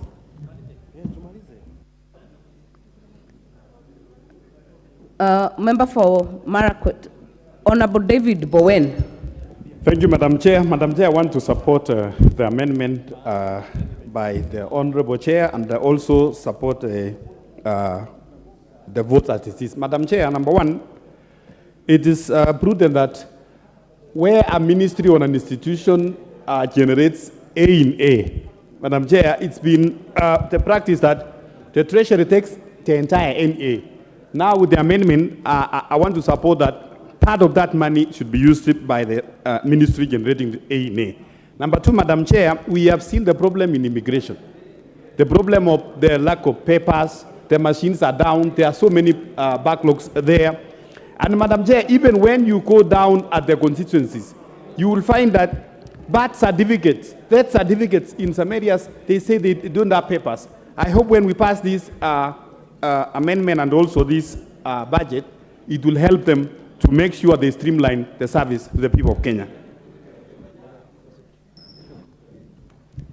All right, honorable members, I put the question that the program under vote 1024, program 06005000, Migration and Citizen Service Management, be amended and sums allocated be approved.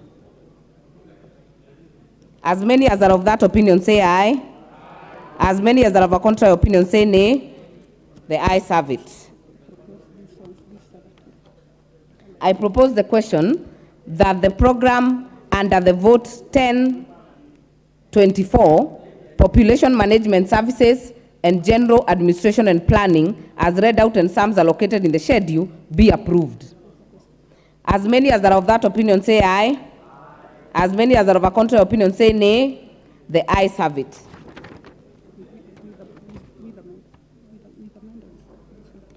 I now put the question that a sum not exceeding 11,980,797,341 Kenya shillings be issued from the consolidated fund to complete the sum necessary to meet the recurrent and development expenditure during the year ending 30th June 2024 in respect of vote 1024, State Department for Immigration and Citizen Services, with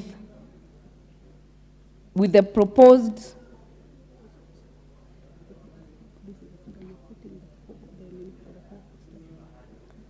expenditure during the year 30th June 2024 in respect of vote 1024, State Department for Immigration and Citizen Services. As many as are of that opinion say aye. As many as are of a contrary opinion say nay. The ayes have it. Vote 1025, National Police Service. No amendment. I propose the question that a sum not exceeding 106,498,341,7 743 Kenya shillings be issued from the consolidated fund to complete the sum necessary to meet the recurrent and development expenditure during the year ending 30th June 2024 in respect of Vote 1025, the National Police Service.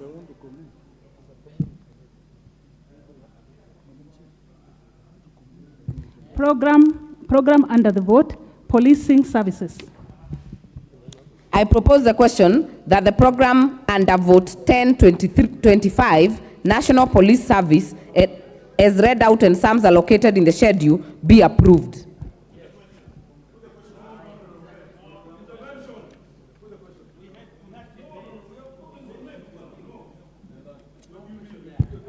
Member for Bumula. Yes. Thank you, Madam Chair. First, I want to start by appreciating the good work that we experience from our brothers and sisters who are in police service. In my opinion, if you walk around this country, Madam Chair, a lot of police in this country don't even have housing. A lot of them their salary is very, very, very little. What I therefore expected from the budget committee is that we expected even a higher figure to go to them to try and enhance their housing, to try and enhance their welfare, and to try and raise their salaries. So, Chair Budget, the Honorable Nyoro, I expected a higher figure to try and at least bring these guys into being human beings. I support, but we increase the figure. Member for Seme. Thank you, Chair. First, I want to appreciate that for the first time, the police service has a direct vote, which they control. Two, Madam Speaker, they should then make an effort to actually have programs so that it's easy to evaluate them. And three, they have big problems with the infrastructure. There are places where whole police divisions are actually in uni-huts, in tin huts. So with this money this time, we expect that their infrastructure, particularly offices and houses, should actually now be improved. Thank you. I support. Member for Limuru. Thank you, Madam Chair. I rise to support this vote. Police, people who are very essential to providing security to this nation. Madam Chair, I see many of them not having appropriate clothing when they are going to work, walking to work also. So I hope that this amount of money will be used to address some of the pressing problems that the police have been facing. Thank you. Finally, member for Tinderet.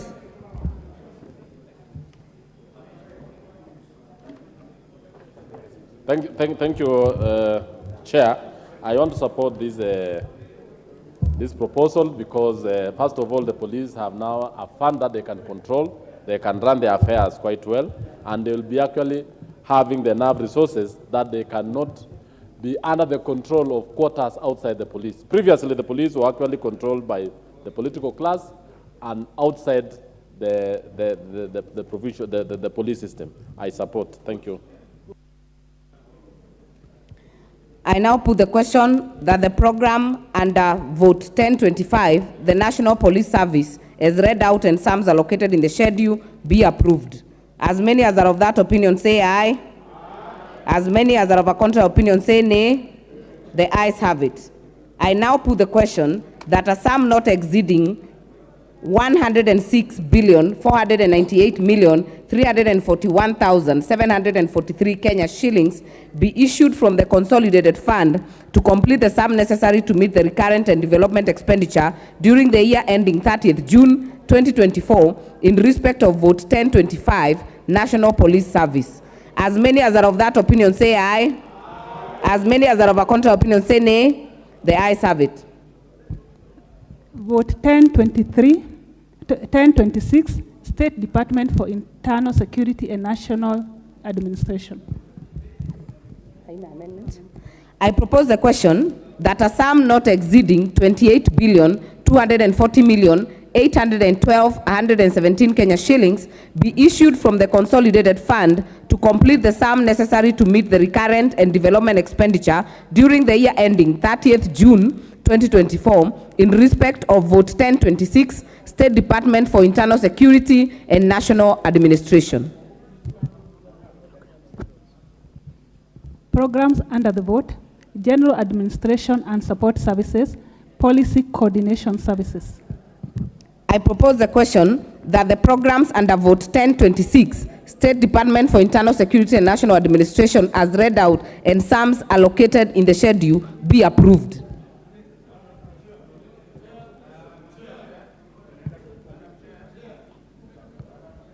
Member for Luanda. Thank you, Madam Speaker, for the opportunity given to me. I look at the budget provided, Madam Speaker, and my concern is that we have lots of new administrative units that have come into existence in the recent past. And I do believe that the Budget Committee, while preparing the estimates, did consider that such administrative units may be given, or rather supported, so that they can be able to provide services to the new administrative units. Thank you so much. Madam Chair, burning issue. Member for Fafi, Honorable Farah Yakub. Thank you, Madam Chair. I rise to support the motion because there's need for increasement of government coordination. There's need for operationalization of sub-counties which have been gazetted some 2 years ago.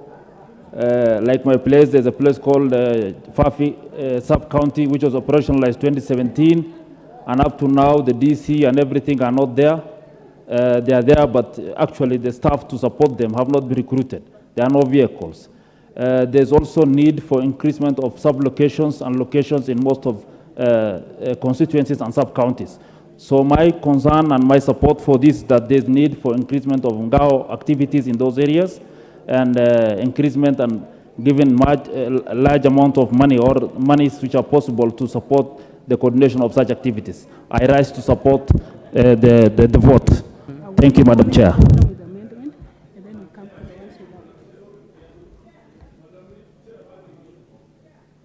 Majority Whip, you are on my screen.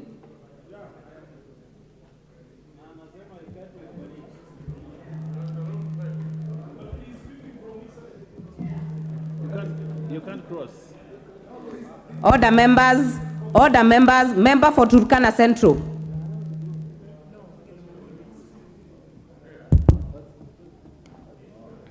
Thank you, Madam Chair. I want to, first of all, support that we approve this allocation, knowing that there are new administrative units that are being created, and Turkana County is already a beneficiary of four sub-counties. Number two, there is an operation in the North Rift, which is one of our key agenda for those in the North Rift. And for us, we pray that enough funds are allocated to help those who are carrying out the operation in those areas be able to sustain the operation smoothly and to achieve the impact and objective of this. Thank you, Madam Chair. Member for Dagoretti North.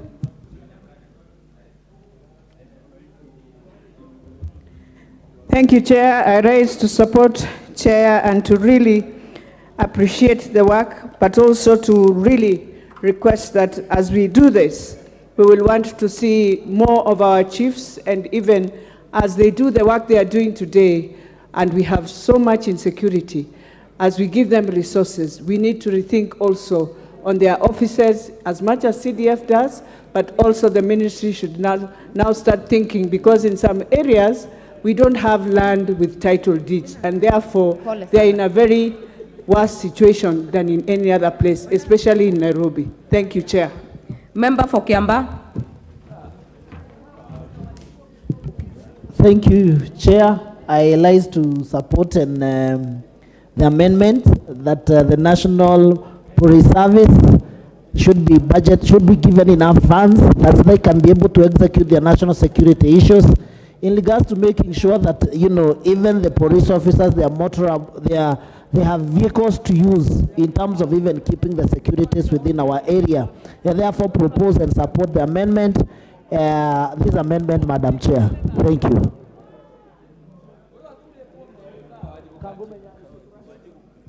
Member for Samburu North. Thank you, Madam Chair. I also rise to support the amendment.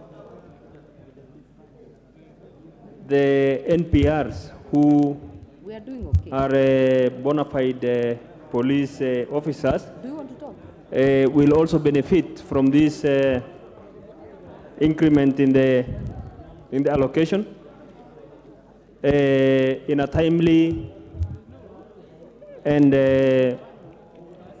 fast and fair manner. I also support it in the hope that the administrative units which were not operationalized will get to be operationalized, because the administrative units were not operational since 2017 up to now, and there is very, very large areas of land, especially in Samburu North, which don't enjoy government services because of the non-operationalization of these administrative units. Thank you. All right. I propose the question that the program under Vote 1026, State Department for Internal Security and National Administration, as read out and sums allocated in the schedule, be approved. As many as are of that opinion say aye. As many as are of a contrary opinion say nay. The ayes have it. I now put the question that a sum not exceeding 28,240,812,117 Kenya shillings be issued from the consolidated fund to complete the sum necessary to meet the recurrent and development expenditure during the year ending 30th June 2024 in respect of Vote 1026, State Department for Internal Security and National Administration. As many as are of that opinion say aye. As many as are of a contrary opinion say nay. The ayes have it. Vote 1032, State Department for Devolution.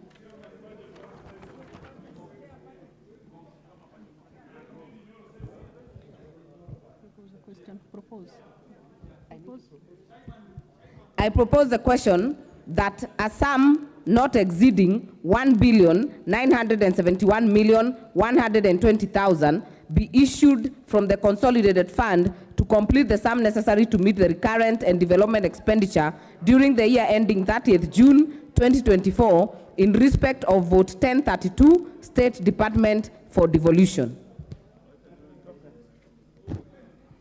A program under the vote, Devolution Services.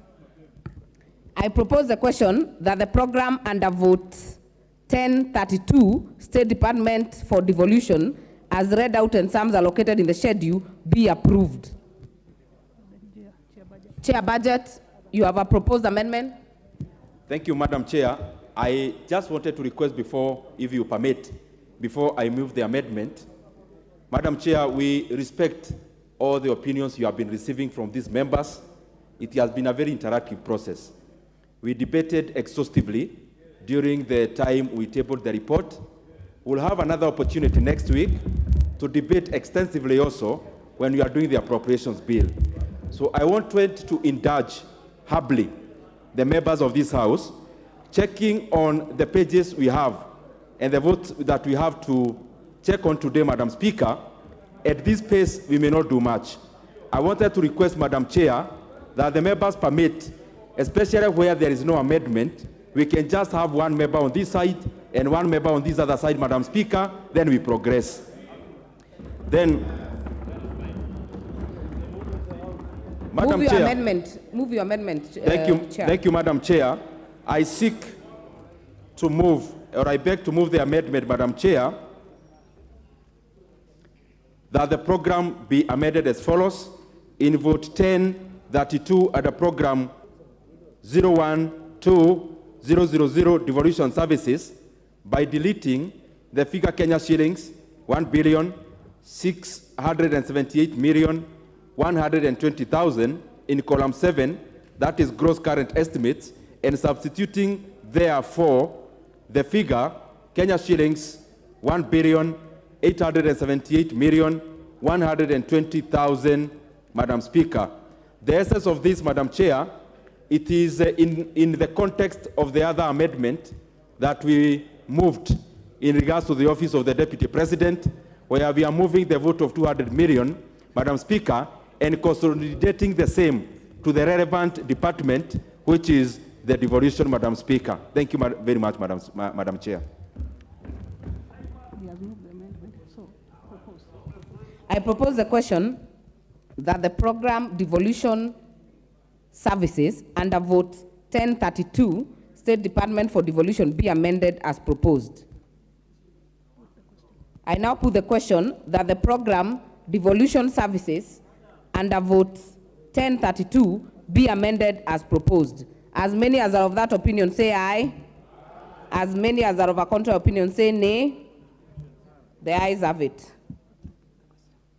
I now put the question that the program under vote 1032 is amended and sums allocated to be approved.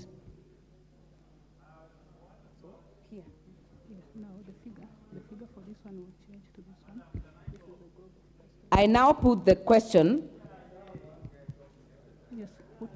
I now put the question that a sum not exceeding 2,171,120,000 be issued from the consolidated fund of vote 1032, State Department for Devolution. As many as are of that opinion say aye. As many as are of a contrary opinion say nay. The ayes have it.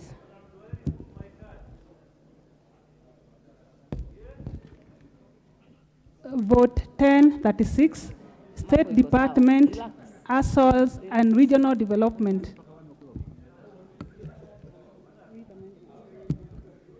I propose the question that a sum not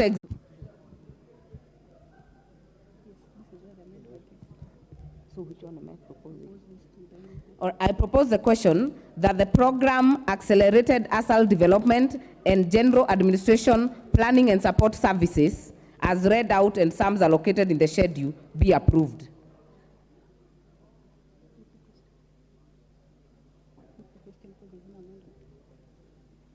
I put the question that the program Accelerated ASAL Development, General Administration Planning and Support Services under vote 1036 be amended as read, as proposed.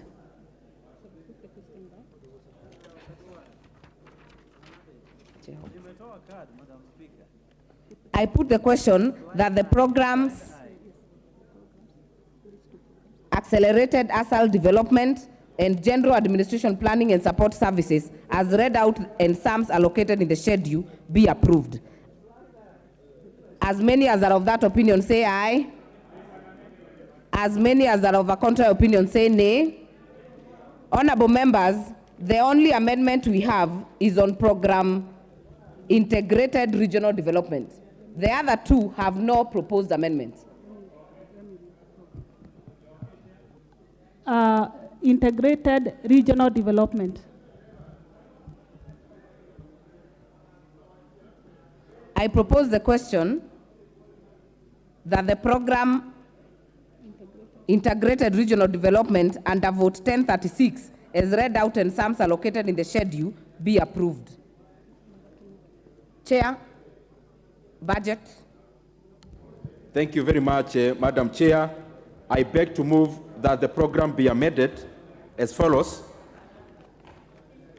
That the schedule be amended in vote 1036 by deleting the figure Kenya shillings 3,905,590,000 in column 7, that is gross capital estimates, under program 1013000, that is integrated regional development, and submitting thereof the figure Kenya shillings 4,106,000 106,590,000.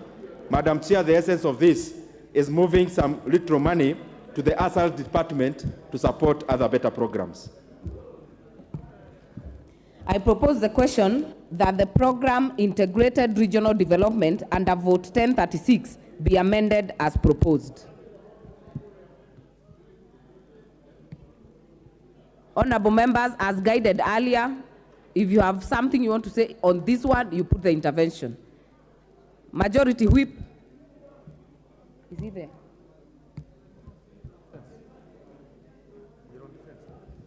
Member for Kimilili? No. No? I am here. Okay. Okay. Thank you, Madam Chair. Madam Chair, I just support the amount as appropriated and say that this is the very State Department is an integral body of our country, and in terms of the budget and stuff, it's important for us to review it and look at it better. So I just support. Member for Sigor.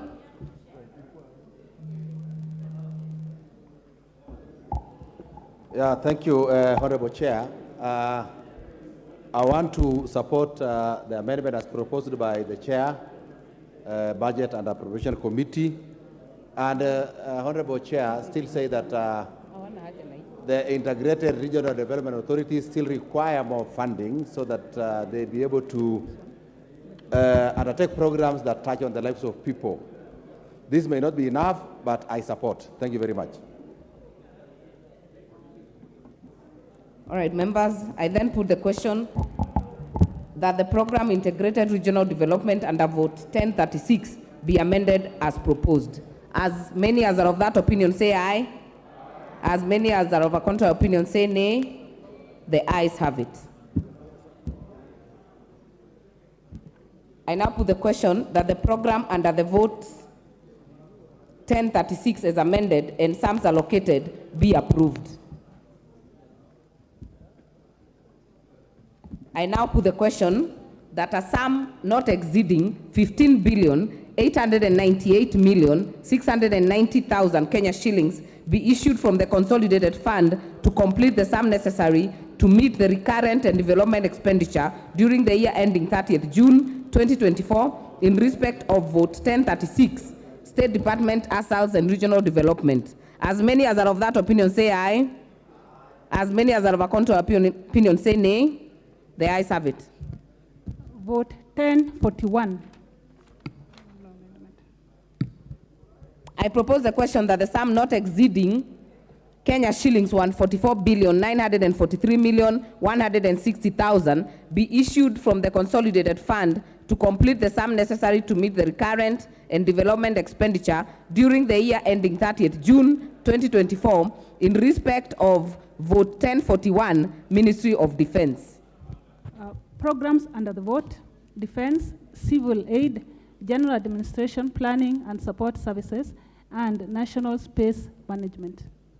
I propose the question that the programs under Vote 1041, as read out and sums allocated in the schedule, be approved.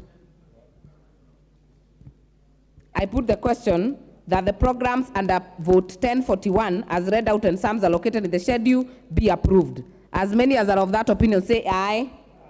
As many as are of a contrary opinion say nay. The ayes have it.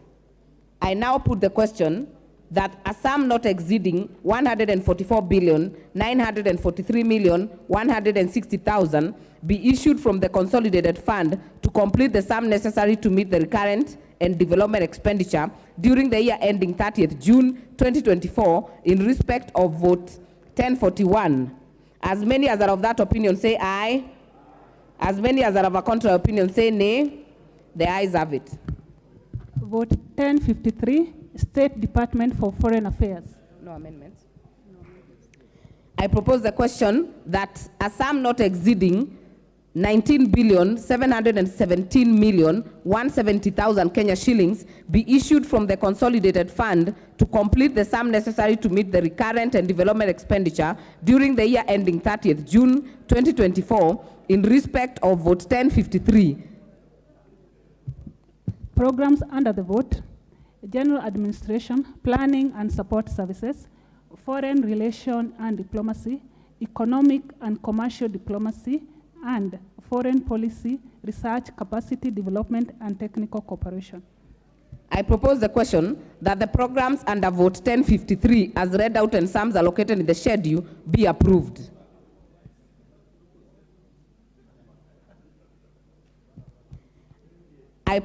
I put the question that the programs under vote 1053, State Department of Foreign Affairs as read out and sums allocated in the schedule be approved. As many as are of that opinion say aye.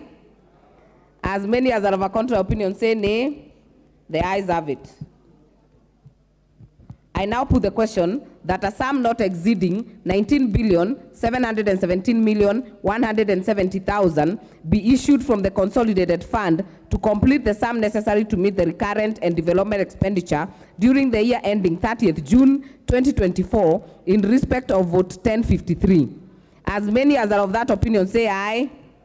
As many as are of a contrary opinion say nay. The ayes have it. Vote 1054. State Department for Diaspora Affairs. I propose the question that a sum not exceeding 1,314,000,000 be issued from the consolidated fund to complete the sum necessary to meet the recurrent and development expenditure during the year ending 30th June 2024 in respect of vote 1054. Program under the vote, Management of Diaspora and Consular Affairs. I propose the question that the program under vote 1054 as read out and sums allocated in the schedule be approved. Member for Ruido. Thank you, Madam Chair. I want to support, but also put this notice to this Honorable House. Madam Chair, matters diaspora once again, you find that there are more than almost 4 million Kenyans living out there. And in Madam Chair, if you look at the management of diaspora and consular affairs, Madam Chair, there are many areas in the world where we are not represented. For me, I stand to say this money is not enough, and in future we should add this money so that we are able to be compliant. Thank you. Honorable Beauty Zelachi.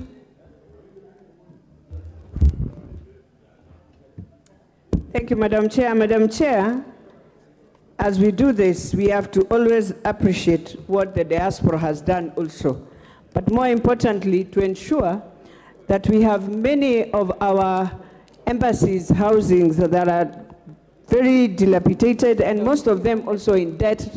Madam Speaker, there is need to see, as much as we are doing this, how are we ensuring also where the diaspora can walk in and find services is well resourced. So I support, but there is need to do a lot of things to ensure that what we give in is also there to support them and to ensure they have a place to enter as a Kenyan place. Thank you, Madam Speaker. Thank you. I now put the question that the program under vote 1054, as read out and sums allocated in the schedule, be approved. As many as are of that opinion say aye. As many as are of a contrary opinion say nay. The ayes have it. I now put the question that a sum not exceeding 1,314,000,000 Kenya shillings be issued from the consolidated fund to complete the sum necessary to meet the recurrent development and expenditure during the year ending 30th June 2024 in respect of vote 1054. As many as are of that opinion say aye. As many as are of a contrary opinion say nay. The ayes have it. Vote 1064, State Department for Technical, Vocational Education and Training. I propose the question that a sum not exceeding 28,323,796,448 Kenya shillings be issued from the consolidated fund to complete the sum necessary to meet the recurrent and development expenditure during the year ending 30th June 2024 in respect of vote 1064.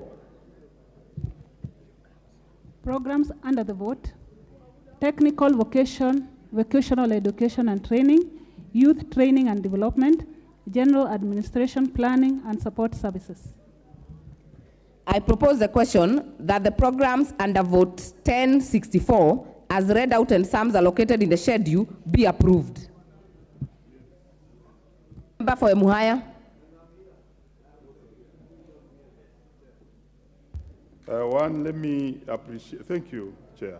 Let me appreciate the Budget Committee for having increased this vote to deal with the TVETs. But as we do that, I hope the increment in allocation will facilitate now every region to get a TVET. But above all, to have those TVETs get facilities and equipments for them to operate, because currently they don't have the facilities. I also want to appreciate that the remuneration for the TVET teachers was really improved, and want to appreciate, but there's still room to do more. Thank you, Chair. Thank you. Member for Bumula. Okay.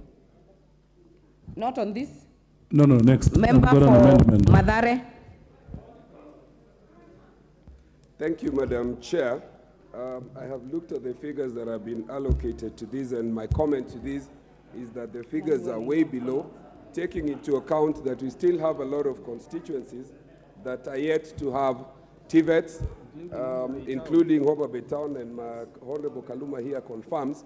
There are also places where TVETs have been done to a certain level, and funding has been coming in bits and pieces. And given what this government has said they want to do with SMEs, small businesses, employment for young people, skills acquisition can only be achieved if you put money, and I see the Honorable Majority Leader agreeing, you put money in putting TVETs to complete my Mathare one, and the Homa Bay one, and all the others that have not taken place. So I want to suggest that this should have been enhanced. Thank you. Majority Leader.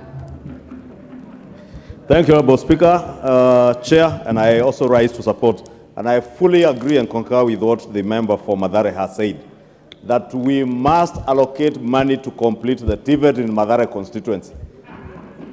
Specifically Mathare, Honorable Speaker, because it is one of the constituencies in this city that has a lot of young men and women who would benefit from the skills being taught at our TVET centers.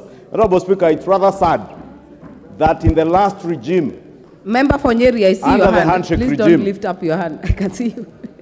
Honorable Chair, this particular vote suffered immensely out of politics, Honorable Speaker. And money was being removed from this particular vote with the apparent reasoning that it was William Ruto, then Deputy President, who was pushing through the agenda of TVETs.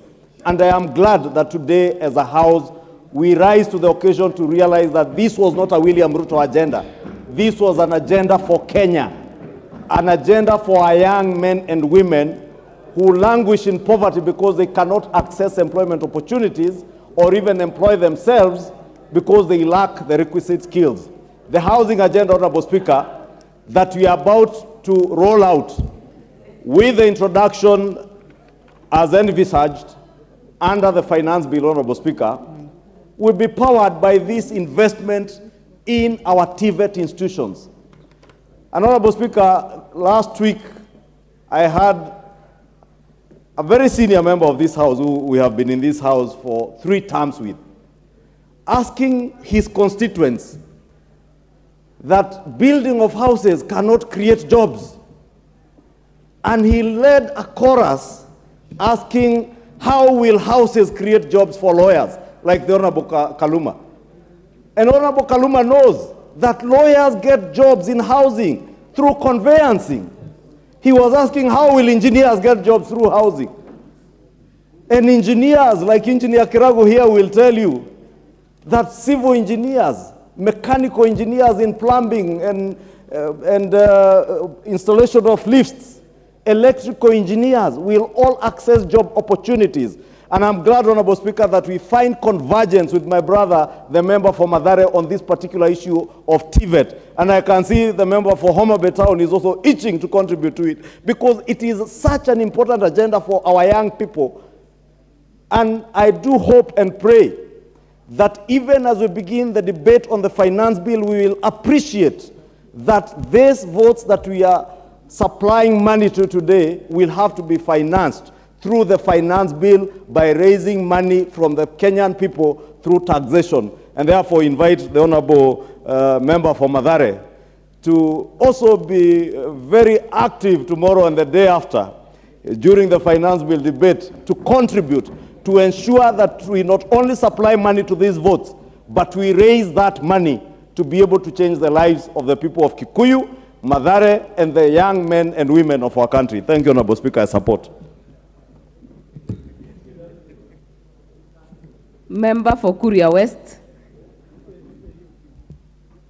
And for those who are coming in as the committee of supply is going on, we agreed we use the intervention button for this specific, if you want to speak to a specific issue, so that I'm able to pick you. Member for Kuria West, Honorable Matthias Robbie.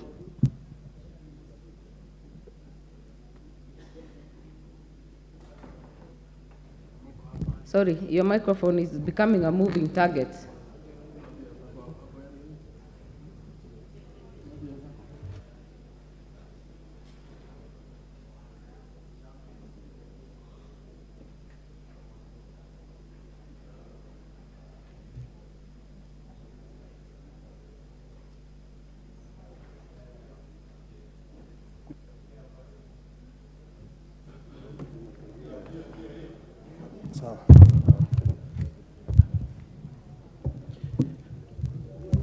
Thank you, Madam Chair, for this opportunity. Also, I stand here to support the allocation for technical vocational education and training. We know this has uplifted many of our students, so I stand to support, and we know if this even can be increased so that it can support our people. Thank you, Madam Chair. Member for Nyeri, Honorable Rahab Mukami.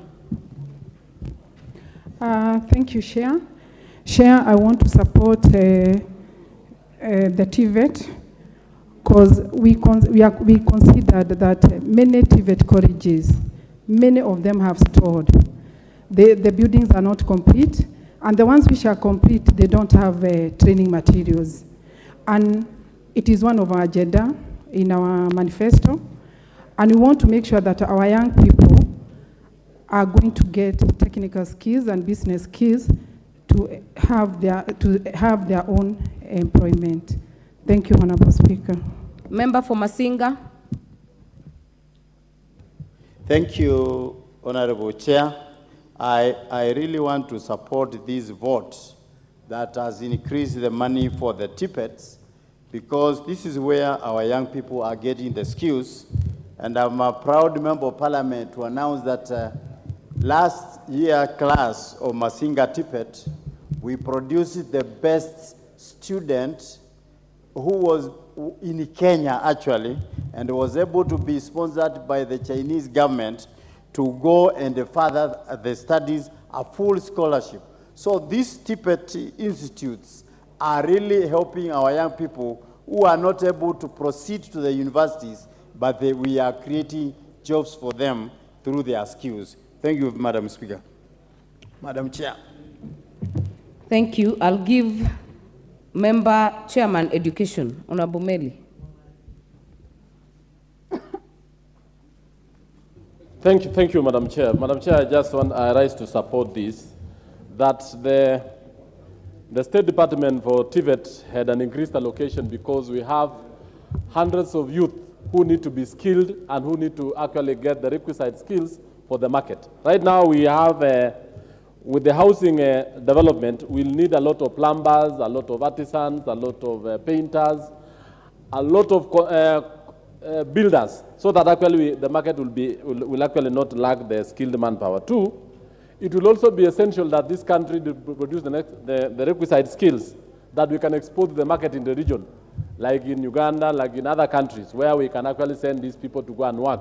The other day, there was a visit by my committee in Germany and Western Europe.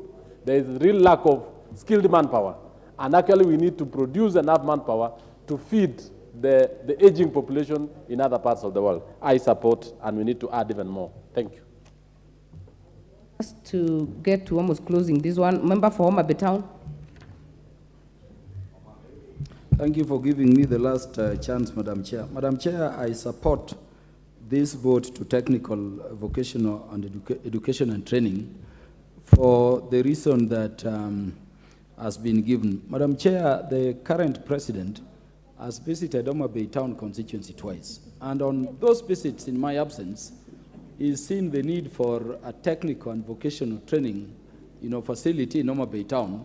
Madam Chair, which is the headquarters of Homa Bay County, and you know what that means. All those young people are there, idling, not trained, jobless. Madam Speaker, I want to agree with the people who are saying that we give this particular vote not only this money, but if there is opportunity and resources allow in future, we give it. And Madam Chair, let me underscore that once this money is supplied, I'm tired of visiting the Ministry of Education and particularly this department over that need in Homa Bay. May they, if they still want to avoid it, just honor the word of the president so that the people of Homa Bay Town, those young people can also be trained. Madam Chair, otherwise I fully support.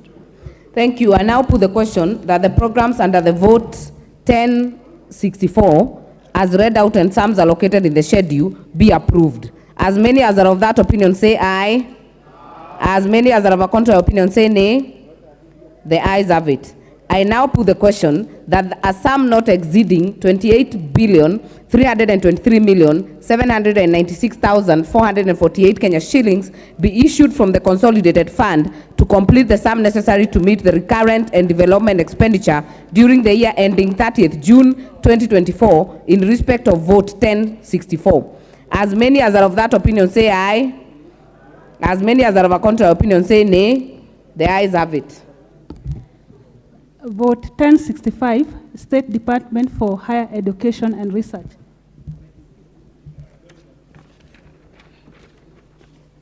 I propose the question that a sum not exceeding 128,603,869,981 Kenya shillings be issued from the consolidated fund to complete the sum necessary to meet the recurrent and development expenditure during the year ending 30th June 2024 in respect of vote 1065. Programs under the vote: University Education, Research, Science and Technology and Innovation, General Administration, Planning and Support Services. I propose the question that the programs under vote 1065 as read out and sums allocated in the schedule be approved. There is a proposed amendment. Honorable Wamboka, member for Bumula. Chair for PIC Education Governance.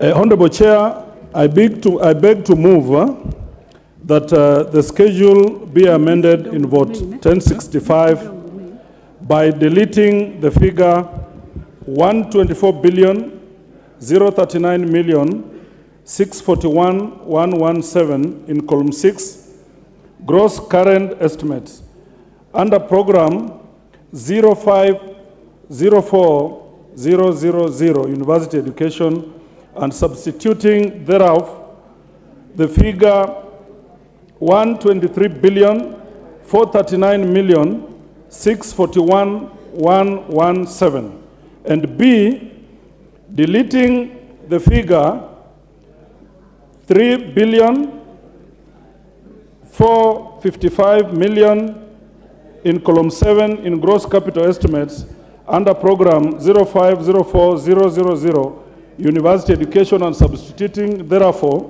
the figure 4,055,000,000. Madam Chair, the intention of the proposed amendment is to reduce Kenya shillings 600 million from the allocation of GOK-sponsored students who are admitted in the private universities and reallocate the same amount, 600 million, for infrastructural support for public universities.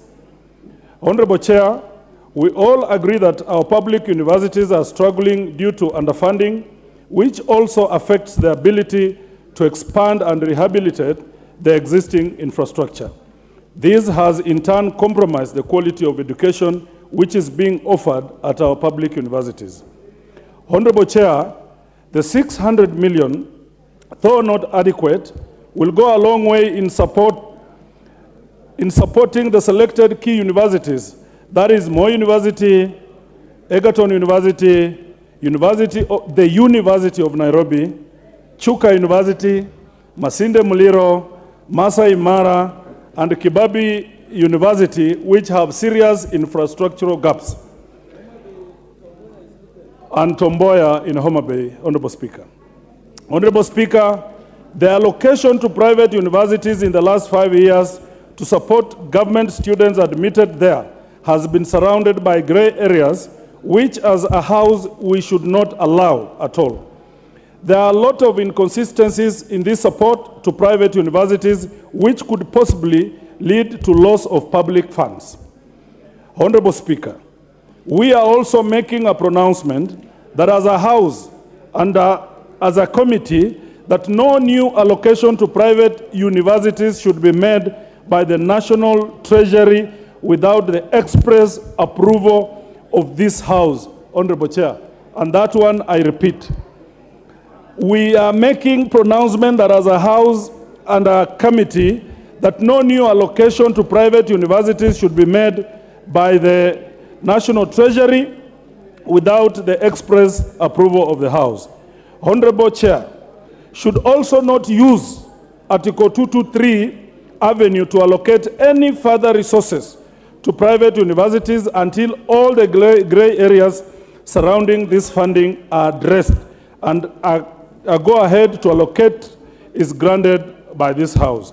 And I think on that, Honorable Chair, the Majority Leader will help us to ensure that they pin down the CS Treasury to adhere to this. Wind up, Honorable Member. My committee of PIC Education and Governance has resolved to order for a forensic audit to be undertaken on this allocation.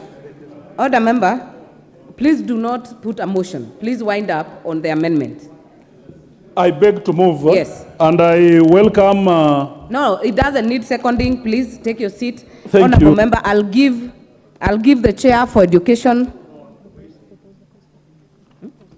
Thank you. Wait, Chair. Honorable Member, wait, hold on. I propose a question that the program University Education opposed. Now, Chair for Education, you have 2 minutes. We agreed 2 minutes maximum. Yes. Thank you, Chair. First of all, let me commend Honorable Mboka for moving this amendment, and I want to support it. Honorable Chair, the Education Committee looked into the State Department and the MDS. And we went through every State Department and realized that there are certain government agencies, actually departments that actually waste public funds. One of it is the government allocation to private universities.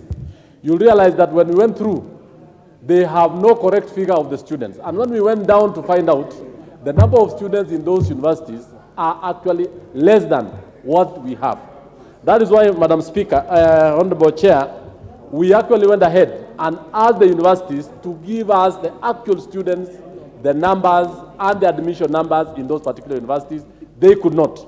In fact, the national universities or the public universities have been suffering a lot of underfunding because of influence peddling by the private universities, and they get more funds than they do require. In fact, when we went ahead, they had been allocated 4.2 billion. And yet this year, they have no first years. Last year, they had been allocated 3.2. So they have been allocated 1 billion more. When we investigated that, we found out that the student population is less than what they actually given out.